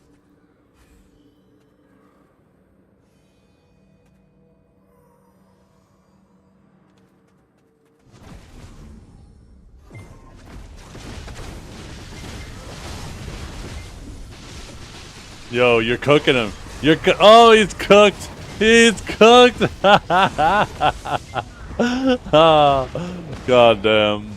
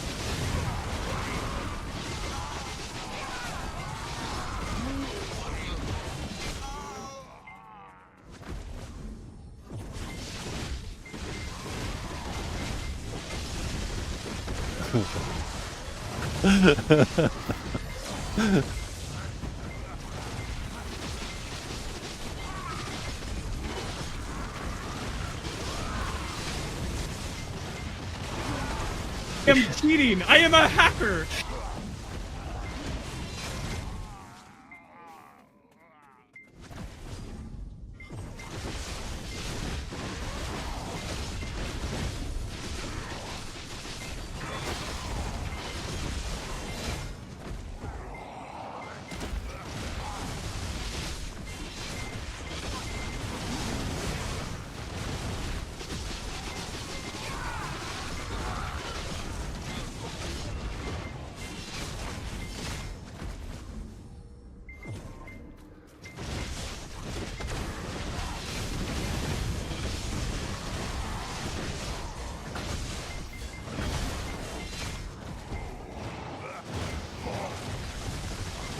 Oh my goodness.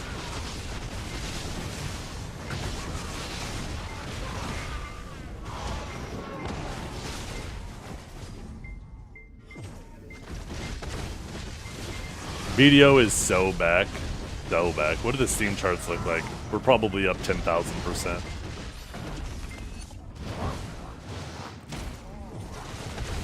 You know what's funny, Divios? Is there's some people out there who are like, oh no, Awakened Sage is neutral game. That's one of our main stamina spenders. If we're up against a class that, you know, we can actually sit there in our super armor and get stamina back and not have them trade us, how are we going to get our stamina back?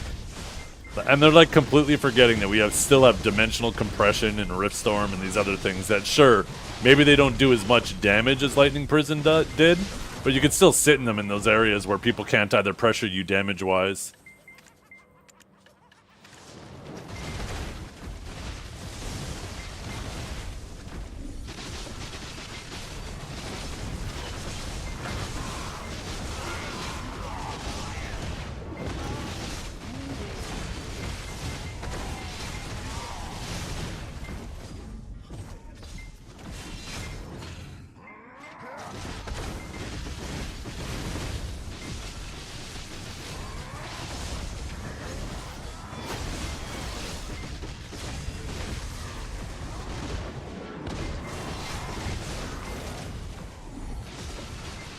Yeah.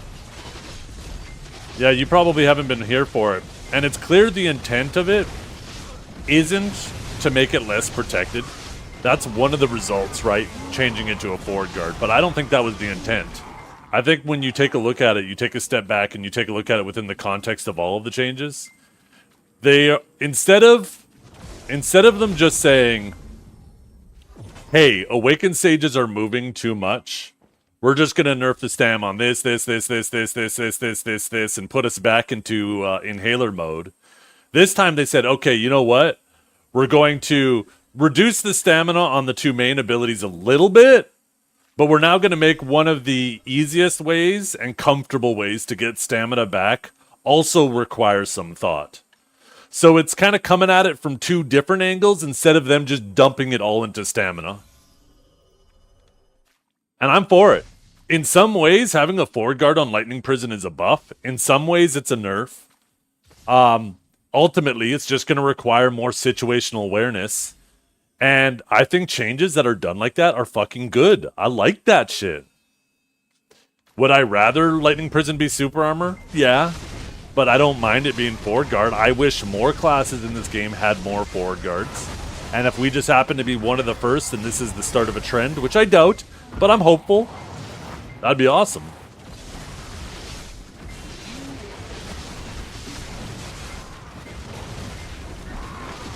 They had lead janitor this time on Sage team? Wait, what do you mean?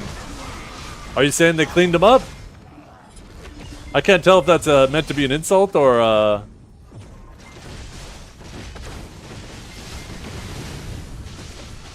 what?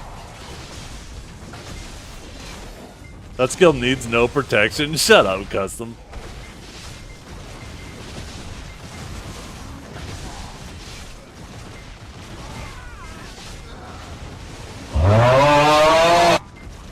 Note to self, do not fight Choice this week. Zerk gets buffed. Yeah, true. Yeah. Or if you go fight him, Just make sure you lose. So maybe Zerk gets nerfed more. Yeah, lots of classes don't have fall animation anymore. Like right now, as an Awakening Sage, if I want to avoid a fall animation, here, let me show it. This might not be high enough to show it. I'll see. I could definitely use the other rock. But if I do just an Impaling... Okay, maybe it's not high enough.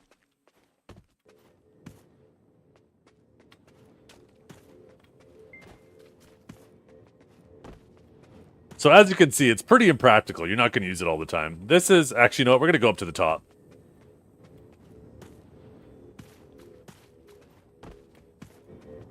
I never noticed that thing was up there. Hold on, fuck. But like if I do this, watch. If I just do that by itself, fall animation, right?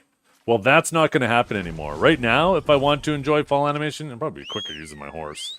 Get over your horse. Well, it doesn't seem like it's going to fix Spear Bolt. It looks like it's probably still going to happen with Spear Bolt. Why are you doing that? Do the double jump. Holy fuck. God damn it. Okay, maybe this isn't faster. Jesus. Oh god, now I went over. Oh fuck. Ah, fuck.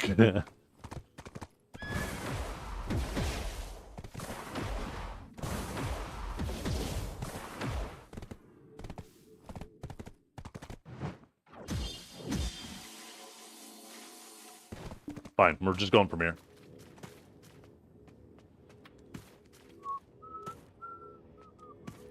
So yeah, like now if I want to do that, I have to do this, and I can Lightning Surge. Now I'm not going to have to Lightning Surge anymore. It's just one button.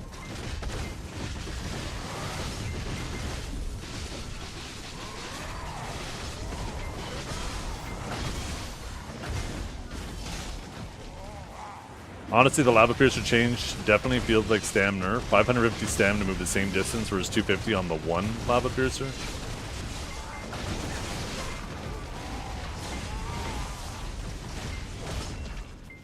This one little monkey dude? Yeah, because he's monkeying around too much.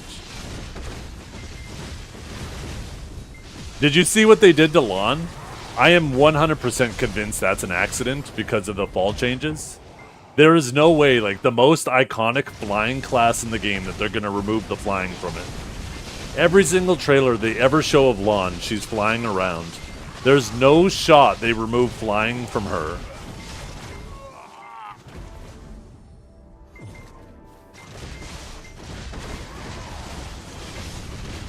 That has to be a bug. Yeah, for real. She moves about as far as my Divine Executioner does. She like has like this really crazy gravity with her flying that like instantly pulls her to the ground. It has to be a bug.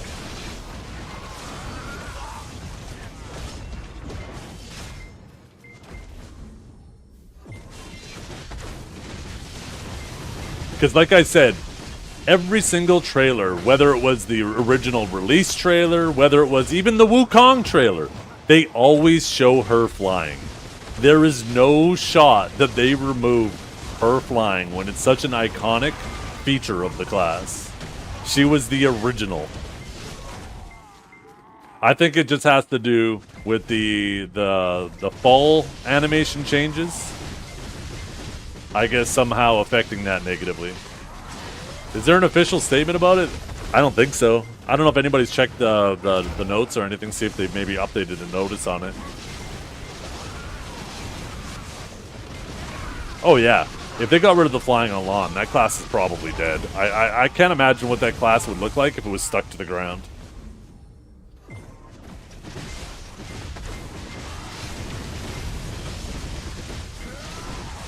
What I'm hoping they do during the damage changes, Divios, because they said that they're going to do PvE changes next week, and then I guess the week after, PvP damage changes. What I'm hoping they do is this, right? That bottom line there. I want them to reduce damage from Spearbolt and Aftershock and move it to Riftstorm and Interrogate.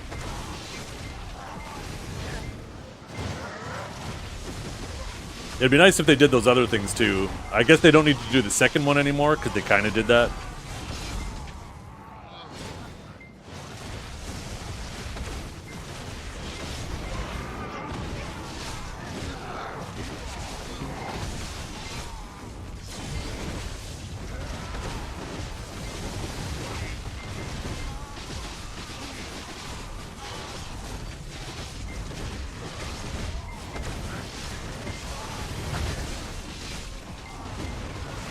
Yeah, it's not that it doesn't do damage, it's just it's not that crazy burst like a lot of classes have. There's classes out there that'll throw one really fast ability that instantly bursts you. Like, you'll lose a lot of trades with classes if you're just trying to sit there in the lightning prison. The only reason why you don't, like, horribly lose the trades is because you're healing at the same time. But it's definitely not a bad damage ability. That's obnoxious. It's just, it's delivered slower than some classes. But like an Awakened Dosa, for example, if I were to try to trade a Lightning Prison to them while they're dumping their abilities, I'll lose that trade every time.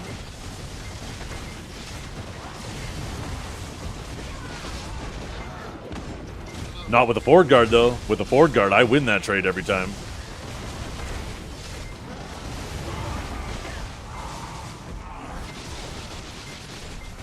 Now I could be at 10% health, and if somebody's trying to chip me down from far and finish me off, I can turn to them and just throw a Lightning Prison, let my forward guard shield me while my Lightning Prison heals me. Yeah, I saw that. Dosa seemed to be the most upset out of everybody. Dosa was definitely busted.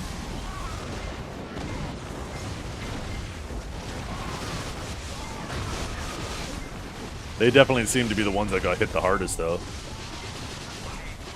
From what I understand, at least.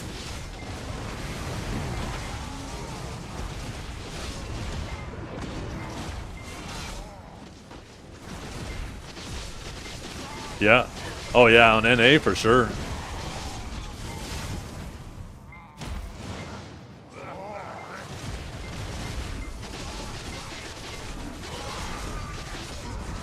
Yeah, Hash is being a sneaky little fucker hiding in the sand.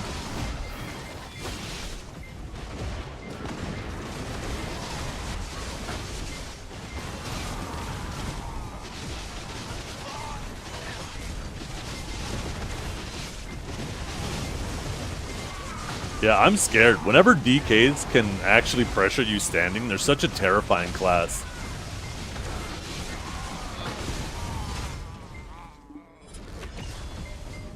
I've had my cheeks clapped by ASAP too many times. I have PTSD.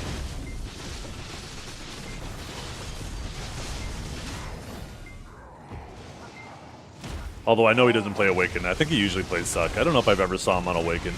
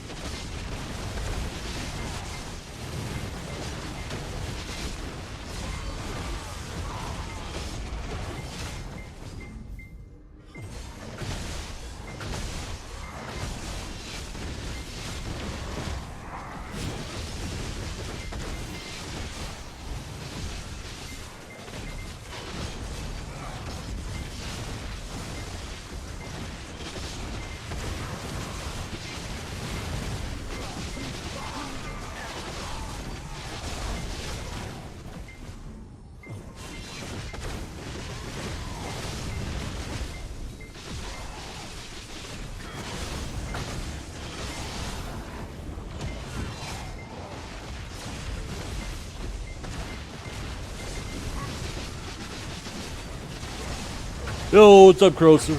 Good morning, or afternoon, or evening, depending on what area of the world you're in.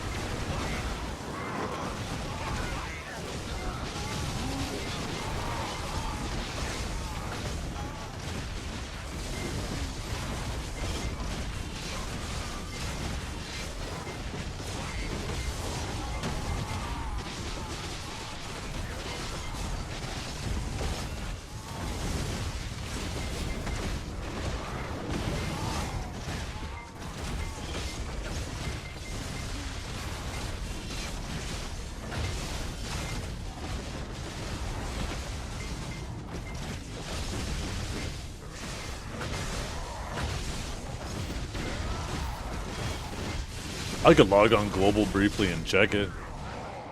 I don't know what to look for. Actually, I don't even know if I have a DK made.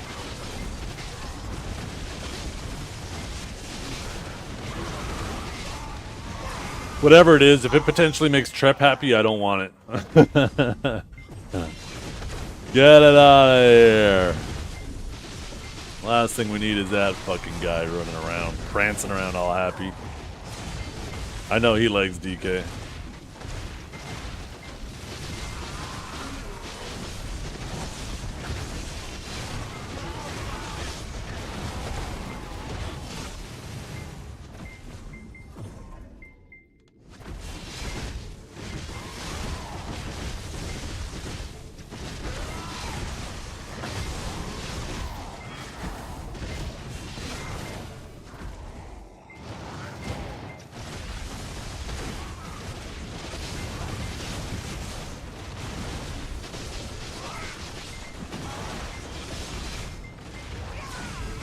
God damn. 80k, I'm pretty sure that's way more than I have on my Sage. That class is broken. Oh my goodness.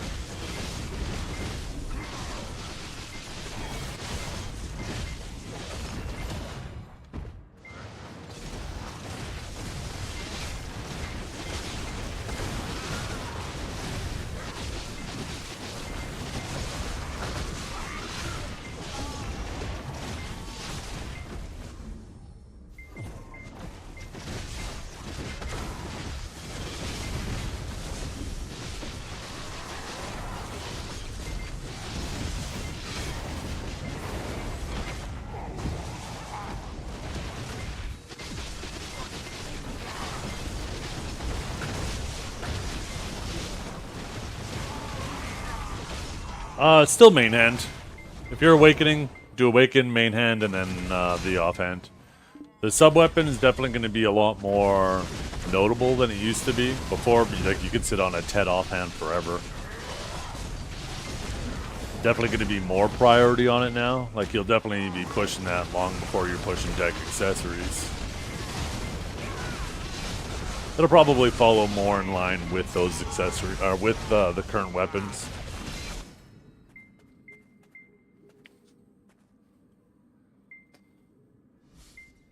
Yeah, you're going to want to rush all three to the base as quickly as possible. Yeah.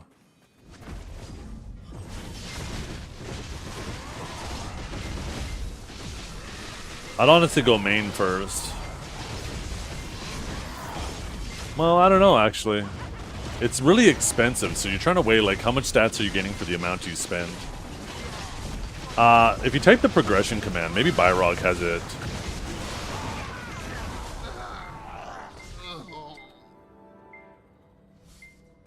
Byrog is a sheet here where he weighs, like, the cost. And you basically just go down the list, right? You find where you are, what you're missing, and you work your way down the list. And yeah, it looks like he has the Sov offhand already factored in there.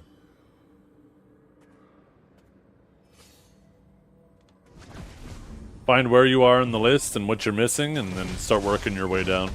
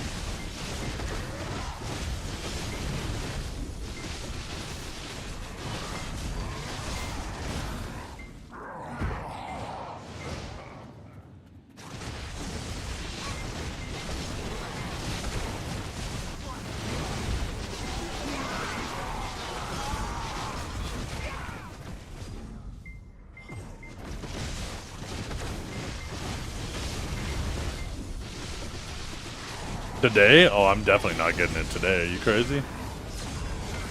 This is still at least a week away.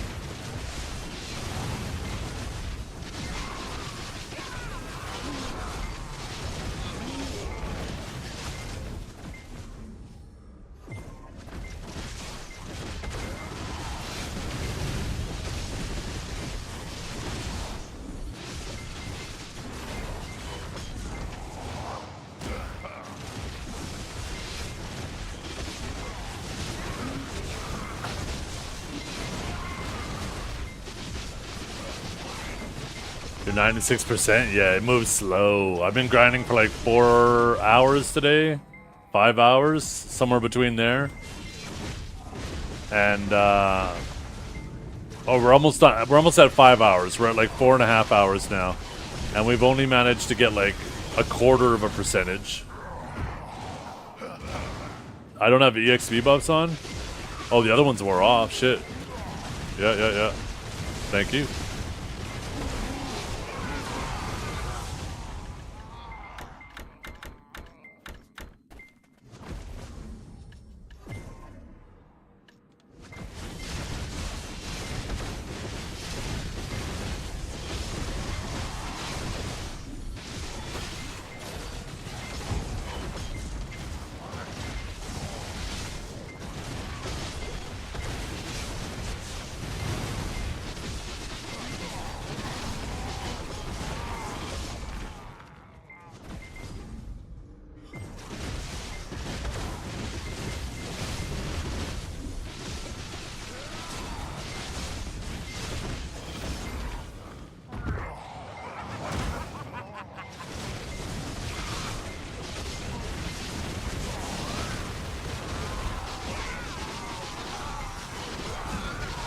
Oh yeah, I should do that one too. Thank you.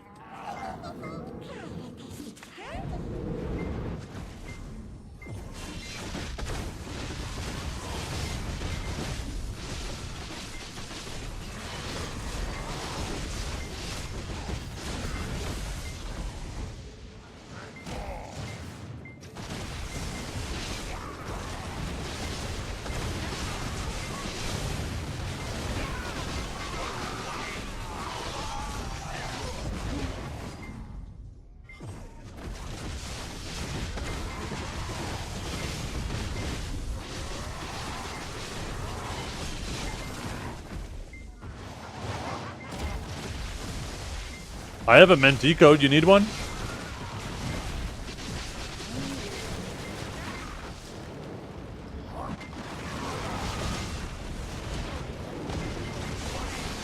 Yeah? Okay, I got you. I'll send it to your Twitch DMs.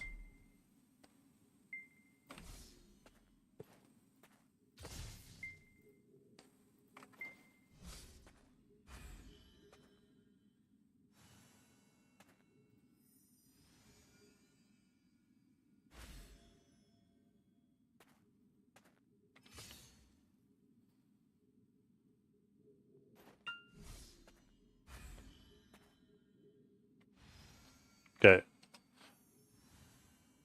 There we go. I just sent it to you.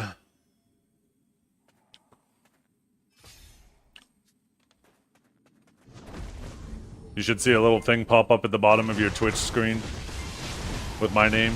Click on the window to pop it up.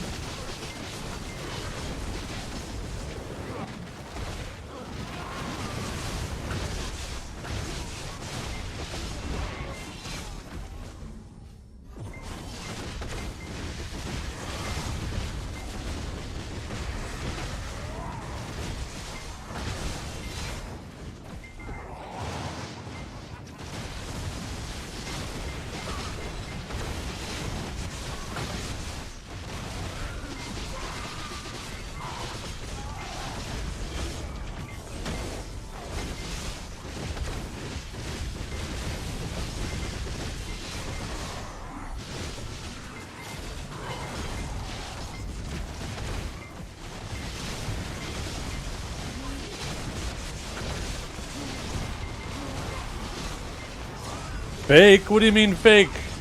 I was in terrible distress.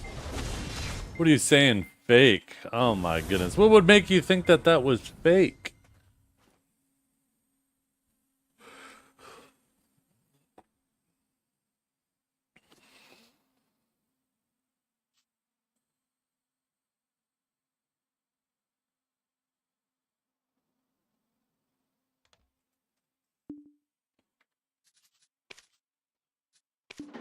Yeah, bring back chat.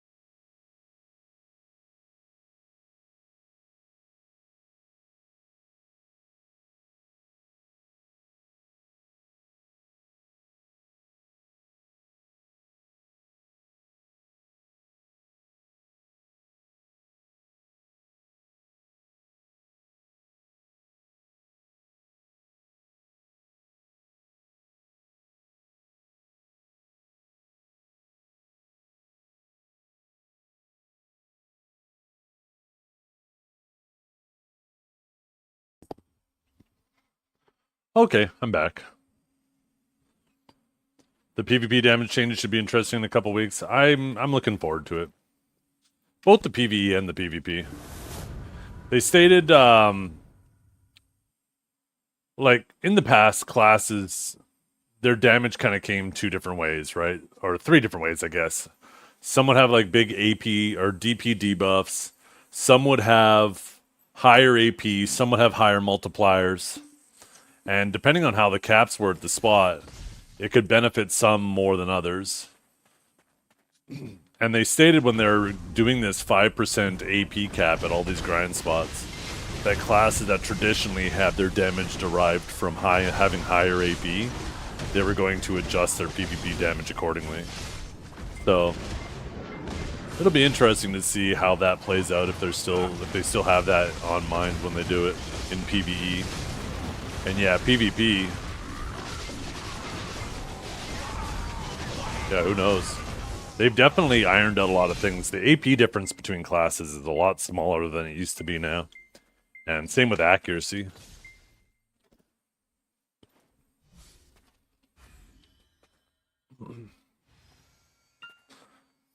I have no idea, Custom. I don't pay attention to that shit. Number 1, 2, 3, 4, and 5 is Sage for me.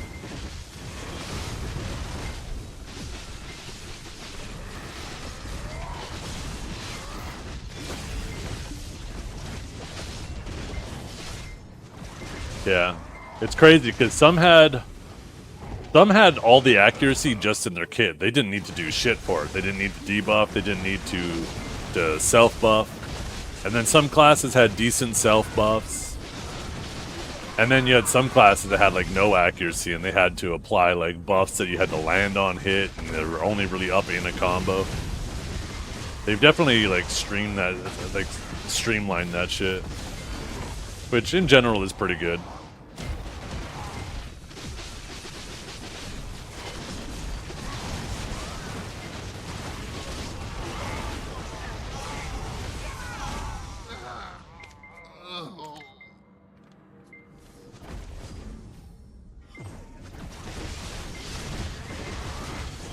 Yeah.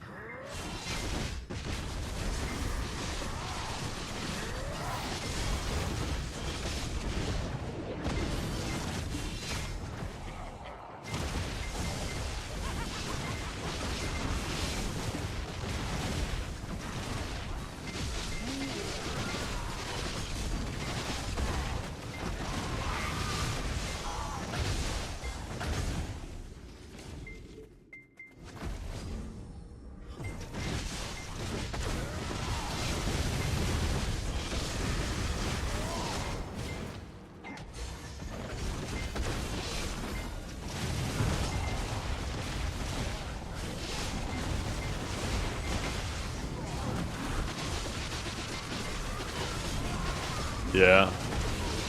They've been doing a good job this year, though. They've been tackling a lot of problems we've all been complaining about for years. It's a shame it took this long, but this is the year of progress, it feels like.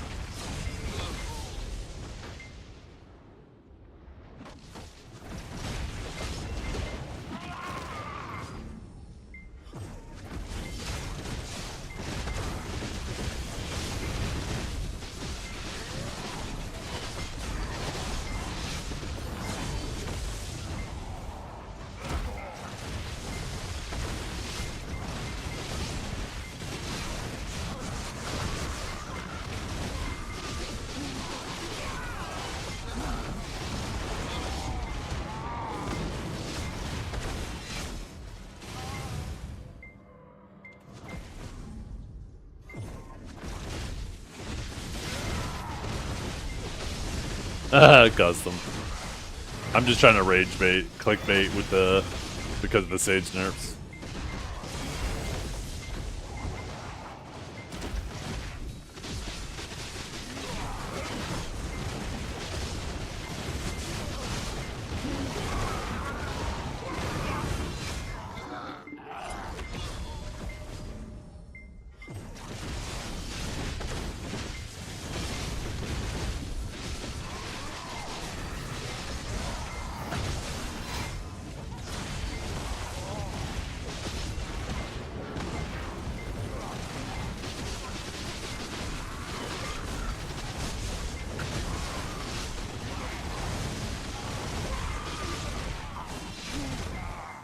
It's a very pessimistic view.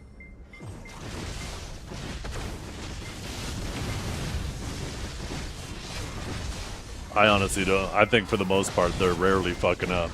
I think you can make a fair argument that sometimes that it feels like they lack motivation and they're not moving as fast as they are at times. You could point out minor changes that maybe, like changes here and there that maybe you don't like, but in general the game is way better than it used to be. Every year it's way better than it was the year before.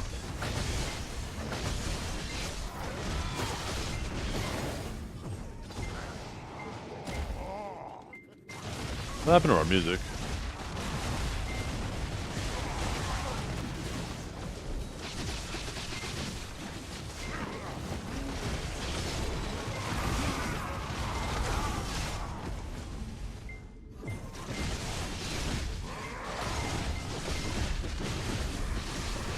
Yo, what's up, Keepa?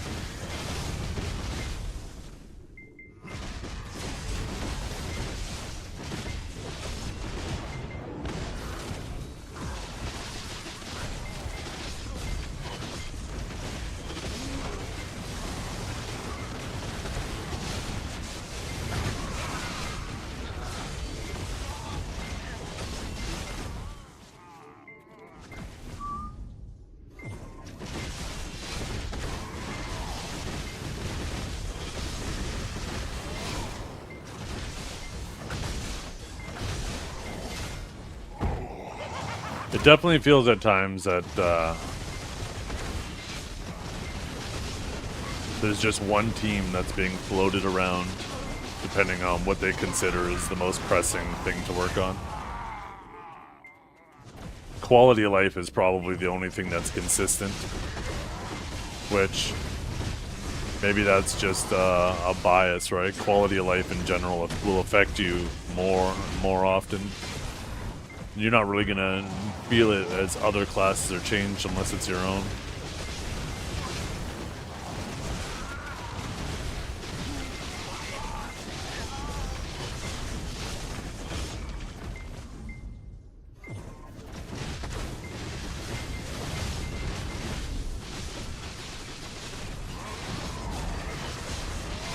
I think a lot of people take for granted how often we get changes on Black Desert, though.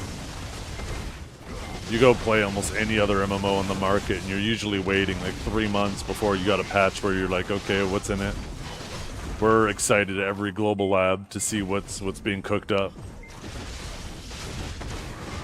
I think people take that for granted. This game has always been super PvE. It always has been. It's just the reason why it feels like it hasn't been super PvE is because the PvE moments aren't as memorable. So when you're looking back at the past, you're going to remember the PvP moments a lot more than the PvE moments. but it's always been super PvE. You're not going to remember the 1023rd Naga you killed or the 64th Basilisk you killed. You're going to remember those moments where you're fighting with your friends, right? It's just a bias of your memory.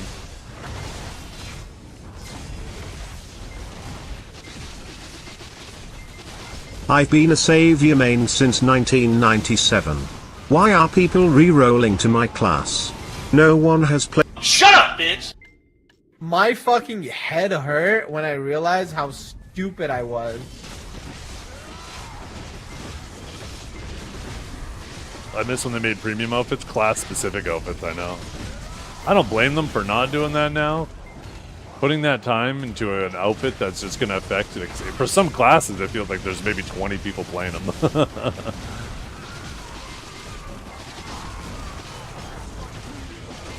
I agree, Kairos. I'm with you on that. I think it had its own problems, but I thought it was way more salvageable than the old one. And I wish that they would have continued working on it. Instead of just shipping it and then, like, forgetting about it. I feel like it had so much more potential.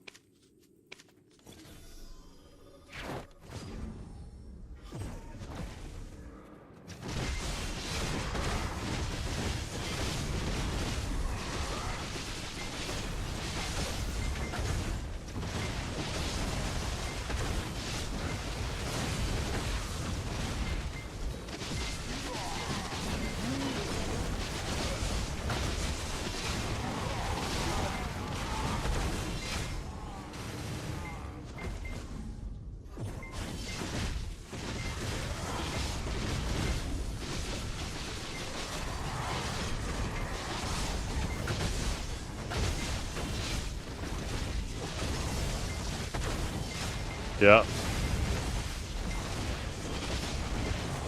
RBF elixirs would be huge.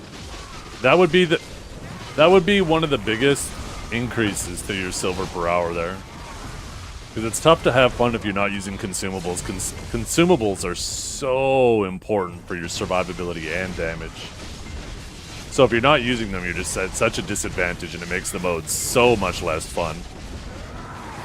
So not only would that help level the playing field between the people who can afford it and can't, but it would just make everybody make more money in there. Because now you have less expenses. And they clearly can do it. They used to have RBF potions, because back in the day we used to consider potions expensive. So you had 1 silver RBF potions that you could use. So they clearly have the capabilities.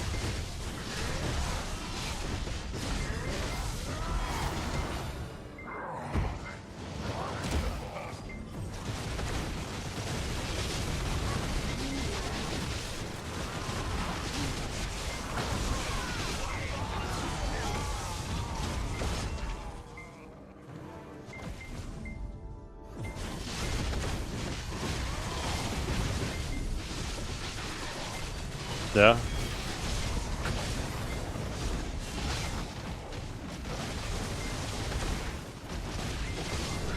Yo, what's up, Saucy Baka? Again? I could have sworn he popped in earlier and I said, hey to you. Do you know if there would be a Kaffir event during Edania? The Kaffir event that we currently have was supposed to last like a week into Edania.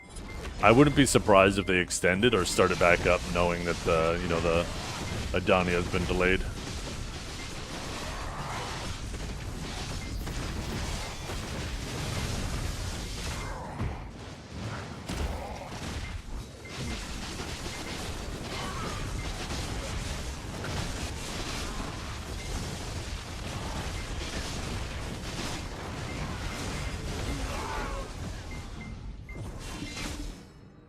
Yeah. I'm assuming Scrix, so I can't say for certain, but it would be weird if they didn't. Yeah, RBF elixirs and perfumes, right?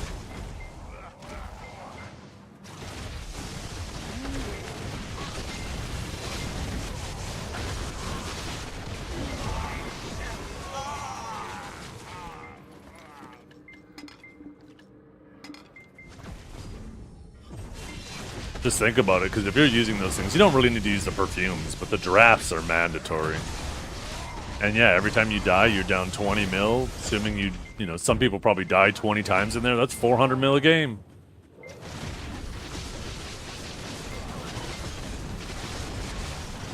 At that point, you're losing money.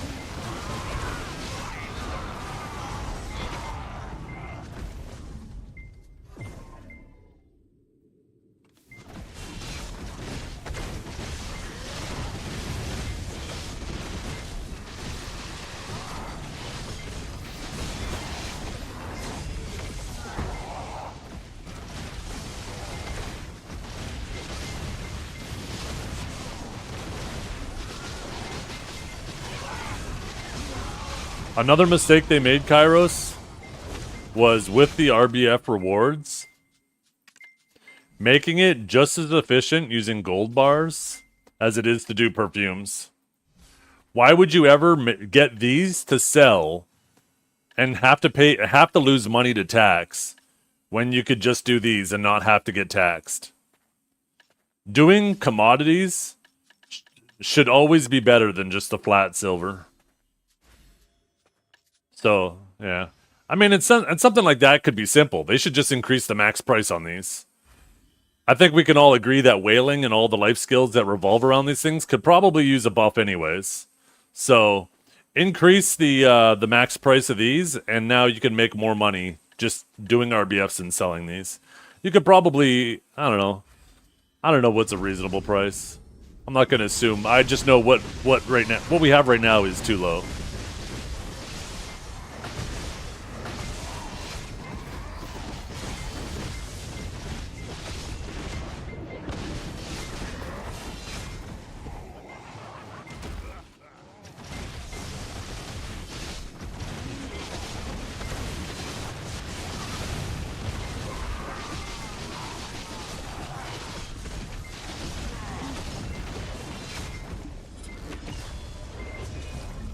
But yeah, who knows? Maybe that was the intent behind the elixirs. Maybe that was by design, that they made it so if you're trying to make silver, it's always better to do the gold bars. But if you're trying to get stuff for yourself, then you get the commodities. But that only works if you don't have to use the same commodities to play the mode. So RBF elixirs would help that for sure. If you play a game and you get enough for 4 of those, but you ended up using 10 of them, didn't really help you out.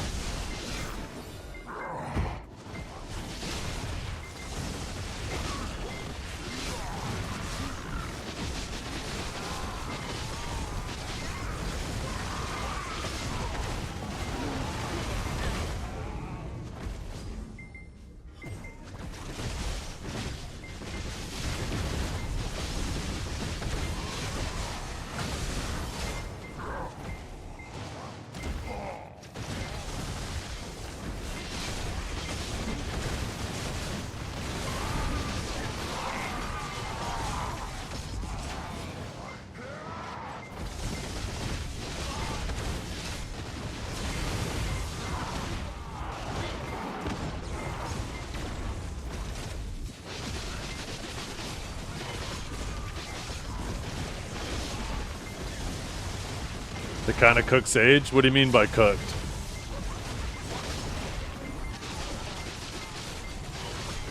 Like we're sizzling on a plate, ready to be feasted upon by other people? Or they did a good job and they were good changes for sage?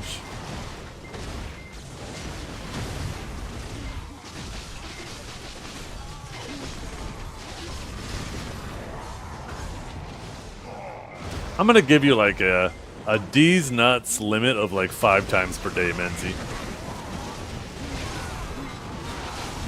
I want you to remember this moment. The next time you complain about me making a Yo Mama joke for the 17,000th time, you've already done how many D's nuts jokes this week? I'm happy because they didn't fuck us for PvE. Not yet. I mean, next week's the PvE changes. Yeah, Lightning Prison having a forward guard though, that's a PvE buff. If the new spots are potentially as scary as they kind of the DP requirements imply they might be, forward guard on Lightning Prison might be a blessing.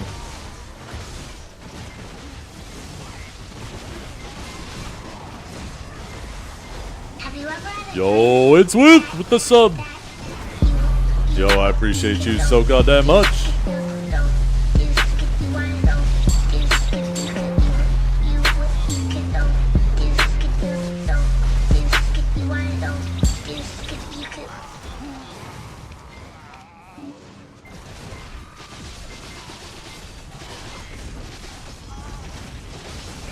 Do not to D's nuts limits.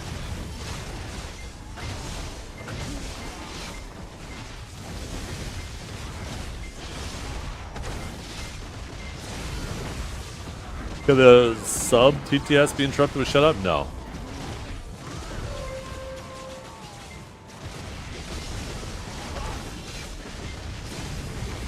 Uh-oh. Never mind. Yes, yes, yes, yes, yes, yes, yes. Yes, it can. Yes, it can. Yes, it can. Yes, it can.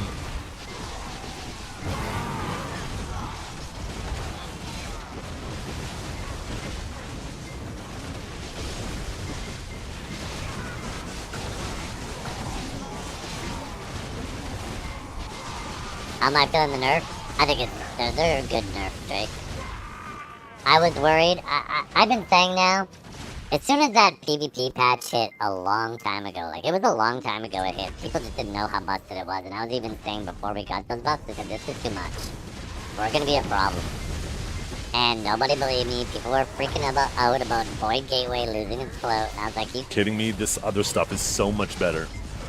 Anyways, after the buffs came and people finally caught on to it and we knew nerfs were around the corner, I said to my stream, as long as they don't make us worse than we were before then, I'm good. I'm fine.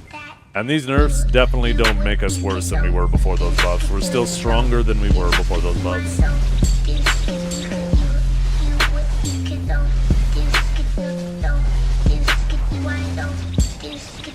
Hey guys, did you know that in terms of male human and female BDO character breeding, Savior is the most compatible for humans?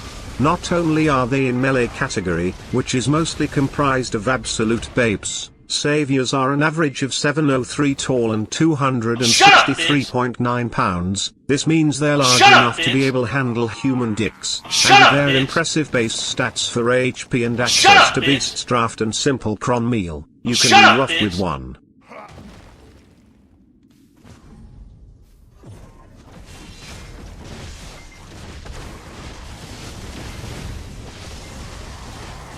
Did they cook the chain lightning? No. We already have 5 different ways to apply shock slows. We never needed them to add it to chain lightning. Chain lightning is a completely obnoxious way to apply a shock slow. All right, Grandpa, let's get you to bed. They never should have added it. It's a good thing that they're removing it. Do you think hardcore is just going to become the next Shadow Arena? I honestly don't care what happens to it.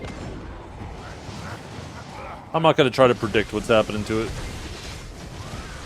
Yeah, they're just removing the shock slow that they added to it. That's it. When they changed Chain Lightning, they removed the pain damage and they replaced it with the shock slow. I guess they figured that was compensation for the bleed removal, right? The pain damage removal.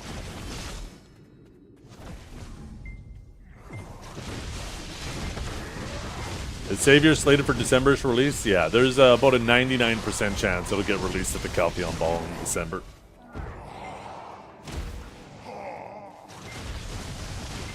There's nothing official, but considering the last 10 years of trends, it's a pretty safe assumption.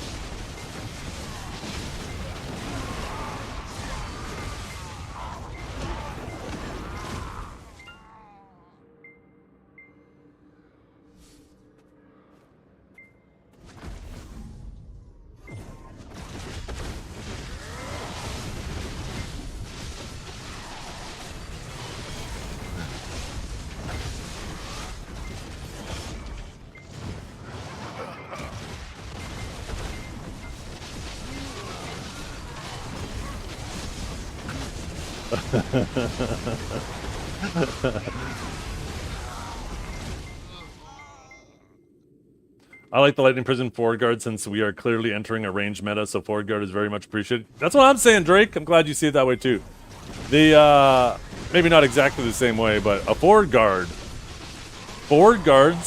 people, there's so many people in this game that think forward guards are just weaker than super armors, period. And it's like, that's the beginning and the end, and that's the whole discussion. That is so not true. Depending on the ability, forward guards can be stronger or weaker, depending on positioning. And in the case of Lightning Prison, it's definitely not weaker. There's situations where the forward guard's going to be stronger.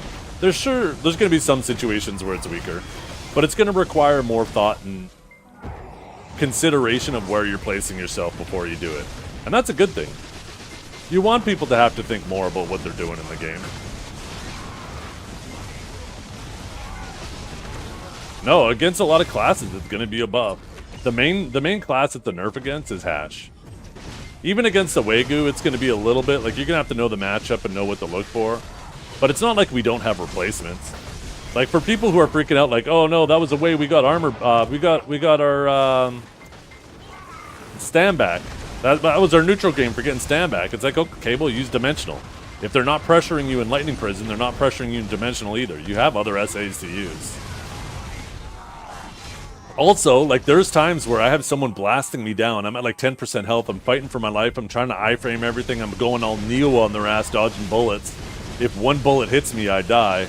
And then I go to do a Lightning Prison to try to heal some health, and then they hit me and I die before I can heal enough. Well, with that forward guard, in those situations, I'll start doing that Lightning Prison, and they'll have to start getting through my block before they could finish me off. And by the time they get through my block, my Lightning Prison's healed me back up, 20, 30, 40%. So there's definitely, I genuinely think that it's not a nerf, it's not a buff. It's just going to change how you use it.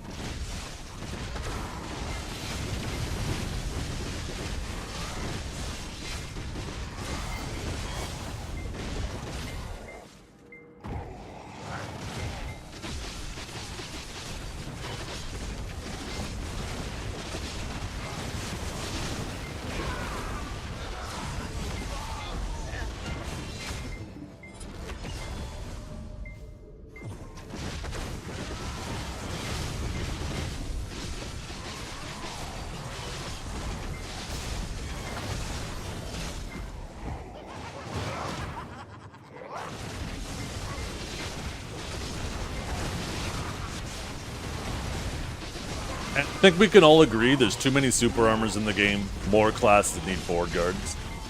Like, just imagine if they would have gave Riftstorm a forward guard. You know what? Stage has too many SAs, you guys. Let's give Riftstorm a forward guard.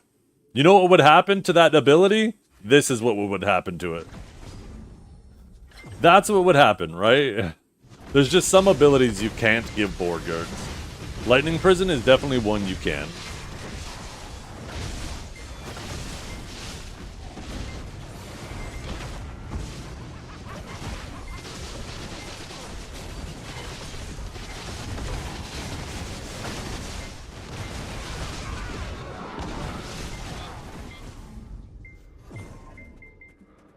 That's part of the reason why Suck Striker has such a hard time too. Because practically every one of its abilities is like Riftstorm and it's all forward guards. When you have forward guards where you gotta be touching your opponents to do damage to them, people don't even have to think about getting behind it. It's so easy. So, yeah, forward guards, they can be buffs, they can be nerfs, they can be in the middle. This one for Sage, I think, is in the middle. The buff to some situations, it's a nerf to others, but it's going to require thought when using the ability. Are you in an appropriate situation to let a Lightning Prison rip? And if you do it poorly and they punish you for it, then you fucking deserve it. That's how a good game should be. There should be, you should be always balancing risk versus reward.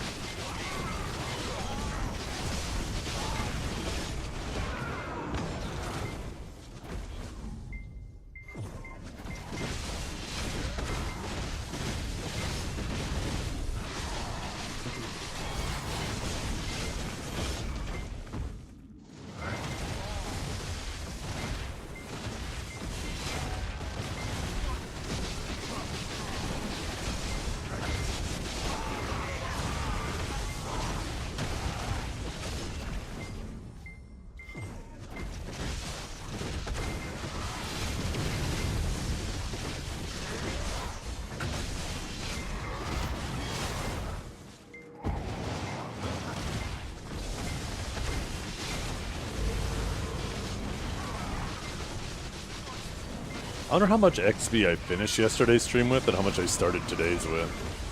I want to go take a look at my VOD. I want to see how much I got from dumming yesterday. I dummied for approximately 15 hours.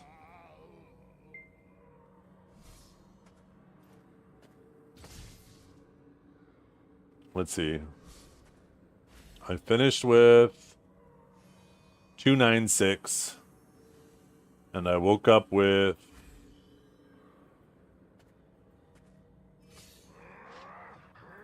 What's 435 take away 296? 139? So... Yeah, if I can get like 2 more hours of grinding in, I should be able to hit 97%. I should wake up with around 97%. Yeah, you can cancel Lightning Prison whenever. You have 2 ways to cancel it too. You can cancel it with Bolt, like anytime you want.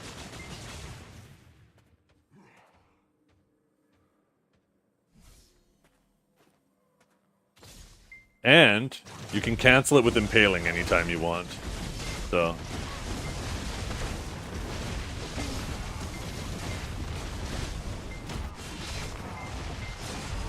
it's just not that big of a deal.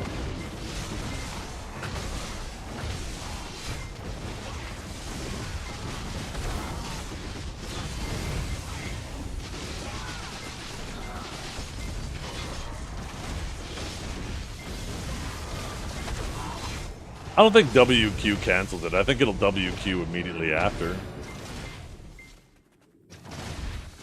Yeah. Once the animation finishes, WQ's not a cancel, but the millisecond the animation finishes, it does it.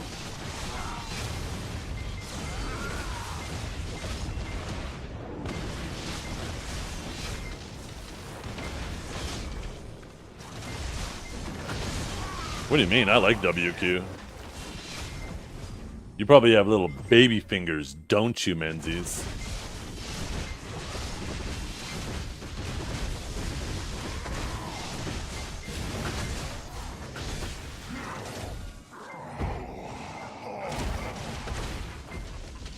Unless you use like your ring finger for W. You have long fingers and big hands. You know what they say, if your hand's bigger than your face, then you're special.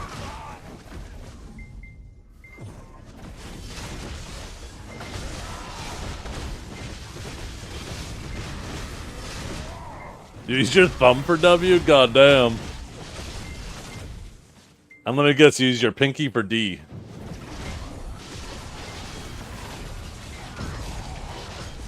And your forehead for spacebar. He's obviously just playing. There's no shot he uses thumb for W. There's no shot. Unless he's playing on a controller. Wait, if he's playing controller, then he definitely does. Wait a minute.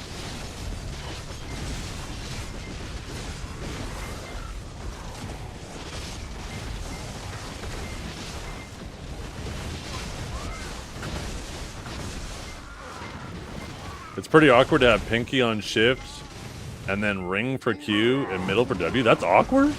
That feels comfortable to me.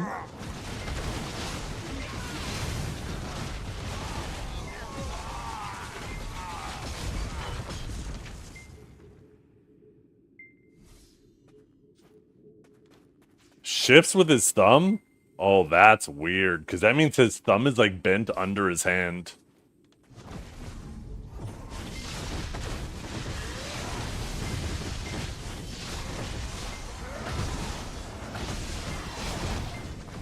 You get mad at the game and you slam your hand down on the keyboard and you accidentally break your own thumb.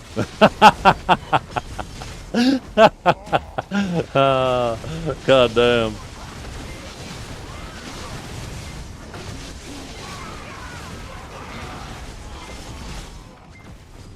Did you see the stream a long time ago of a guy playing on 2 accounts and the second account he used his feet to play? God damn, I didn't see that. That's clearly playing Suxark.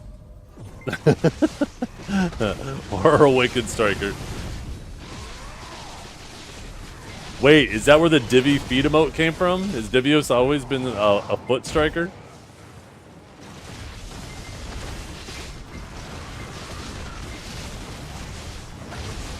I remember that that StarCraft tournament where that guy just started playing with his feet. And there was like this debate about it being too toxic.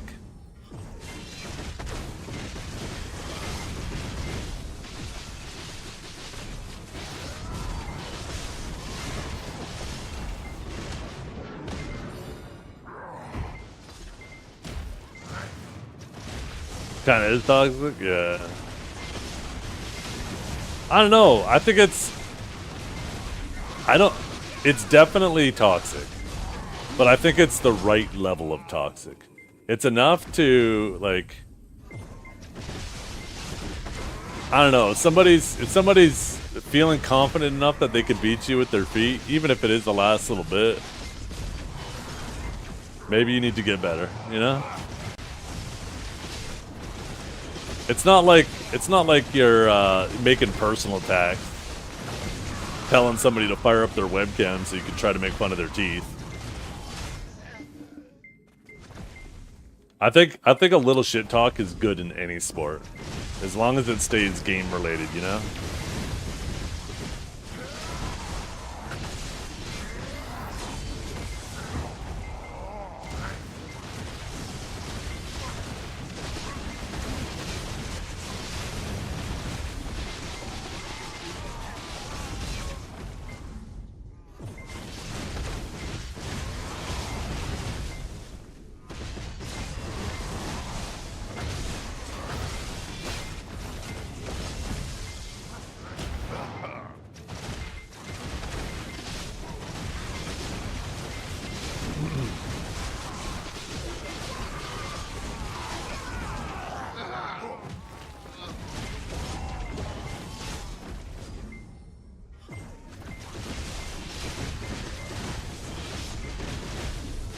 Yeah. It makes it more exciting to me.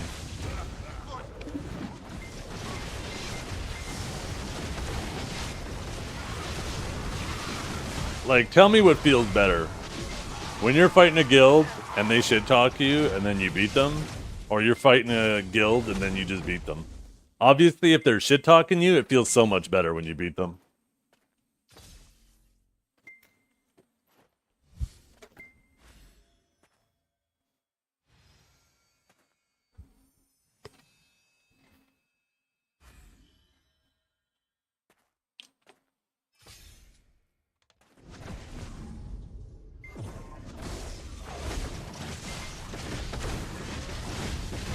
Imagine grinding to 67 on a dead class. Yeah. Better get those equilibrium scrolls. They're already ready. Already ready. Right. Where are they? Right there. No. Right there. No. Right there.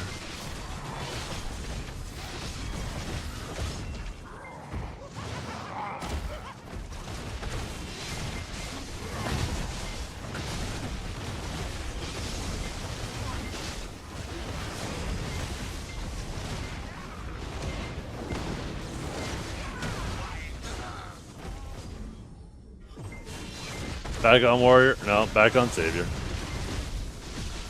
I always was the Savior main since the beginning. I'll have you guys know I was the first one to ever touch Savior because she gave birth to me. She squeezed me out between those big sexy thighs. I popped out head first.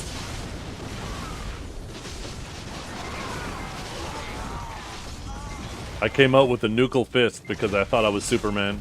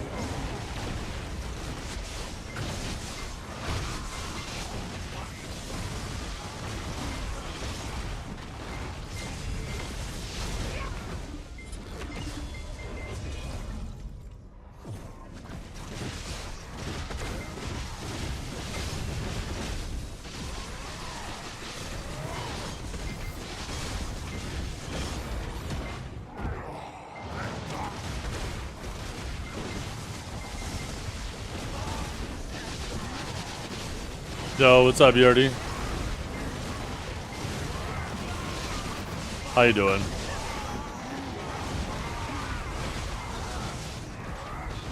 I hope you're doing well. I was gonna message you. Good to see you.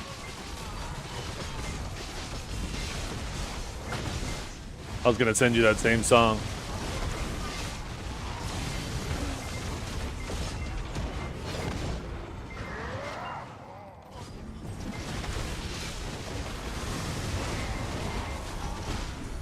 Or maybe I am confusing you with someone else.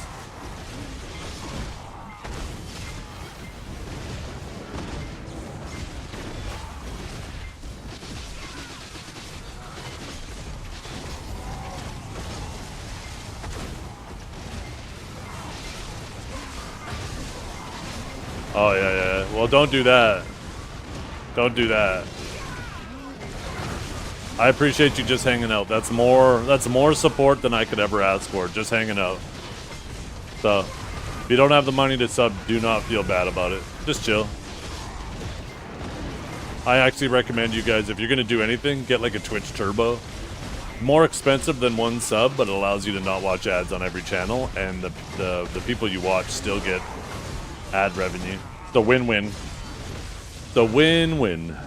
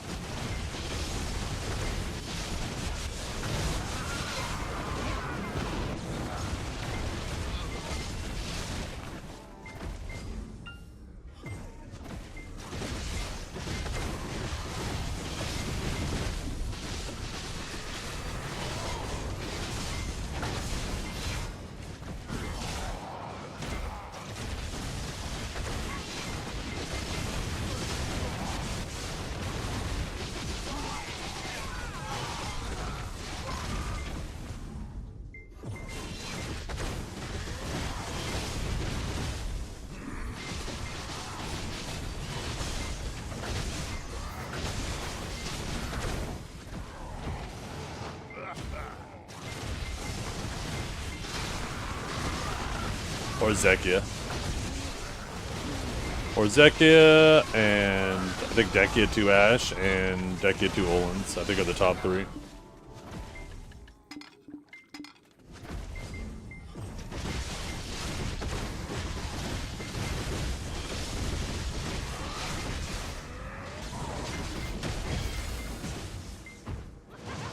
Nah, DSR is falling quite a bit. It feels like they stealth nerfed the essences here, which right now feels bad because there's so much supply that is built up in the market over, you know, how many months or a year. But I think the supply is going to dry up with Edania release, and if you hold on to your essences, there's a chance that they go up in price.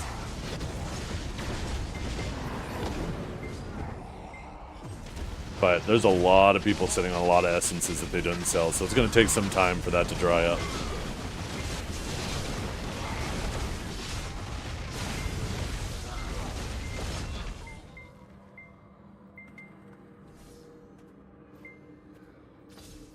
But yeah, Dark Seekers is now like the number 6th spot.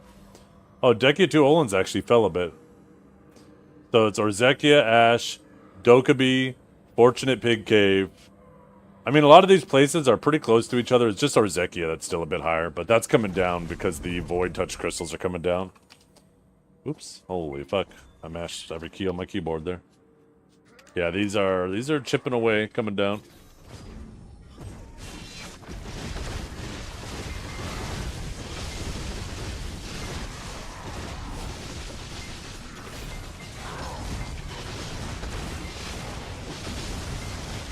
Yeah, last patch Dekiolans did buff it, and they reset it on Garmoth. So all the data is since, like, just this week. And for the first day, it was actually just under Orzekia, but I think people were reporting badly. Because as more and more data gets put in there, it's slowly falling. Maybe it was just the Giga Grinders the first day that were reporting, and, like, your average grinders hadn't started putting in data. There's obviously something there that's causing the average to fall.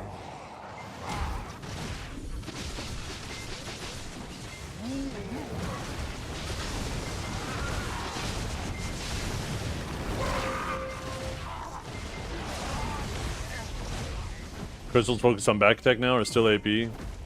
Special attack modifiers. If you're hitting the AP caps, then definitely focus on special attack modifiers.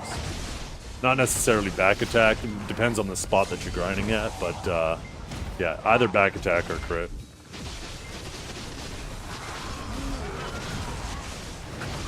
Yeah, hey, we're working our way there too. Like, so many people have been getting their artifacts now. Apparently orders fill so much faster. Honestly, I might start grinding Ash once I hit 67. Although, once I get 67, Edania will be out, and I'll be grinding that shit, so...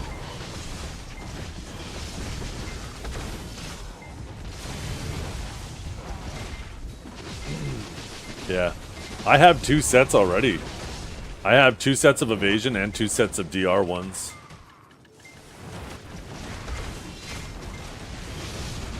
I've been tempted to sell the evasion ones because evasion's kind of cooked right now. But all it takes is one patch, right? All of a sudden evasion could be back.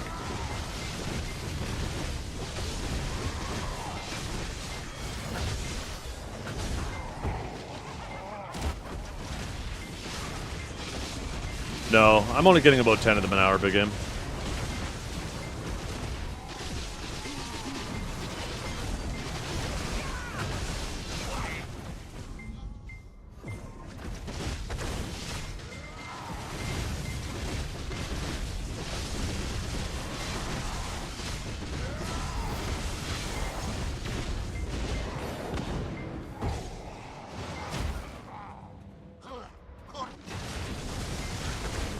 Yeah, everybody's getting a bunch of AP though too. I actually made a sheet and showed the conversions. The thing is all the evasion builds, it's not like they're gaining a little bit of evasion and gaining a bunch of DR. Evasion builds are actually losing evasion and they're gaining a little bit of DR. If you consider the relative difference between the AP other classes are gaining versus the DR they're gaining, it's something like, yeah, DR builds are going up like a net gain of 30 AP, and this isn't sheet, there's just 30 total AP over 30 DR over the AP that everybody's gaining, but they're losing like 200 evasion. When you consider the amount of accuracy people are gaining and the amount of evasion that actually evasion's losing. Yeah. Yeah, we already got the Garmoth 50 accuracy.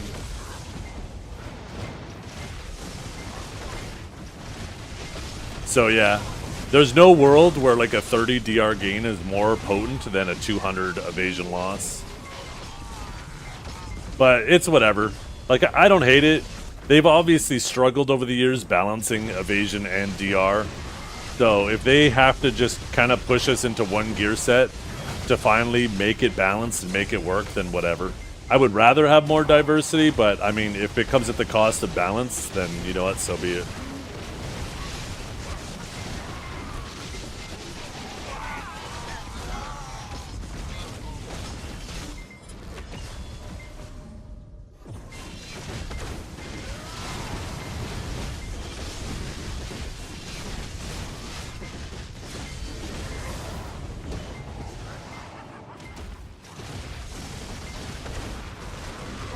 I've been running DR primarily for a while now too, so it's not that big of a deal.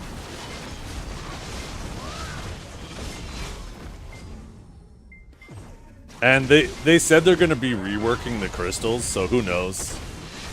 Maybe maybe this will all make sense once we see the new crystals.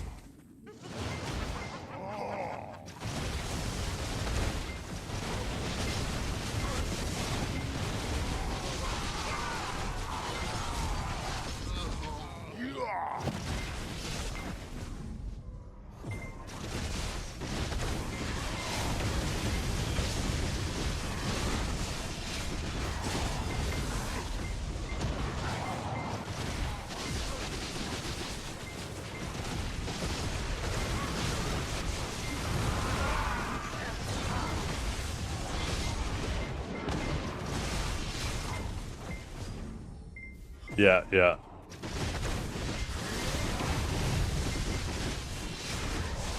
I've learned over my time in video that overreacting about stuff before they come out is usually a pretty good way to make yourself look like a fool.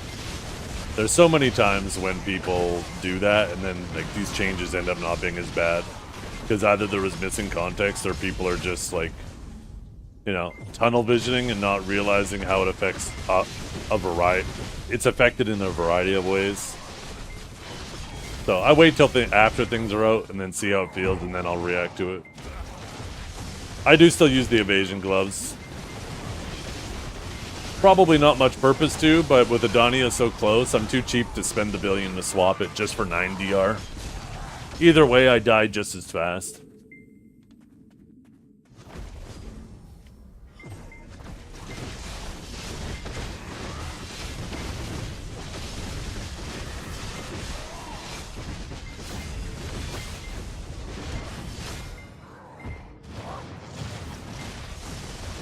Yeah, 6 trillion.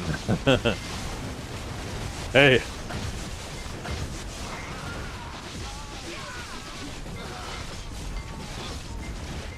You don't get rich by throwing away your silver.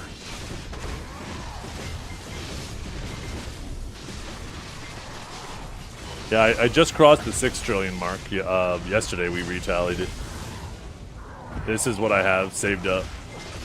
I have 3 trillion in just raw silver, plus the 139 hungers, and I'm getting pretty close to 3 billion crons.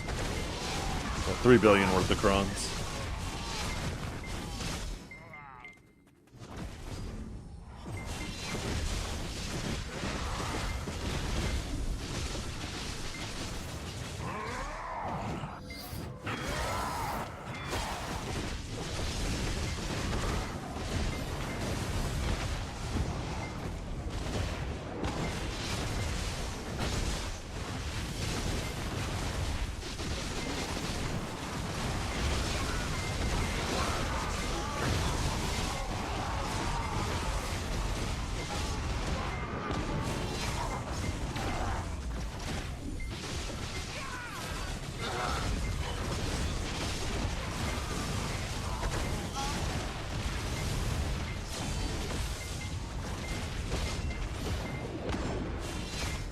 What do you mean? I don't have a 10 buff.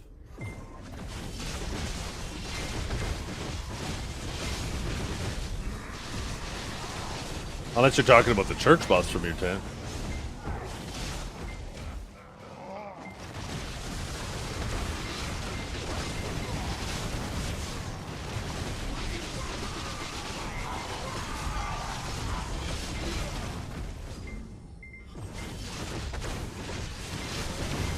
How much worth of crons? 3 trillion. I'm getting close to having 1 million crons.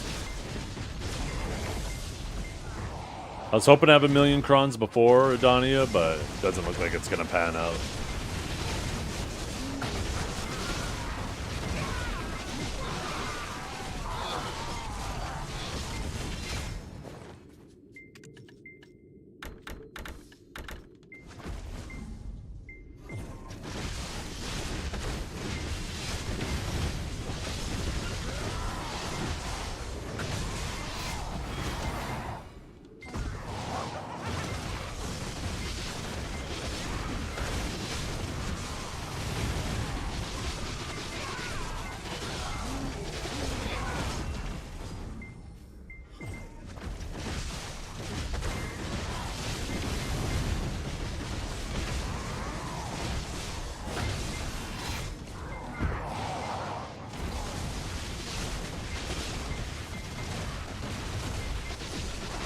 Well, I need 0.1% more. 0.1% more is the goal for today.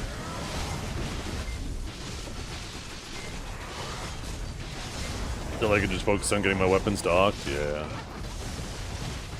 It's exciting what they're doing with elk stones. I want to get my offhanded deck day one, but part of me doesn't want to get screwed on the offhand, and then I miss out on getting the alchemy stone to shining immediately. I know getting the alchemy stone to shining is going to be a far bigger upgrade than, you know, getting that last level on the offhand. So I'm just going to focus on getting the offhand to Nov and then see what the elk stone change is going to look like, and then we'll reassess from there where the priorities are.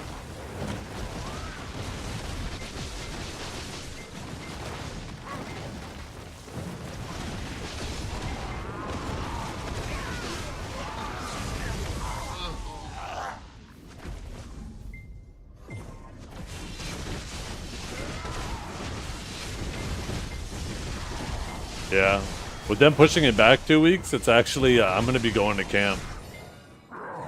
So I actually go to camp a few days prior, and I come back the day of the patch. So I'm not going to be able to start with server up. I'm going to be coming home around 11 or 12. So anywhere between 3 to 4 hours after the servers come up. Any family members gank me today? No. I'm not on Arsha, so family members typically don't gank me. I don't fuck with them, they don't fuck with me. I think we have a pretty neutral relationship.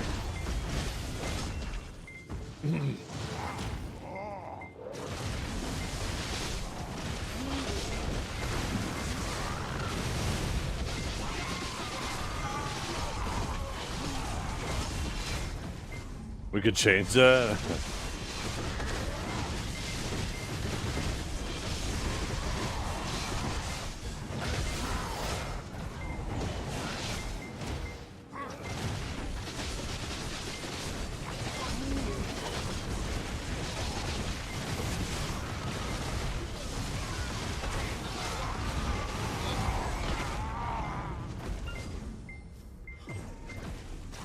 I'm one of the last people who fight for the way Samwell played the game.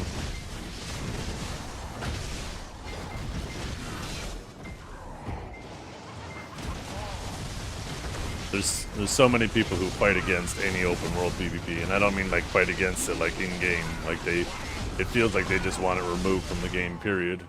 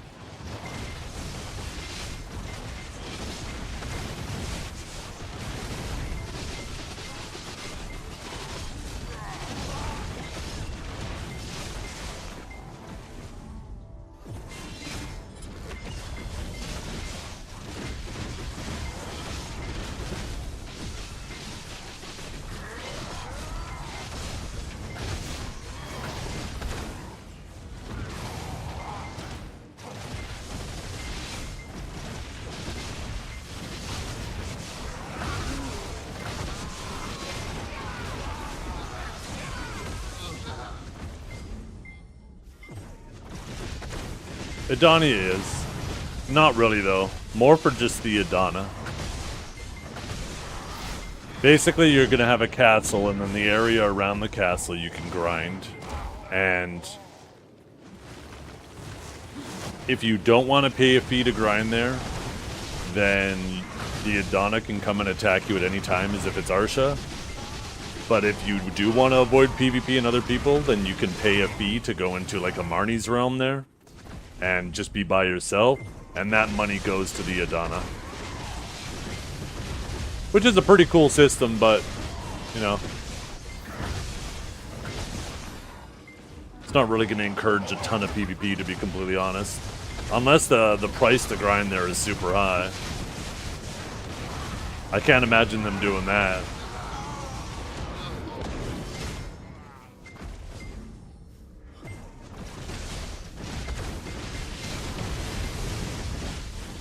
I can't see them creating a situation where the Edana makes more than a few bill extra a week.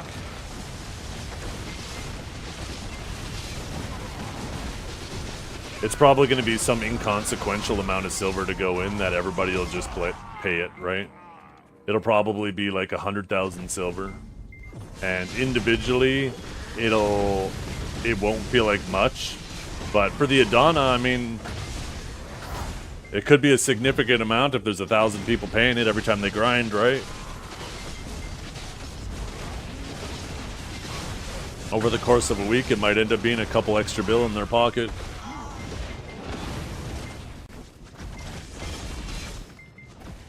But I can't imagine it being this thing where it's like, yeah, you gotta pay 10 million silver and then the Edana gets 1 trillion silver at the end of the week if there's enough people doing it. Although I guess that would imply there's like 100,000 people doing it, so maybe those were bad numbers, but you know what I mean.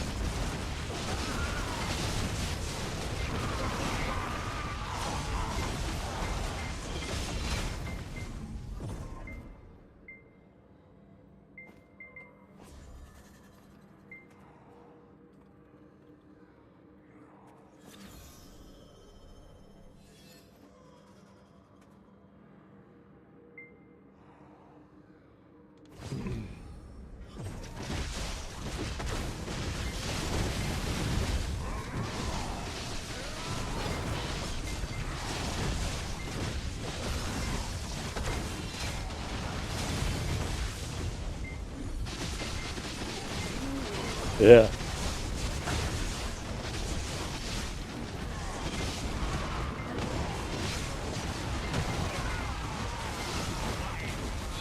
The thing is, even if the Edana's not griefing you, if there's only like 6 rotations, then you know people are going to be paying it anyways. Because people aren't going to want to fight each other over the rotations, right? They'll just be like, fuck it, I'll pay the silver and go into my own little instance.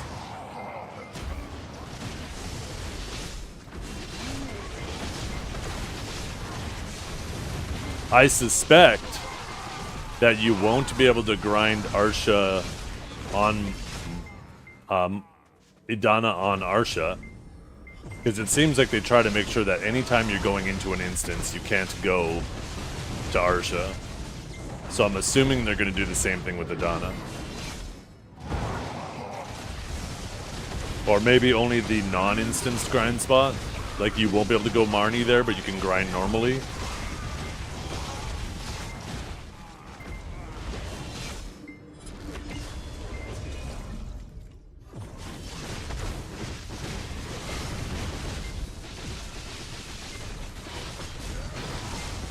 If Samo becomes Edana, open world be just dead for the week.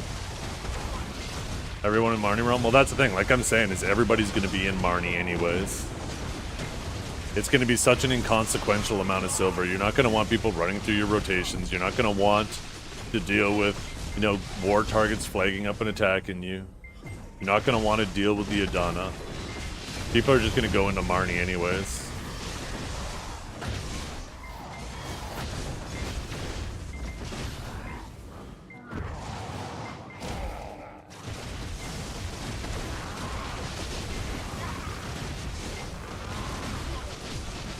I still haven't got a reply, by the way, Renetic. Still no reply from WoW, from Blizzard.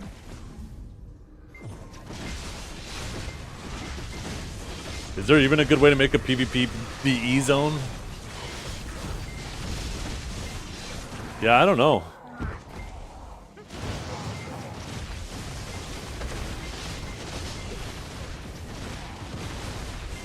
Yeah, I guess there's the potential to do that, right? They don't have to give the full feed to the Edania. They could make it like expensive to go in so you don't want to.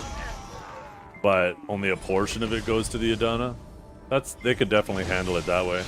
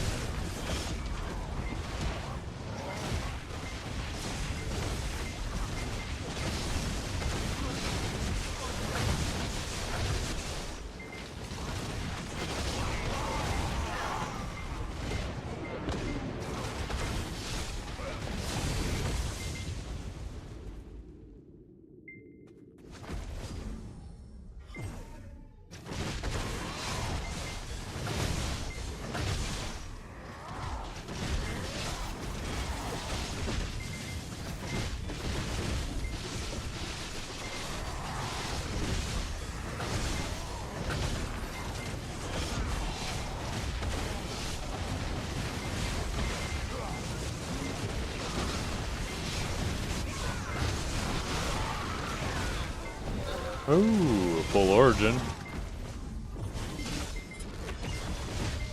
We like that. Ooh, a bond. That's what that feels like.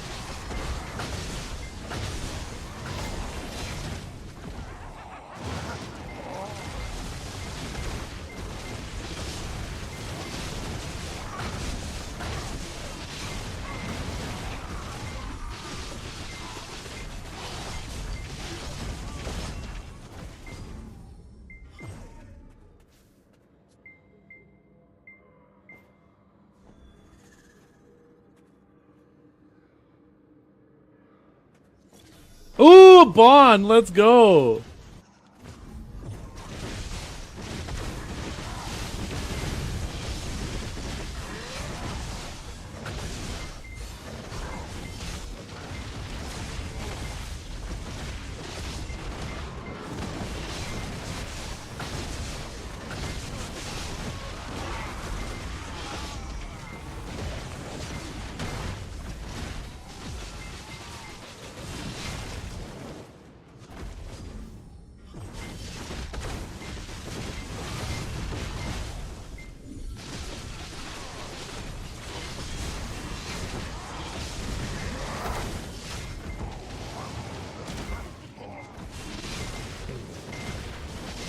With this event and all the stuff I'm running, we're getting about 0.08, 0.07 an hour percentage. So almost 1/10 of a percentage an hour. I don't have time left. The snake. It got me. Please help. You gotta suck the venom out. He bit me right on the shaft. Please suck the venom out. I said the venom, not my soul. No! No!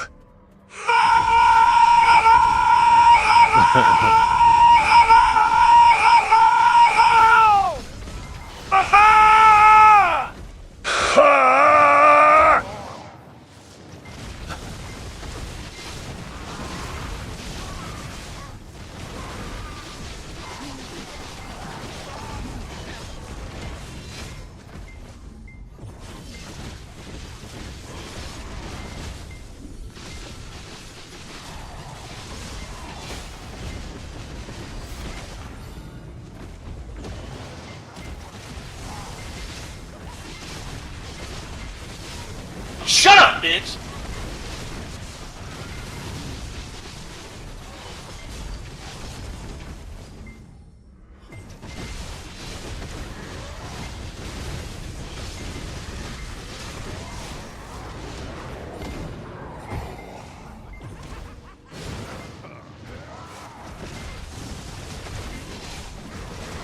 Is the Sage nerf too big? Terrible. Absolutely terrible. We're done. We're cooked. It's over. Pack it up, boys. The roller coaster is over. We're jumping off at the top. We're not waiting for the low.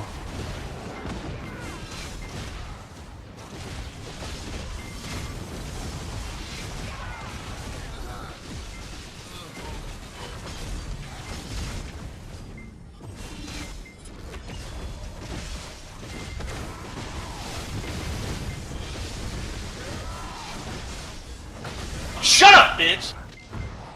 The only thing that puts a smile on Mr. Ark's face is when he's laying in bed with his pillow pulled up to his neck and he gets a kiss on the forehead before going to sleep. That's it.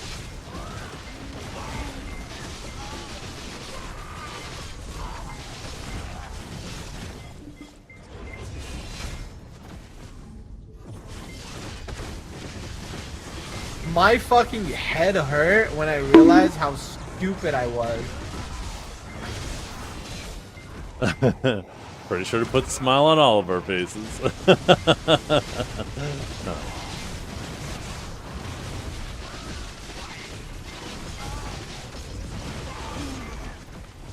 I am cheating! I am a hacker!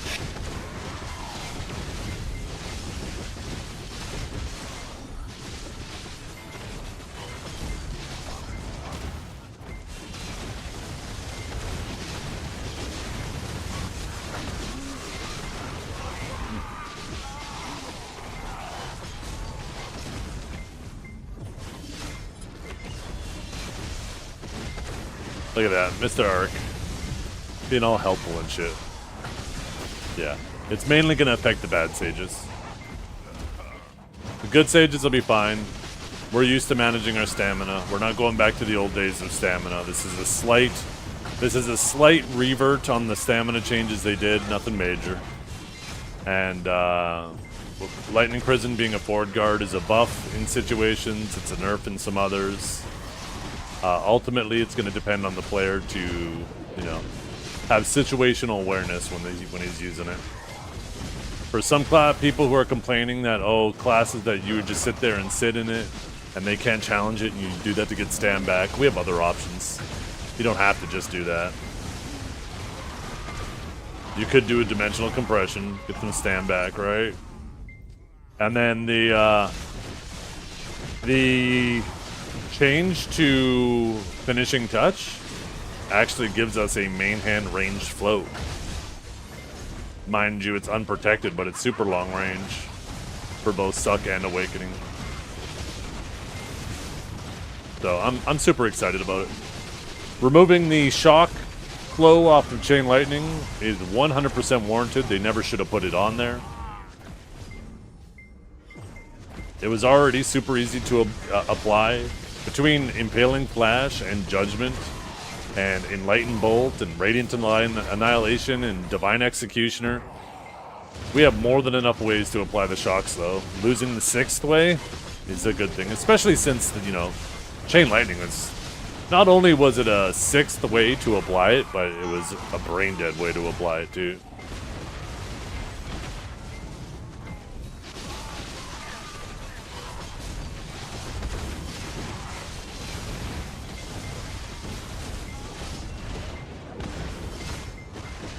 Anytime they make changes to a class that make it so newer players have to get good, and you have to practice more situational awareness with the class, I think are good changes.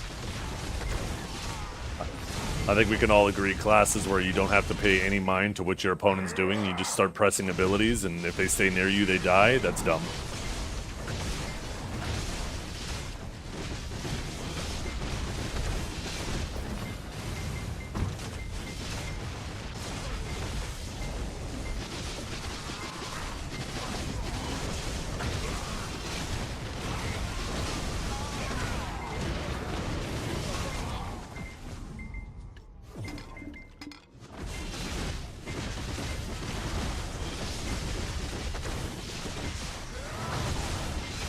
Yeah, Hash is dodging and weaving right now.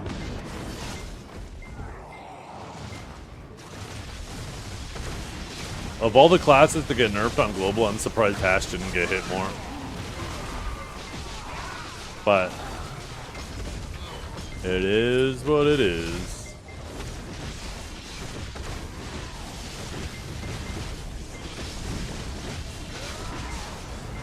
I think Hash is good at flying under the radar because I don't think it's like blatantly broken in any environment except for maybe open world 1v1. And even then, I don't even know if I would call it blatantly broken. It's just like ridiculously strong. And there isn't a ton of people who played at that level too, right? So I think it'll be a class that continues to fly under the radar for a while.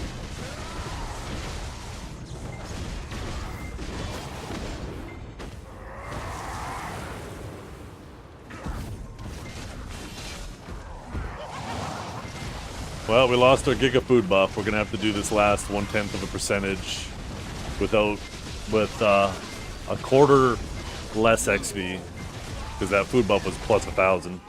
We have 2 more of them to use for tomorrow, and then we'll move on to the 500% ones.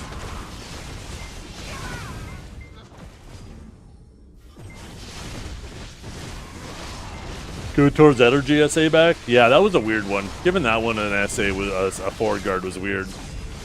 A Tor's Energy is just as weird having a forward guard as Riftstorm with a forward guard would be.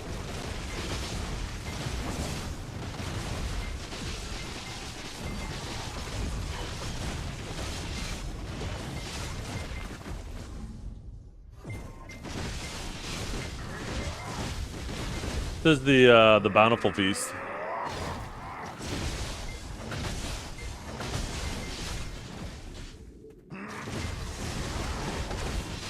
Yeah, as Mandian, the problem with Awakened Sage is like people who are like an hour on the class were doing well, right? Because it was so brain dead. Didn't have to pay attention to stamina. Spam your Spear Bolt, spam Impaling Flash, spam Judgment. You never run out of stam and kill people doing that. It makes it brain dead and really tough to deal with, even for somebody who's really bad at the class. So, at least forcing them to have to pay attention to their stamina and their positioning with Lightning Prison is a good change.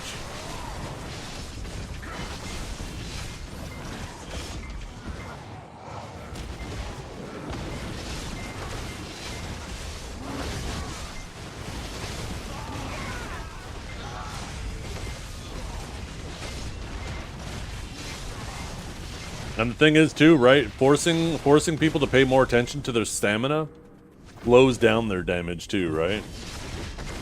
They still have the ability that if they want to go crazy, they can. But if they do it and don't pay mind to their stamina, it could put them in a bad position.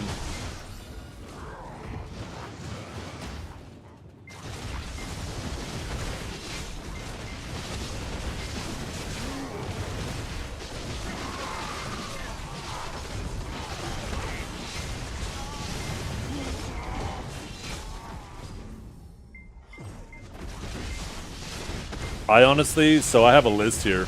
People have been asking me since I'm, you know, not to toot my own horn, but people consider me the face of Sage because I'm just like probably the most popular one. But people have been asking me what I would nerf on Awakening Sage, and this was my list. And, you know, they kind of address shock slows, but in a different way, and they affected that second change, the 100 stam, the overcharge bolt. They ended up doing like 50 and 50 instead of 100 to 1. So I still think they should do the last two, and the very last one they might end up doing during the PvP damage changes. So, we'll, you know, we'll see. We'll wait and see. You know what's the nice thing about streaming in 2K? When I put text up on the screen like that, it's so easy to read. It's so crispy.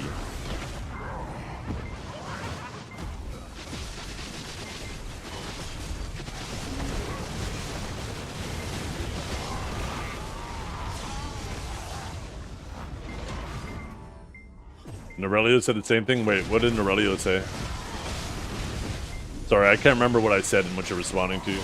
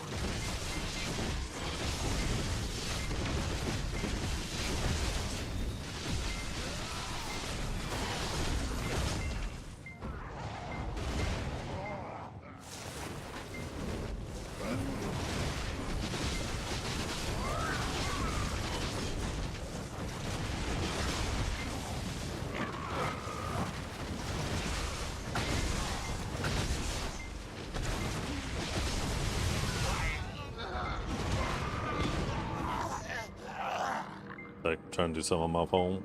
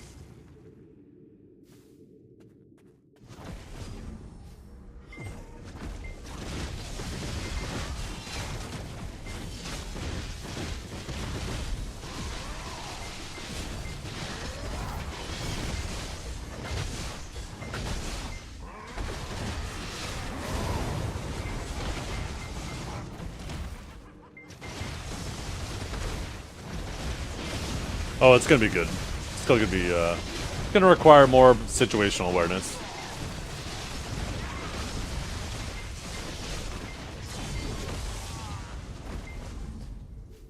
Still S plus. Depends on the situation. Maybe S. Maybe A plus. I don't know. Depends on where you're weighting it. Really good sages are still gonna do really well. Your average sage is gonna be maybe average now.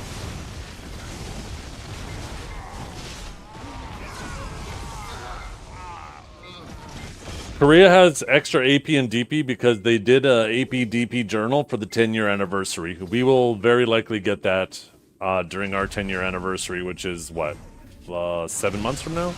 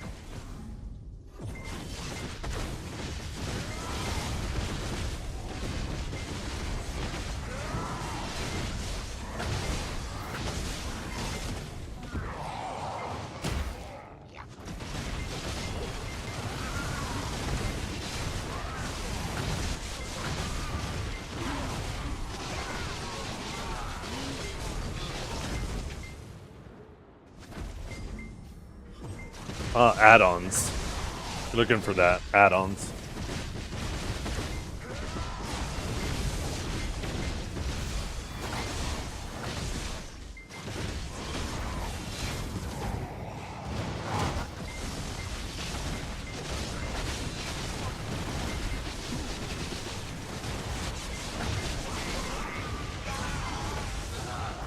Ooh.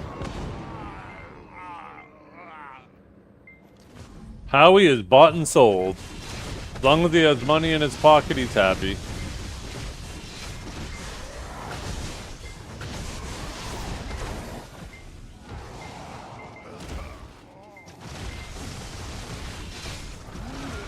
Or bought and paid for, not bought and sold.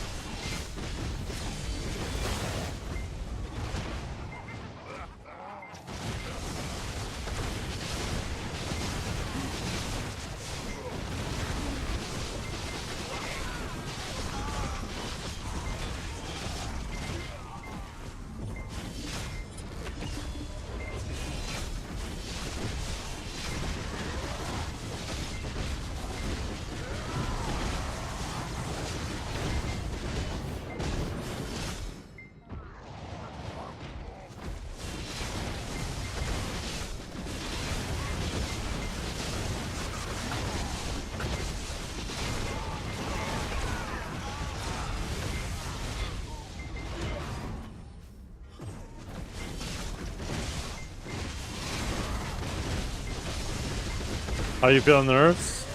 Well, the nerfs didn't hit us yet, but they're fine. More of a nerf to bad sages.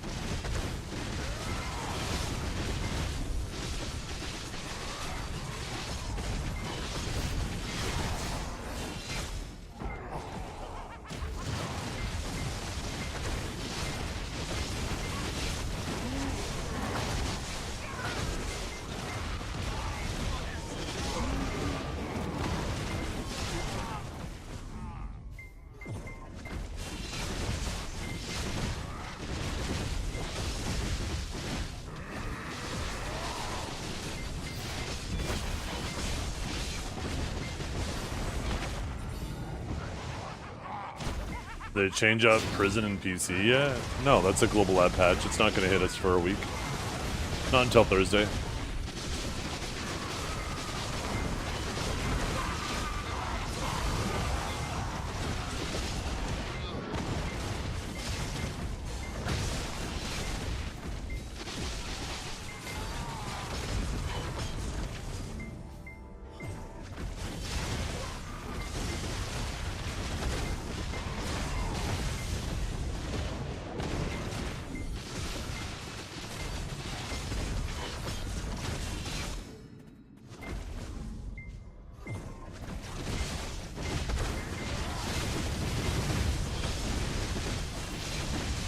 A lot of people are re-rolling off Sage. The thing is, stamina is the ultimate gatekeeper of Flavor of the Month players. There have been many classes over the years that have been very strong, but if they require stamina management, the Flavor of the Monthers are nope. They nope right off of it. They have no interest. Flavor of the Month players want easy classes. They don't just want strong classes, they want strong and easy. If it's strong and hard, then they can't be good, right? It's gotta be strong and easy. Those are the primary things. So, how many monsters have I killed? Too damn many. We're getting close to 24 million.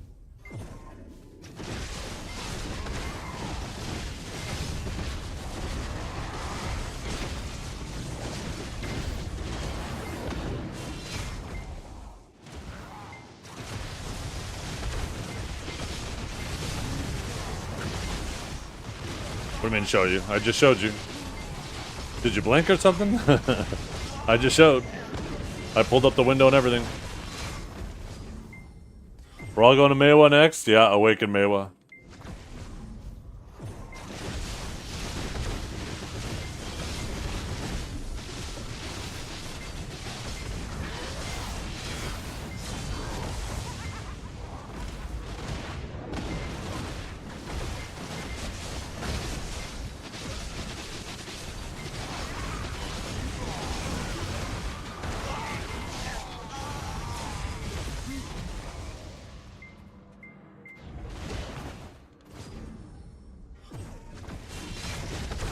How's Dosa in grinding? Oh, it's good. Yeah, Dosa's a good grinder.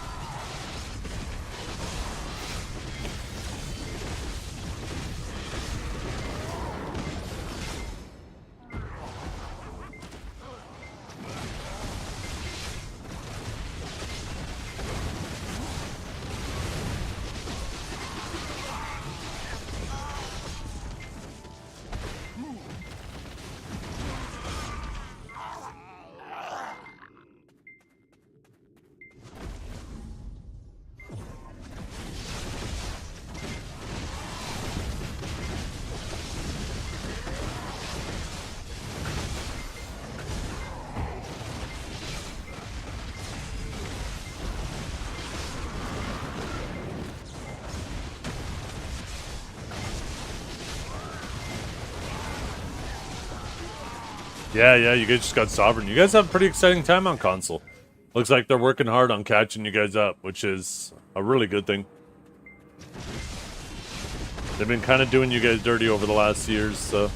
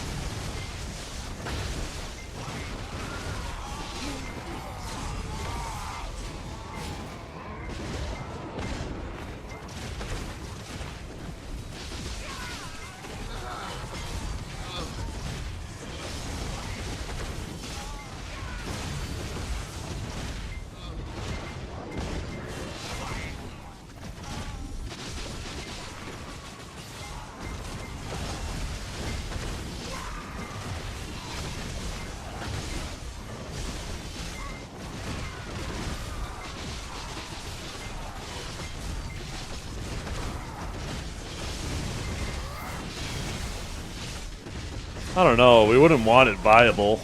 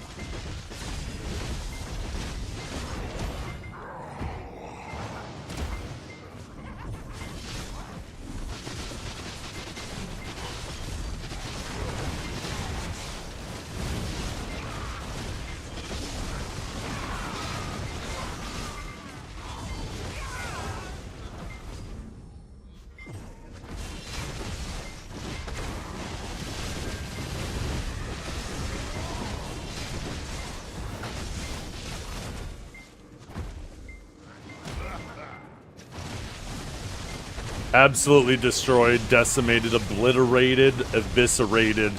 It's over. Oh, I am not doing any boosting right now. You kidding me? I'm trying to get XP. I'm not giving up half my XP just to level your dumbass.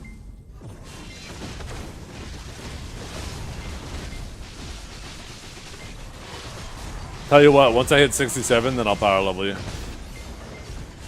Yeah, I don't care. On my way. Oh, shit. Help! Chat, help! I've been held hostage here.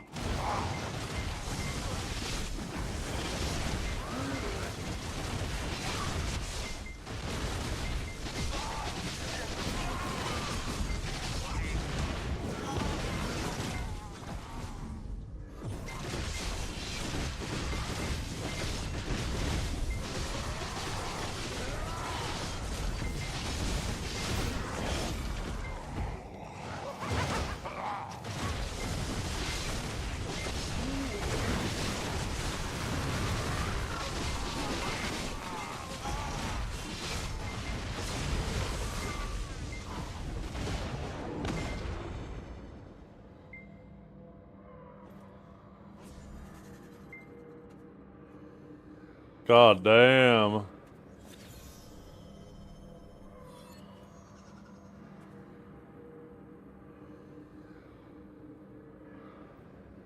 That's pretty sweet.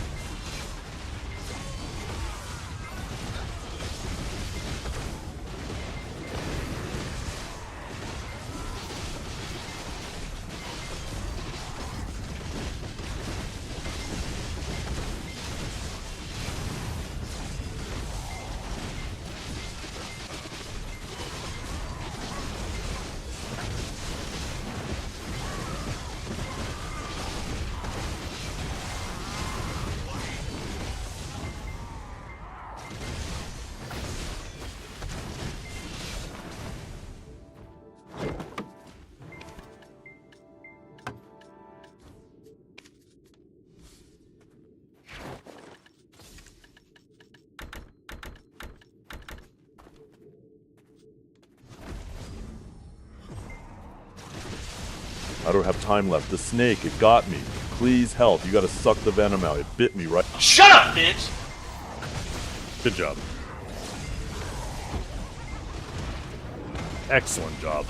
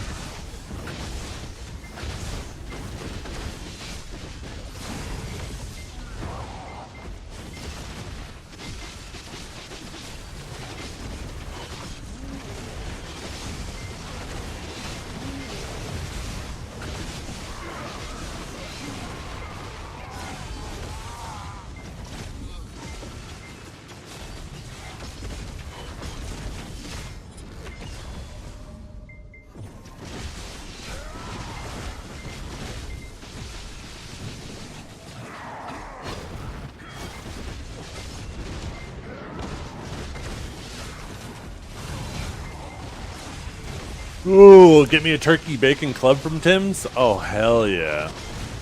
Have me eating out of the palm of your hand.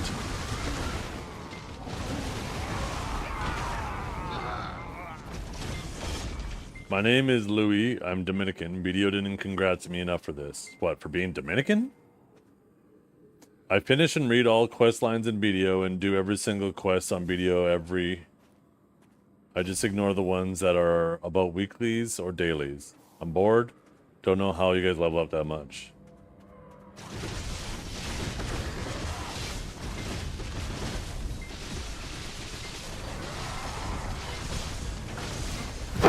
Emotional damage! I know, they make really good turkey bacon clubs.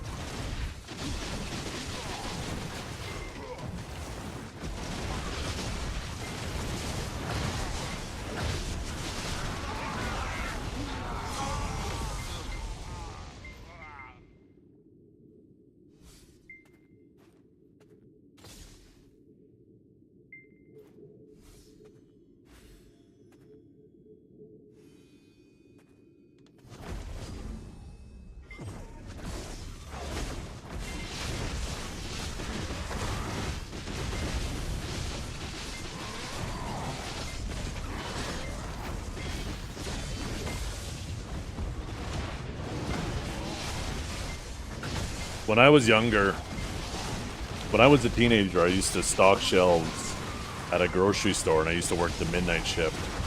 And there was a Tim Hortons nearby, and every night, I think my lunch break was probably around 1 a.m. It's technically not lunch. But I remember I'd walk my ass over to Tim Hortons, and the girls would have my shit ready. They'd see me walking up. I'd get a chocolate dip donut and a maple dip donut and a large coffee and just fucking sit there and just enjoy it and relax for 30 minutes. Double stack farmer wrap with extra bacon, sausage, and extra eggs. The workers' struggles to contain the beast. And extra water. Yeah. I know, right? I know exactly what you're talking about, Howie. I miss that too.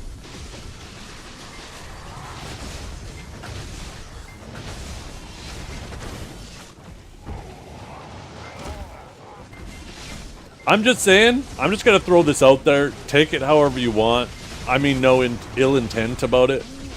But drive-through speakers are already shitty.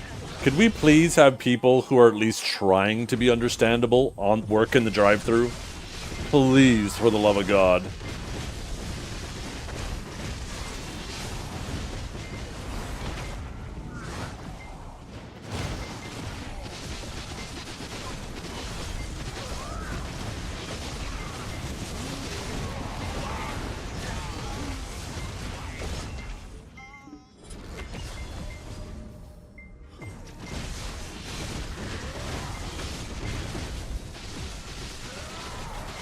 Can't work in Canada? No, that's fine. Lots of jobs don't require a ton of communication, as long as you can communicate with your supervisor.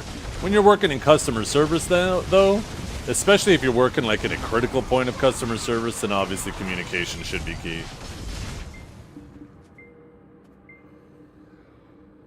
I died with this.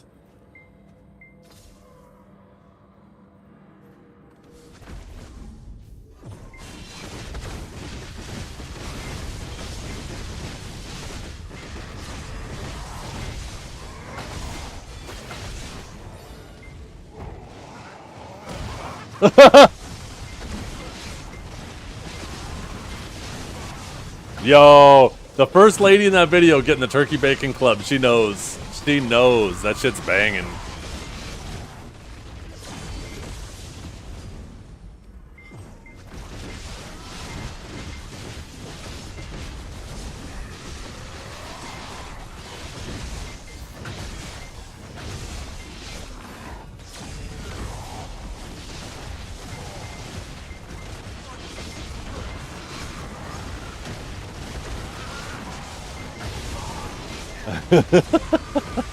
What a stupid Instagram. Jesus.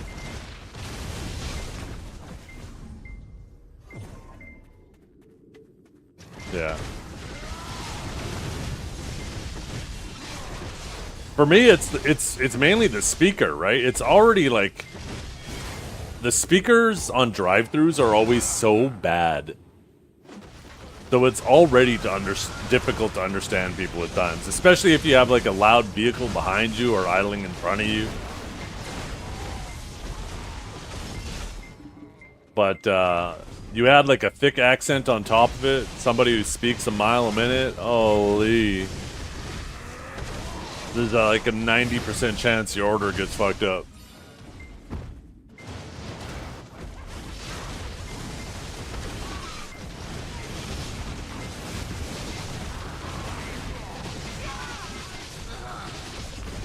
Yeah. That too, Howie? You know what I'll do? If somebody, like, if people aren't pulling ahead enough to leave the full room for the vehicle, I'll actually just wait back a bit. I'll wait until there's enough room in front of me, then I'll move up to the speaker. Because, yeah, when it's just like your bumper next to the speaker and they start fucking talking to you, it's like, what do you expect me to do? I'm going to stick my head out the window and start yelling? Get out of here with that bullshit. I know you got a camera, I know you can see the drive-thru, just take a second to look at it and see that I'm not anywhere near the fucking speaker.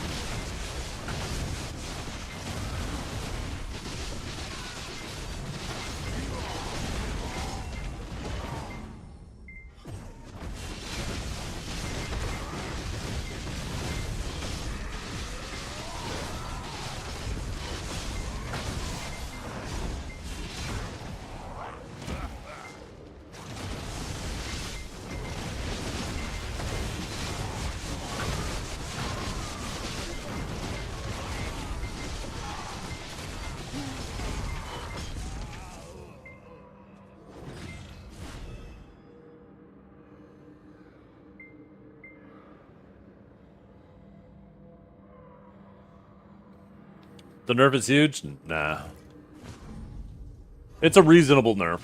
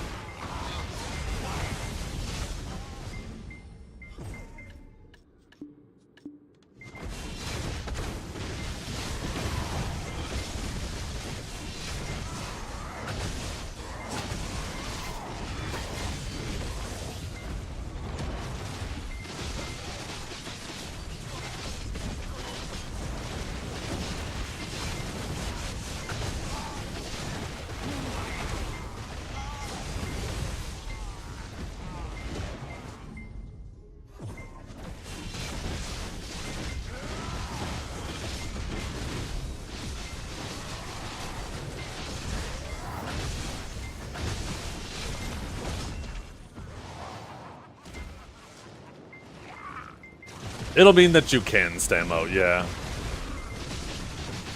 If you just go crazy and you're bolting too much and you're spamming Judgment on cooldown and you're spamming Spear Bolts, you'll actually start to run out of stamina, yeah. You'll have to pull back at times and pay attention to your stamina. How long was I working those night shifts for? I think I did it about 2 years. I hated it. I thought I could do it at first and it wasn't so bad.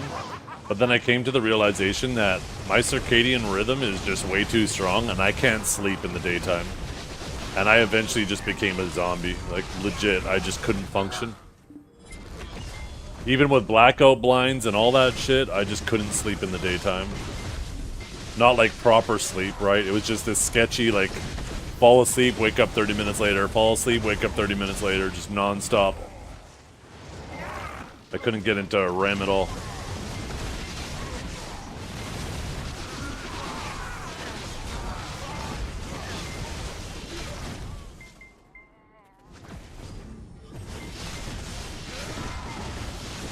It was also extremely isolating. It had some serious effects on my mental. When you're constantly just up all night, your social life suffers big time. At that point in time, I was playing Lineage 2 a lot. And I was playing with a bunch of Korean players and other people who work night shifts, but mostly like Korean players.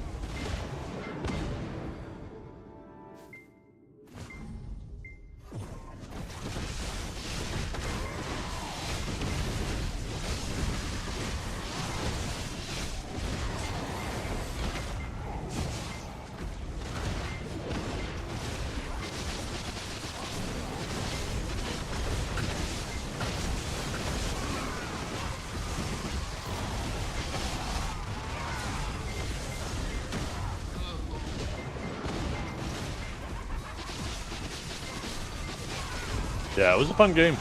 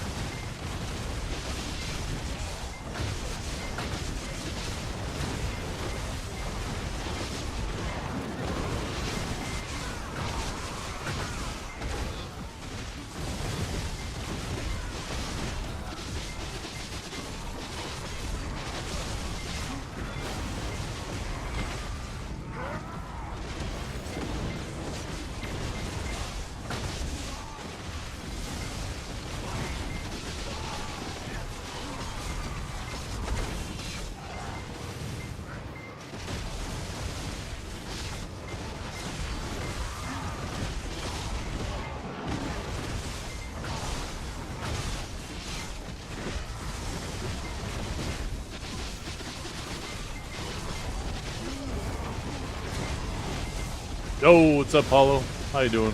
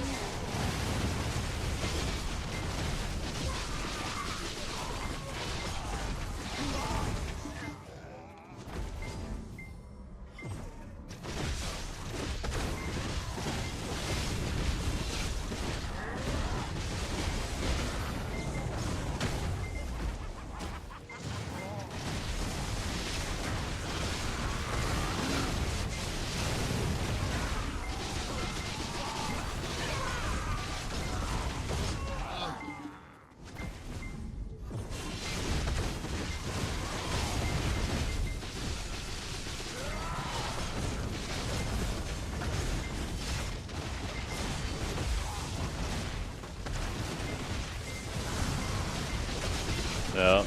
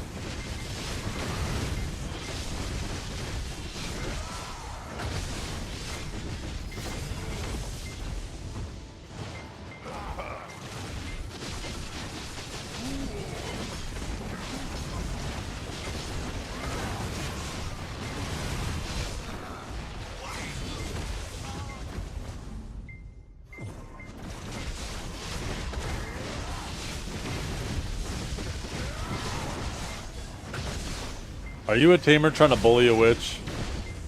And you're mad because he stopped you from being able to bully him for 20 minutes? 30 minutes?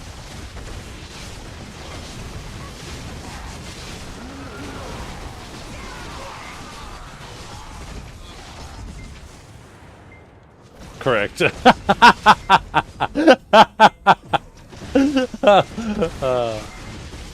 Well, I'll tell you what, I'm with you. What a dumb bitch. Can't believe you would waste a perfectly good pure blackstone on that shit.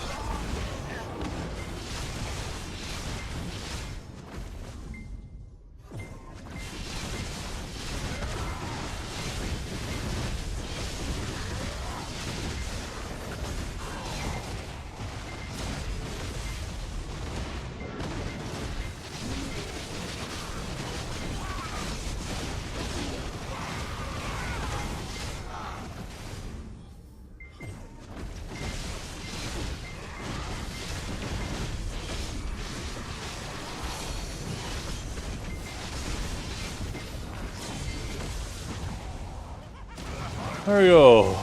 We are almost there, chat. We're like 30 minutes away from our goal today. We had to work a little bit harder to make up for my shortcomings yesterday.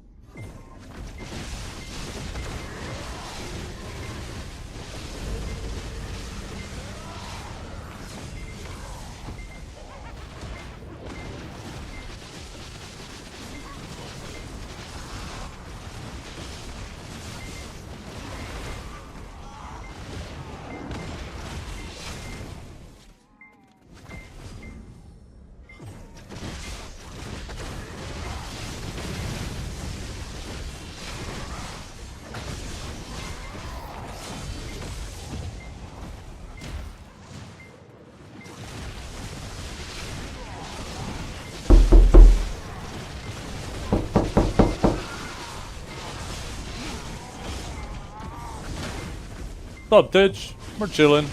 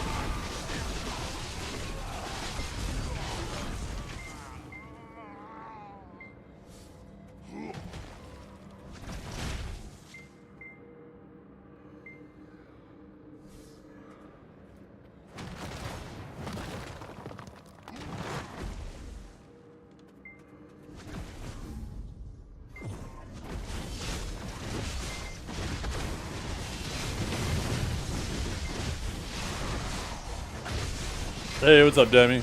Grind's going good. Just finishing up our last little bit of our grind for today.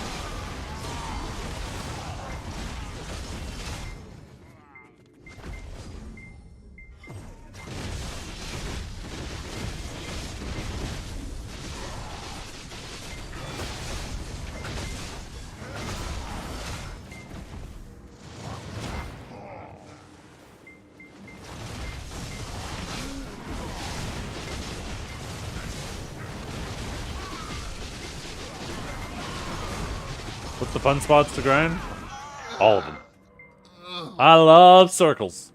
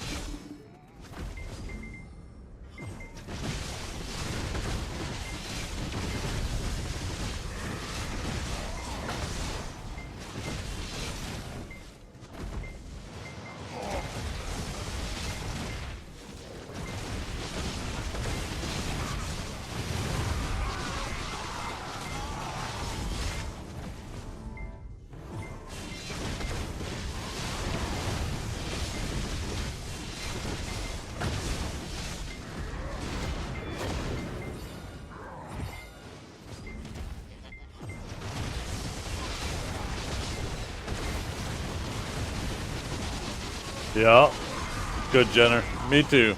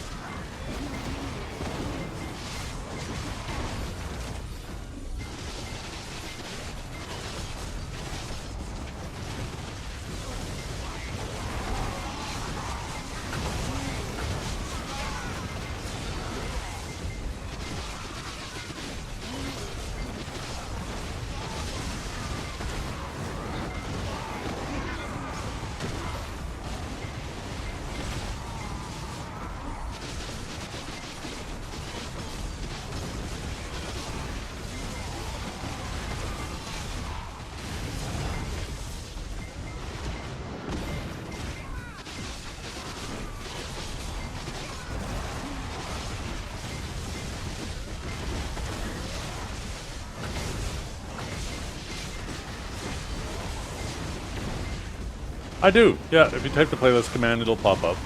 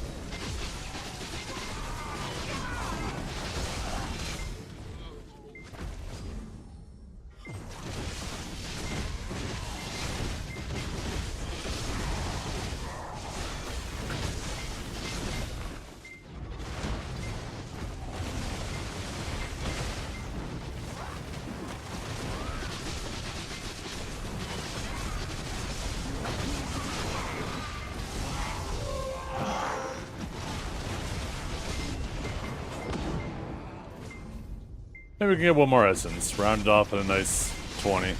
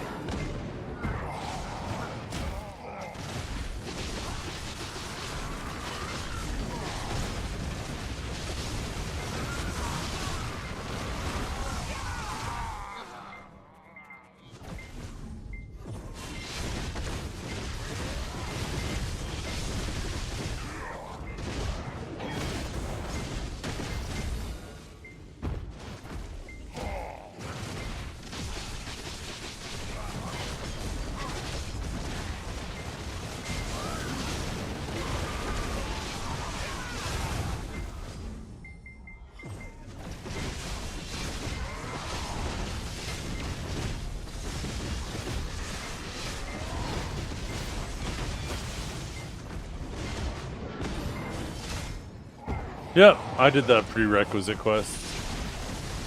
Or a pre-quest. I guess it's not a necessarily a requirement.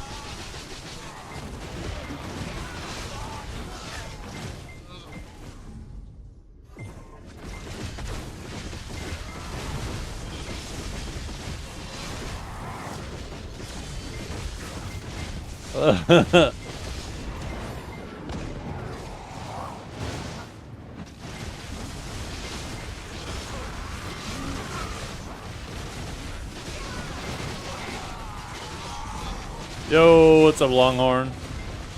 Yes, I am. I'm on all three sides of the ocean. Twitch, YouTube, and Kick. I have been for a while now. I think I've been streaming on Kick for about a month now. And YouTube for almost 2 months. Hard to remember. The days they blend together.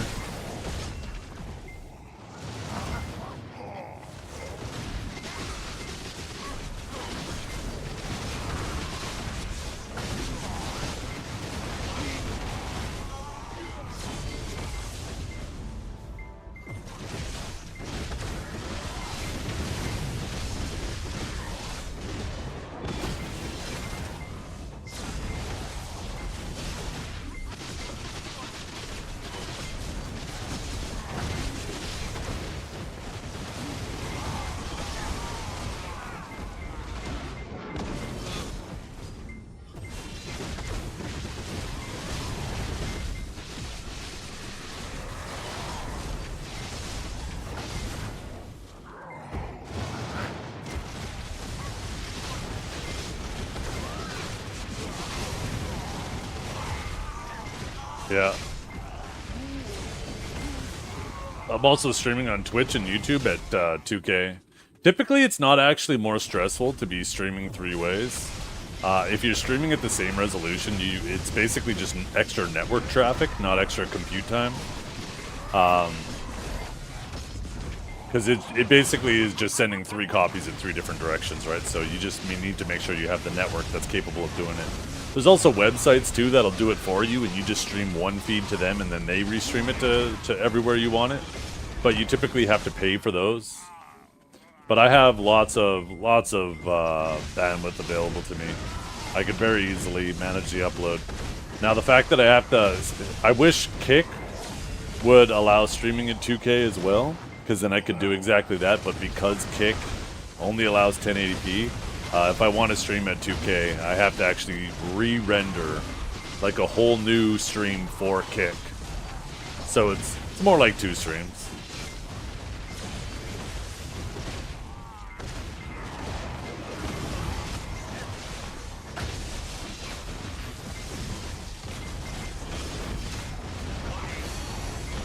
But it's nice, different options, right? If you want to go to YouTube and you want to listen to your own music, because my music isn't playing on there. You can go to YouTube and play your own music. If you want an ad-free experience, but then there's Kick. And if you just want to come chill on Twitch, there's Twitch as well, right? There's kind of benefits to all 3. Kick has no ads, but it's only 1080p. YouTube has ads. If you don't have Turbo or a sub, then you have ads. But it has 2K. A little bit of benefits to all 3.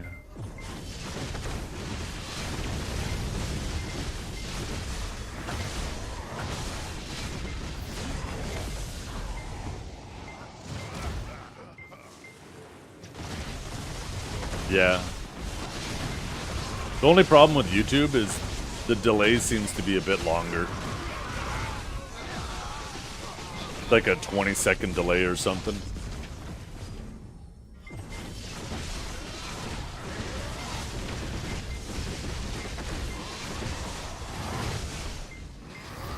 Sometimes it can be kind of tough if we're having a discussion and then, you know, YouTube is asking questions and trying to be part of the discussion, and, you know, they're like 20 seconds behind. It's tough for me to kind of keep track of where they're at in the conversation so I can kind of keep on track with what they're asking. So there's some challenges there.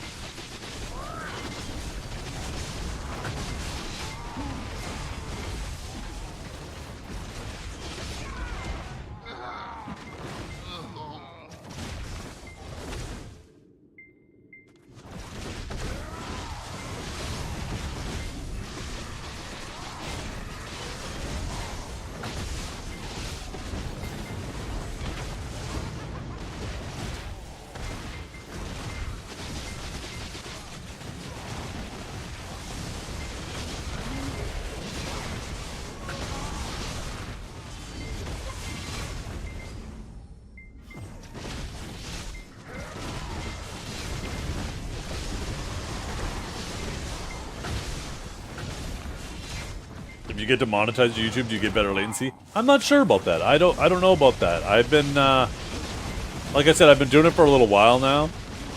I'm not quite at that point yet, but every week seems to be growing a bit quicker than the last, so it'll be interesting to see where it gets to. I think I'm pretty close to the first milestone.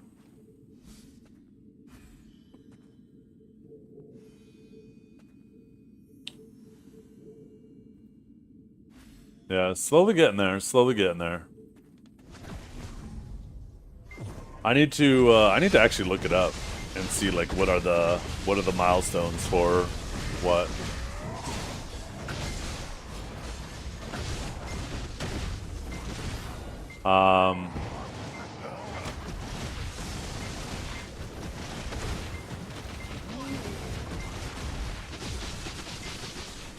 So, oh yeah, here it goes.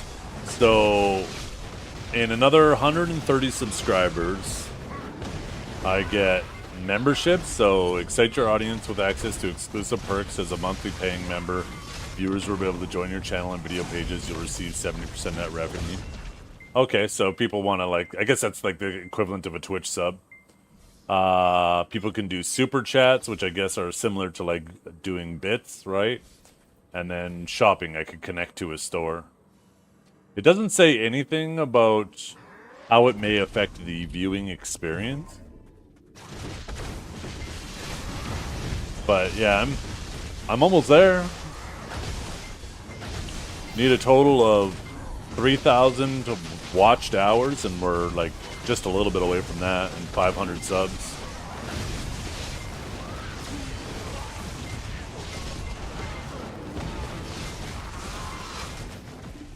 But yeah, I figured, you know, diversify. Having all my eggs in one basket on Twitch. You know, Twitch serves me really well. I love Twitch. But, you know, you never know what's going to go on. And, you know, I think it's a good idea to be diversified just in case something ever happens to Twitch. At least have my foot in the door. So when people migrate to a new platform, if something happened to Twitch, you know, they'd know to look for me and where to look for me already.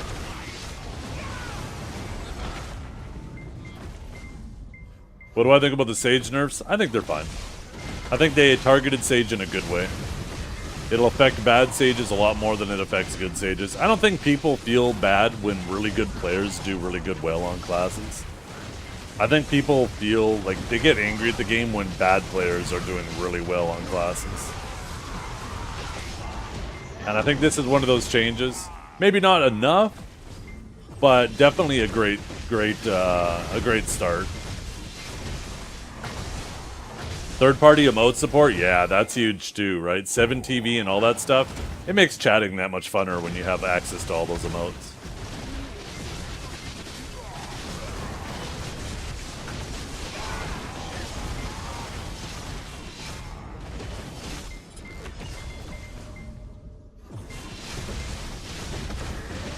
You think they should tune PvP damage of them? I think Spearbolt and Aftershock, yes. But I also think that damage should be moved to Riftstorm and Interrogate. Riftstorm and Interrogate do laughably low damage, and Spearbolt and Aftershock is like fully protected movement that does 2 good damage in my opinion. So I think if you nerf the damage of those, move the damage to Riftstorm and Interrogate, I think that'd be good. I heard Dosa isn't looking too good now, is that true? Dosa's still going to be fine. It's a class that's being brought down to reality, and the flavor of the month players, or the people who are enjoying how strong it is, are mad that it's not going to be as strong anymore. It's still going to be fine. Just a bunch of babies.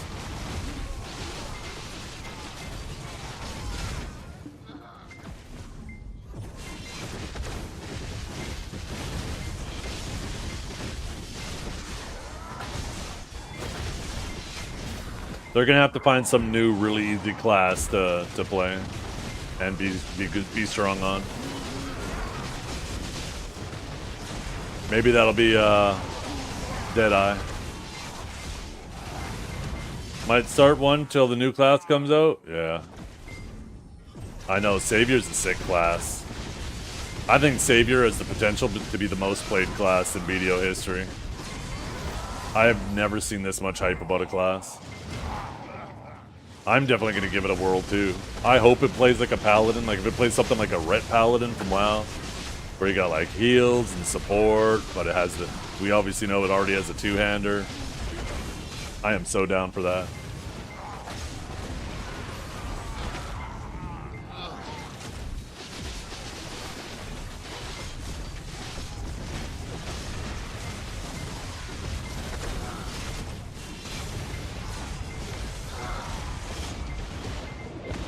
Yeah, after this little event, we're going to call it a day here.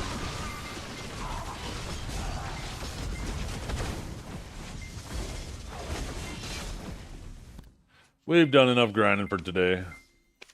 I tried to make up a little bit of a deficit I had yesterday.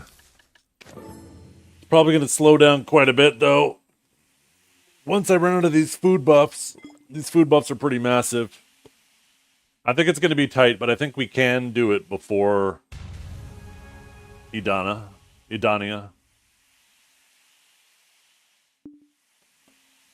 I don't know if she'll be Ascension class. I have a feeling she will be. That seems to be the trend. I don't mind Ascension classes.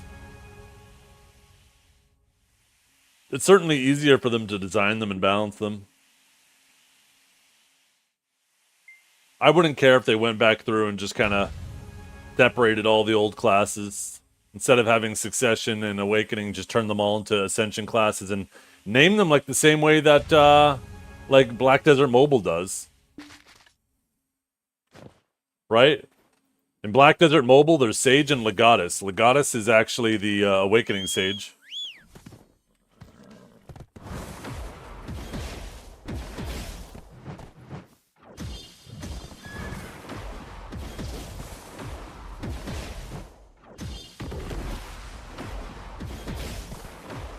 The thing is, when they have like Awaken and Succession classes, it always feels like one of the kits feels like it was poorly designed. Like it was an afterthought, you know? Like they were like, oh shit, okay, well we gotta make something for this.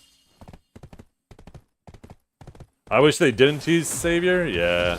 I really don't think that as they're releasing a new class, they should be teasing the next one. Maybe halfway down the road, like at the 3-month mark, do it, but doing it right away, it really steals the thunder of, like, Wukong really lost his thunder as soon as they announced Savior.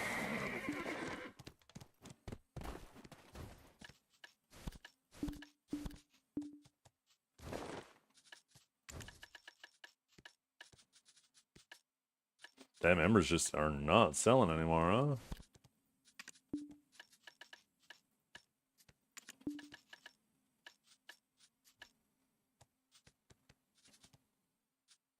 Might be time to just start saving up for flames. Flames must be cheaper than, yeah.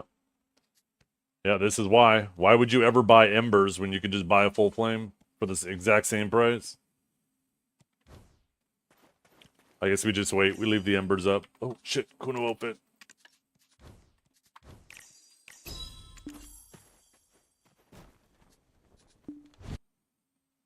Okay, everybody, I'm going to head out.